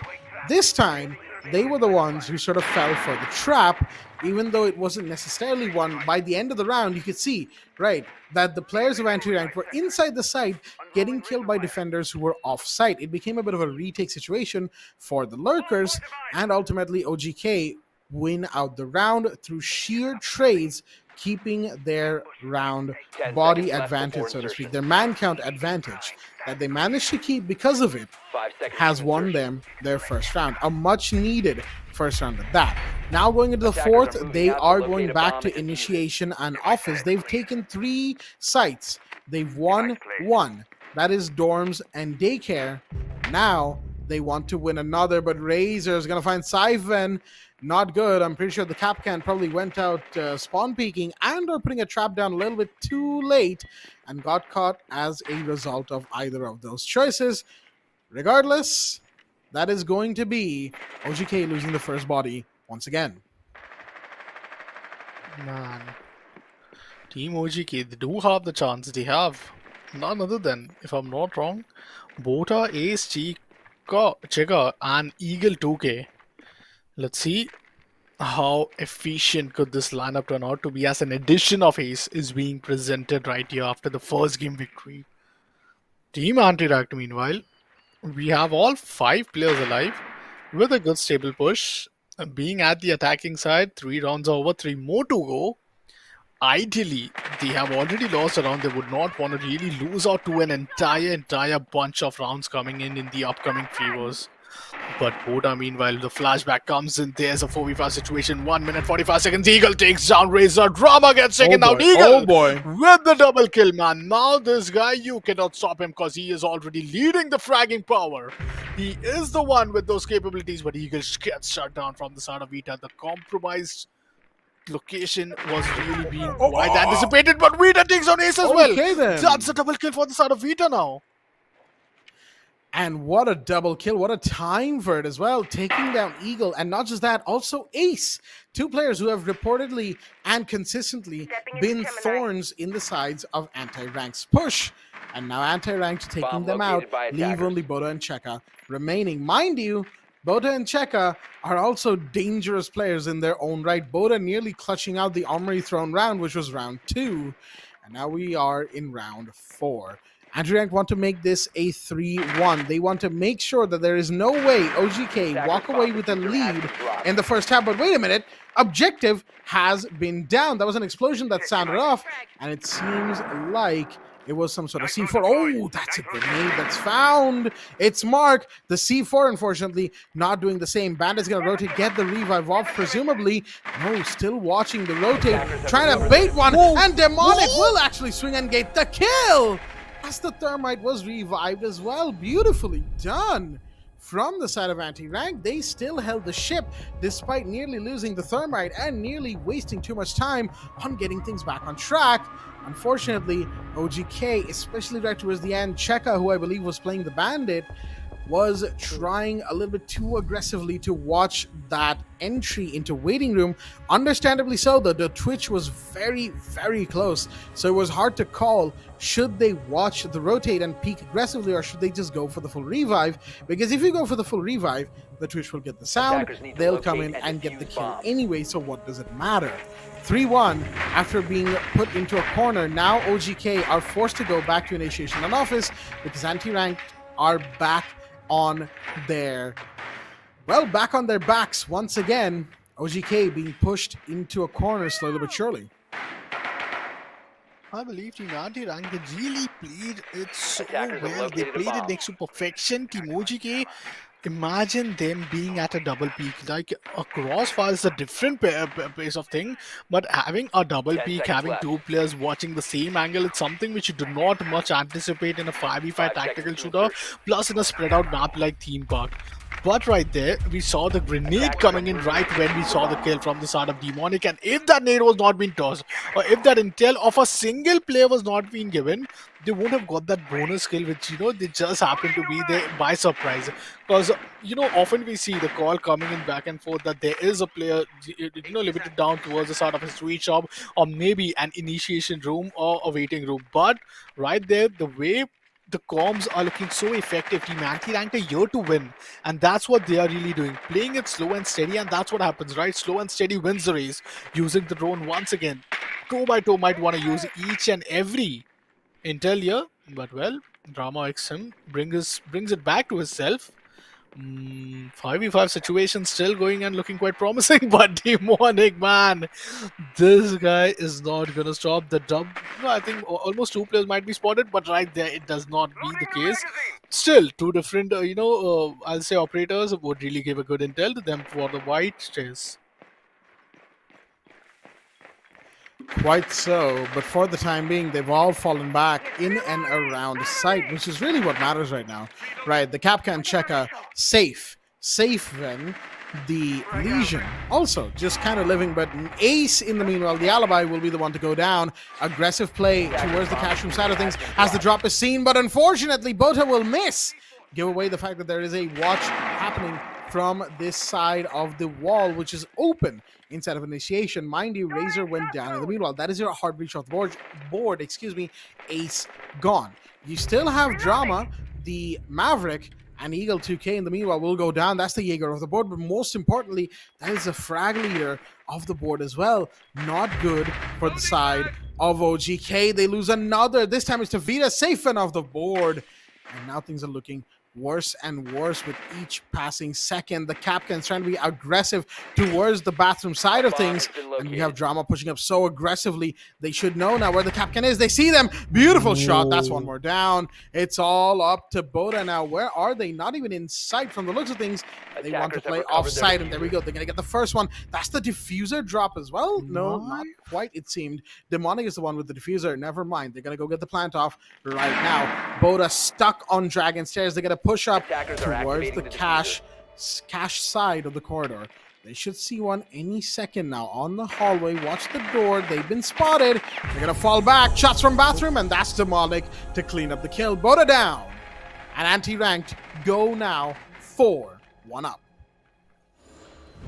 A 5-1. That one scoreline could be a very, very big security for them to just gain that 1 point at least and get the match point towards themselves. Pressure is building. Team OGK.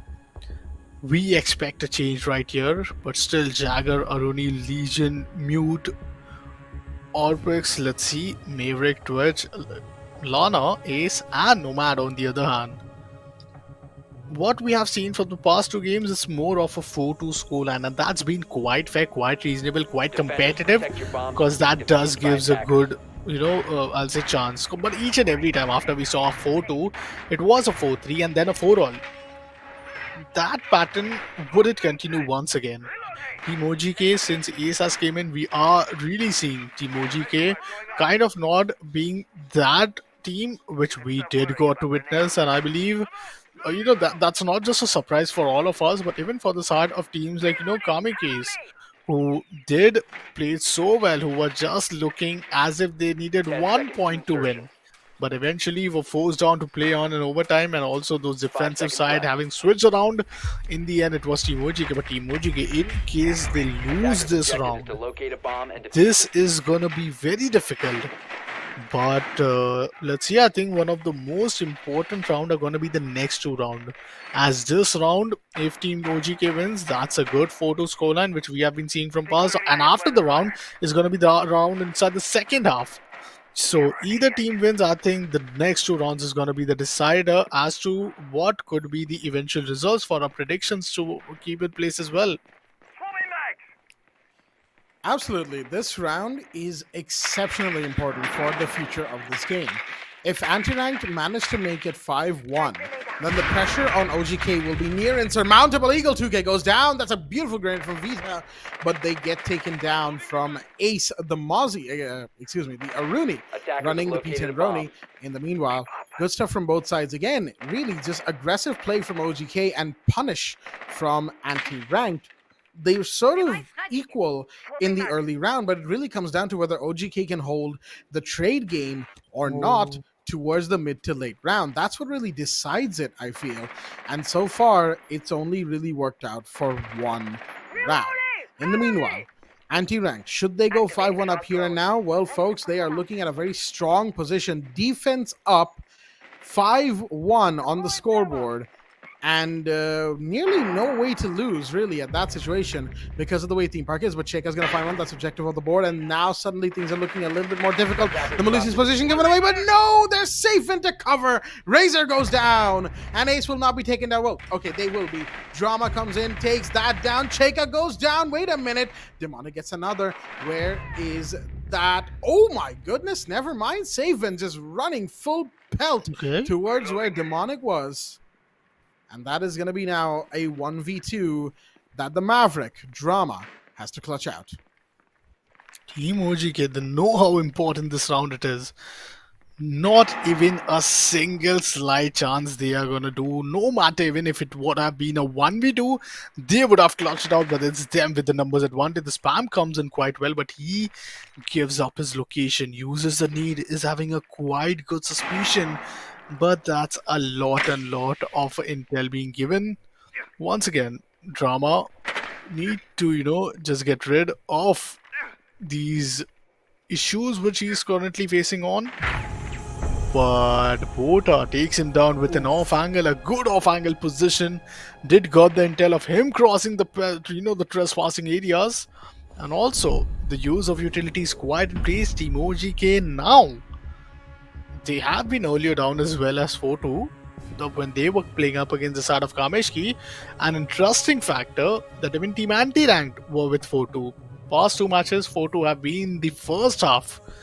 But man, now in case this is the round where Team OGK wins, I think the comeback is coming in, as now we are seeing Team OGK picking up the pace little by little. Well, maybe they might just actually be picking up the pace, like you mentioned, and that would certainly be quite good for them. Better late than never, as they say, to come into a game and to make a statement. And that is what OGK would like to do here. Make a solid statement about them and their playstyle as a whole. Anti-Ranked, on the other hand, well, they really could have, and in some ways should have had the last round. It was just the fact that the trade and the aggressive game from OGK, once again, it's sort of like this thing with OGK, like you punish their aggressive trade, right? And you're thinking that, okay, these sorts of punishes that we're doing, it's got to condition them into not being so aggressive anymore, right? They got to stop doing it at some point. But with OGK, it's more like a constant, relentless battering of aggressive play that you just kind of have to deal with. You don't really have a choice. And Anti-Ranked, well, being caught in that crossfire, have lost a couple of rounds. Now, the last time Anti-Ranked were 4-2, it was up against Team Ace in the first match of the night, but that is a 2-4 that Ace, 4-2 that Ace was up on. They were the ones in the advantage. Anti-Ranked were the ones that were in the deficit. Now Anti-Ranked are 4-2 up against OGK, a team that went all the way down to round 15 against Kamikaze, and now Anti-Ranked are the ones in the advantage on a defender, known to be defender-sided map. All of that is all well and good. However, what this next round, these next two rounds, I'll say, are going to show us is what really matters for these teams.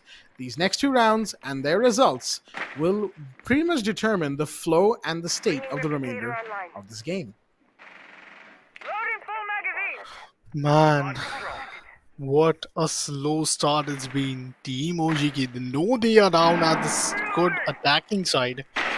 Team anti-rank, meanwhile, towards the defensive. First round, quite one of those setup, but this could be a big breakthrough. Team OGK, they get the first blood. They get Demonic out of the server for this round. Safe view. Attackers have Let's located a see. bomb. Okay, uses a good utilities up to get some intel out of the hole. But see if A and bomb now has been located. that's the same peak. That's a good backstab, but that's where OGK founds the bomb towards those side. Meanwhile, Safian once again. Okay, now he goes outside. That's a good intel being gathered towards those movement having outside the building. And well, let's see how big of a success would it result for the side of Team OGK. Interestingly enough, 4 of the 5 players from the side of OGK are all gathered up, right, towards the eastern end of the building, trying to push in towards the daycare dorm side. But so far, no dice. Their frag does go out, trying to flush the Mira out of her position, and Drama will, of course, respond in a minute here. There we go. Check out off the board. That's going to be 1. That's going to be 2 for Drama. That's now ace down. And here comes Objective to get 1 more. And Drama gets their 3rd now. Both off the board. And Vita comes in to mop things up. What a 3K from the Mira on the roam above. And a beautiful cleanup from the teammates as well. Anti-ranked just not losing face at all. They were the ones to lose the first body in this round. They were the ones to give up first blood. And they are the ones who go on to take the round as well. Beautifully done to bring it back from that 4v5 to a 4v0. They did not lose a single body after that first kill. And that, of course, is going to be a big blow, not just to the scoreboard, which is now 5-2, 1 round away from match point, but also to the mental Defenders, game and protect your morale bombs from being of defused by OGK. attackers. Man, once again the prep phase begins, and we are seeing some initial starting, coming in from the side of OGK. I believe Team Anti-Rank towards the side of defense, they have really got that big breakthrough of winning the first round in the second half. Winning the first round in the second half, this is one of the greatest start they could have really, put up on board. 1 point away, 10 seconds Blackjack, remaining. from the initial match point. Do we see 5 seconds any remaining. chances for the side of Team OGK? If I was to say you that Attackers in must case locate and they defuse lose the out bomb. at 6-2, would it be an overtime, or you believe that they have to win it at this round by any means how?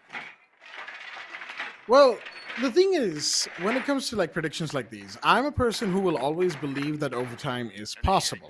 Right. However, even someone like me must make room for when speculation is merely speculation rather than what could potentially be fact. And in this situation, if it goes to a 6-2, like you were asking me, well, I don't see OGK making the comeback. Maybe a couple of rounds here and there, but anti-rank, if they manage to push up to a 6-2 here, they are probably going to win it out. Initiation being the site now.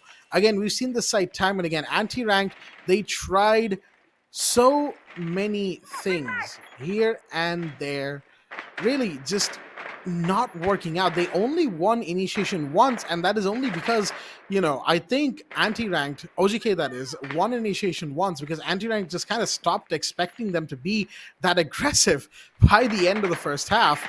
Because I really don't see how anti-ranked, who played so well against even more aggressive pushes Bomb located and by advances from OGK, lost to that. But never mind. Here comes a couple Demonic and Drama to start things off. The D&D with Vita finding one more. It's a 2v5. Make that a 2v4. Grenade from Siphon will take one back. The Ella is off the board. Man, that's a 1v4. Oh my god, Team OGK. They are just getting scattered right here.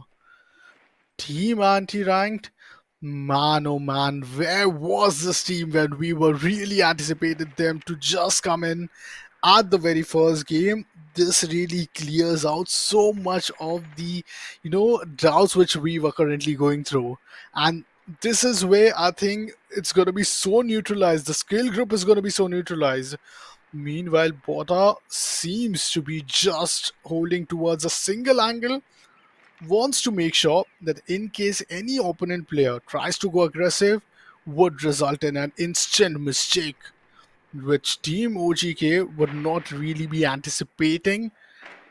But once again, Team 4A's, they did one from the start of Team Anti-Ranked, and Anti-Ranked, they are on the verge of just winning after a match point for themselves. Well, that's a good happiness face. That's a good happy face right there.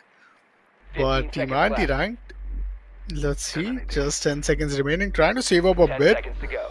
But man, I'm really getting out of odds 5 as the seconds game to is go. progressing, as this is not what we have anticipated. So really, after the past Yeah. two games, Blackjack. Operators, you are out of time. Yeah, I will 100% agree. The way OGK has played is, again, it's very similar to the way that they were playing against Kamikaze, right? The difference being, and we talked about this before, Opcon, was that Kamikaze were the kind of team that OGK really likes to play against. They were both aggressive. It was like playing fire with fire, right? They sort of neutralize each other's aggressiveness, and the game becomes a deadlock, and it's very hard to break away from that deadlock because neither team will really, pull away from their aggressive playstyle, even if their aggression gets punished time and again. We saw that in that second game. Now, unfortunately for OGK, Anti-Ranked is a slightly more reserved, is a slightly more methodical team that Attackers kind of need likes to to locate think and their defuse way out of a as many situation bombs as they or can. read their opponents and just punish them if they become repetitive. And for OGK, they have become repetitive in this match. They Attackers have have become located a bomb. repetitive in this, well, in this entire skirmish with anti-ranked so far. They've been very aggressive. They've been prone to jump outs and run outs and whatnot, very weird offsite take attempts. And even on the attack, OGK have kind of just pushed in, 10 seconds to trying to brute force anti-ranked out of a position that they deem unfavorable. seconds to And go. anti-ranked have really just rotated around. They've used their utilities, they've used their Attackers are heading presence out to of defuse the mind, bomb. any intel that they can gather, communicated it cleanly between themselves, because the way they're moving is evidence of just really good, clean comms. And as a result of that, they've been getting kills left and right. Demonic and Drama leading the charge, as it were. Vita, just great stuff from Vita overall. This entire game, Vita's just been working away, chipping away at getting more kills, using more utility, so on and so forth. Razor, of course, chipping in every now and again. It's just good stuff from the set of anti-ranked, and OGK, unfortunately, have fallen prey to those tactics time and again. Wait a minute, Vita. It's going to be huge. Oh my goodness! Okay, I thought some shots were going to go on to Cheka, yes, but not a headshot. First bullet. Oh my god. Yep, Vita gets the first kill. That is the Twitch of the board. Lots of utilities that could have been dismantled by the Twitch will no longer be so, as that is a big loss of utility and intel gathering from the side of OGK. Oh my god, Vita gets another one. That's a 3v4. That's a great timing right there. Wasn't quite anticipated from the side of Stephen, but Bota gets a kill on Razor. They really need to survive this. They really need to cope up a bit, because this is where it could be the third round. This is where it could be just the beginning. The ticket to come back is this one round. You just have to get these one round. Objective, meanwhile, there to create some more trouble. At a very good position. Meanwhile, you can even spot Drama. They were both peeking at a mid area. Drama was ready with the util, but eventually the area seems to be quite getting cleared, and the utilities are really being taken off. Down towards the side of yellow stairs, we see Bota once again going down a bit towards the second floor. Attackers have located a bomb. Tries to just find each and every angle and take down any intel gathering info, but Ace Lucky is just above him.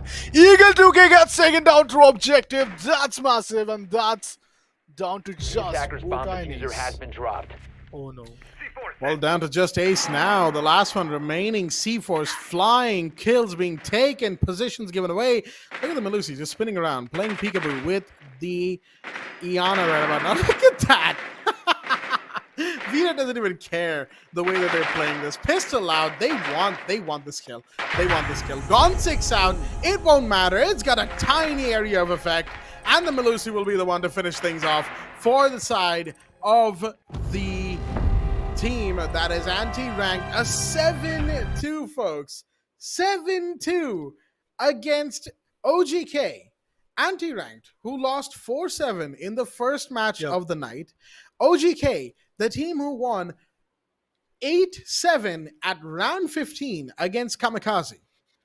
And this is the result of the third game. This is why I love CG Sports, man. You can never call, outcomes in the early rounds of a tournament. And especially here now, at the Playtonia presents the Ramadan Gaming Championship, RGC, powered by SteelSeries and Tech Hub. Folks, this is going to be an exciting round robin phase. I tell you what, that last round on Army Throne, again, just classic stuff from Anti-Ranked. They just played like they do.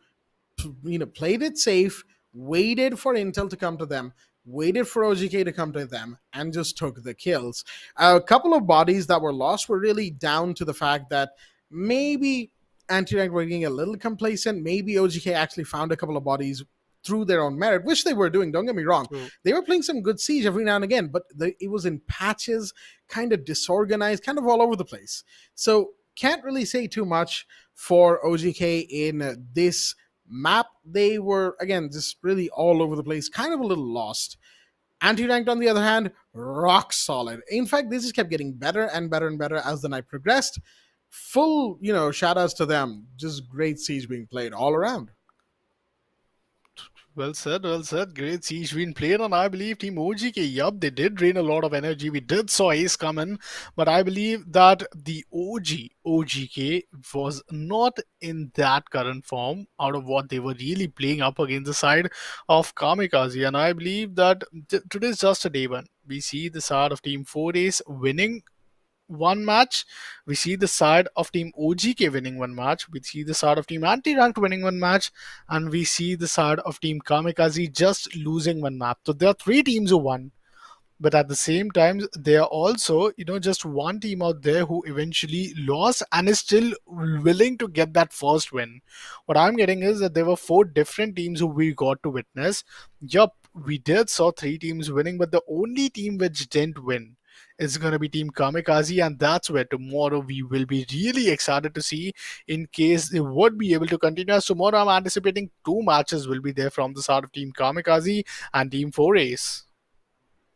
Oh, those are going to be absolutely very interesting. I was going to say insane, but I don't want to hedge my bets just yet, of course. Team Ace versus Team Kamikaze is a game I believe we should all really look out for. As, I don't know, there's something about the way that Team Ace played in the first match today and the way Kamikaze were playing overall. It doesn't give me the same vibes as Anti-Ranked versus OGK that we just saw. Kind of a little different. I feel like that's going to be a good head-to-head, what's the word I'm looking for? Head-to-head lockdown of a game, right? Kind of going both ways. But then again, I could be very wrong about that. The way we hyped up Anti-Ranked versus OGK, for it to be a 7-2 at the end of the night, folks, let's just say that, things happened that we weren't quite expecting, as it were. On the other side, of course, Anti-Ranked, they've played their both games. The only game they haven't played yet is against Kamikaze. Now, that is going to be interesting. Kamikaze is a very similar team to OGK, and Anti-Ranked, well, the way that they played against Anti-Ranked, the way Anti-Ranked played against OGK, that is, I don't really think Kamikaze is going to get away from that one unscathed. OGK versus, the only other team that OGK has yet to play against, Team Ace, and Team Ace, they have to play against OGK and Kamikaze tomorrow. So that's pretty much all the games I think that we may or may not have tomorrow. Again, depends on what comes off to the stream matches. Of course, it will be updated on all the social media websites and on the Discord. So make sure you're following Playtonia, folks, for this tournament. That is, of course, the Playtonia presents the Ramadan Gaming Championships, powered by SteelSeries and Tech Hub. In the meanwhile, of course, we still have to go over the things that we normally would go over, which is the scoreboard, the player analytics, so on and so forth. And it gives us time to really talk about the match that we had overall. and we said this a lot, right? That anti-ranked really baited out the way that OGK were being aggressive. Mind you, True. OGK's aggression still won them a couple of gunfights. For instance, there was a run out from the Jaeger, I believe that was Eagle 2K, in round 4 when they were playing Initiation Office. Round 4. It was a run out from Cash, right? The Cash door. And it was a situation where they had already lost 2 bodies, the attackers, that is. And even then, the defenders had lost a body. But even then, Eagle 2K just runs out, gets a couple kills, comes back, equalizes, but gives the man count advantage to his team. Unfortunately, it was not to be. Now, we're going to continue talking about this, folks. But in the meanwhile, let's have a look at the scorecard of the match in full for all of our viewers and any analysts in chat to really digest. And well, is that a 5.0 KD I'm looking at from Vita? My goodness. In that Bruh. last round, I mentioned Wow. that Vita has just been working away in the background. Yeah, no, that's not working away in the background. That is making a statement. 3 players on the side of team anti-ranked have a higher KD, a higher kill differential, and higher rating than the entirety of Team OGK combined. And again, that is not to say that OGK is a bad team. It's just that they got thoroughly outplayed by Team Anti-Ranked. And I have to say, Anti-Ranked just, if they manage to keep up this form, right, going through tomorrow and the rest of the round robin phase and whatnot, I definitely see them as contenders for the semifinals at least. Surely, man, and I believe Team OGK, they really have got a good, a sound checker, reality check on the game. Yup, we did saw Ace coming in, but he has really been quite some good, like he has shown some plays leading the charge with 0.75 KDR, which is a kill death ratio. Pons is also one of the highest on the team, which he has to offer. But the side of Team Anti-Rank, man, they have been quite amazing. We are going to see the toe-to-toe, the player versus player, the top fraggers from both the teams. The MVP is going to be none other than the side of team.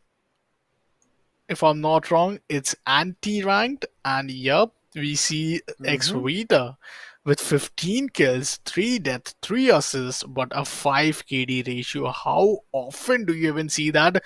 No matter even if it's a one-sided gameplay. Yeah, even in one-sided games, it's usually the kills are more divided between the rest of the team, right? But X Vita is just out here, chilling in the map, quite literally. Chilling and making a killin', as they say. OGK, in the meanwhile, well, not quite as much. Ace being their top player in a match that they got thoroughly outplayed in. Well, yeah, like you said, Opcon, this was a full reality check for OGK. They were flying high after that, round 15, last 10-second win against Kamikaze. But the thing is, they played against a team that was about as aggressive as them and about as prone to as many mistakes as them. And on the other side, Anti-Ranked being such a methodical team, a team that really thinks before they act, really gathers intel, makes the setup, makes sure that it's as bulletproof as possible before they make a play. OGK needed this match. Regardless of the outcome, they needed to know that being, a little hyper-aggressive as they are wouldn't always work. Even if you're only playing against teams in your own region, this is something that we've seen casting for our region, the South Asian region before, which is that you can play against your own teams all you want, teams from your own region, but if you play the same way, the teams of your own region will then just outclass you, right after a point. True. It happens sooner than you think, actually, especially when matches are streamed. That is something that OGK will now need to remember, as it were. But I have to say, overall, I'm very, very happy with the matches we got today. Match 1 and 2, obviously just fantastic stuff. Anti-Ranked versus Ace, 7-4, good stuff, good comeback potential, but Anti-Ranked couldn't quite make it through. 8-7 between OGK and Kamikaze. Man, that was a game to remember. And a 7-2, Anti-Ranked just clinical against OGK, really just looking so strong by the end. Good stuff all around. And so, Opcon, what do you think? Matches done for today. Tomorrow we got some good ones. Tomorrow we did got some good ones, and I think tomorrow we have one of those only days where teams really are going to decide where they are going to land themselves into. Is it going to be those upper brackets? Is it going to be the lower brackets? Each and every fixtures, the one with the highest number of kills or the wins, I'll say, would definitely get a very good advantage. But compared to what we get to see between the teams who are kind of struggling a bit to at least get the first win on both teams, like none other than Kamikaze, I believe tomorrow is the day for them. But they are going to be playing two matches. Winning both of them is quite ideal, but losing one or both would be just a very, very big backlash what they might get. And it's the it's like a races of horses. They all are quite looking toe to toe, but in the end, it's about the one who actually bees the first to cross the finish line. And well, today seems to be three horses are still quite equalized after the half path is being covered in the the horse track. That it seems to be. Tomorrow's matches are going to be absolutely amazing. But of course, folks, that is going to draw an end to the first night of matches here at the Playtonia Presents the Ramadan Gaming Championship RGC, powered by SteelSeries and Tech Hub with their host Blackjack and Opcon. And we will see you all tomorrow night once again for 3 more exhilarating games. Stay tuned and good night.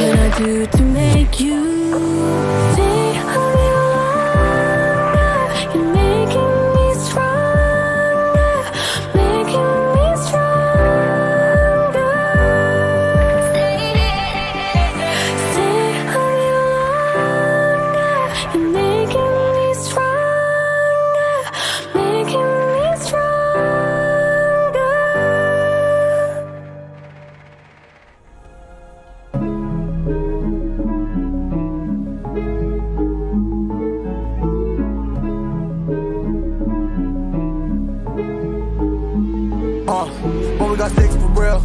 We looking out for the opposition, we don't do this for mass appeal.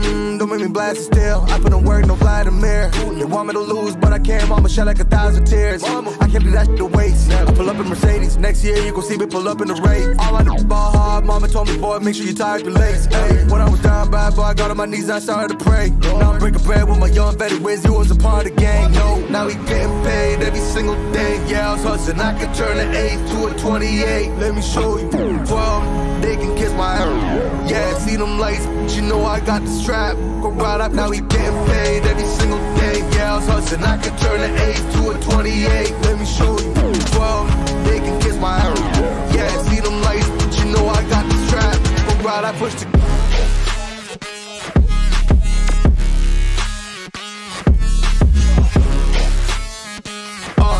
I do the dash, on my way to the bag, boy, you know I push the gas.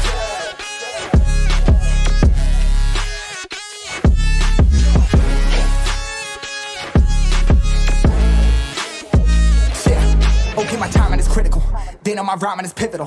Homie, the dash is digital, gas residual. Fire and smoke like I'm needing a ritual. You bet my cash is on. I hit the gas, I'm gone. Riding my wave. I've been stuck in my zone. I bet I blast them all. Sliding on faith. I've been finding my ways. Grinding for days. I've been out shining the hate. All of y'all wanted for praise. Stuck in a phase. Light it and turn it ablaze. Yeah, homie, you don't want no race. Nah, better to stick to your place. Yeah, want it all, I gotta taste. You push on the pedal, now I gotta skate. Yeah, all I ever known. Put me on this throne. Pinnacle. Push my buttons and that motherfucker go. What you know, what you own. Push it and I zone. Sonic booms full of room. Run it till the tomb with my goons. Smell the fumes. Y'all know what it do with the crew when we coming through. Y'all better move, make it fast. Ain't no second chance coming for your ass. Turn to ash, burning rubber now. Better push the gas like.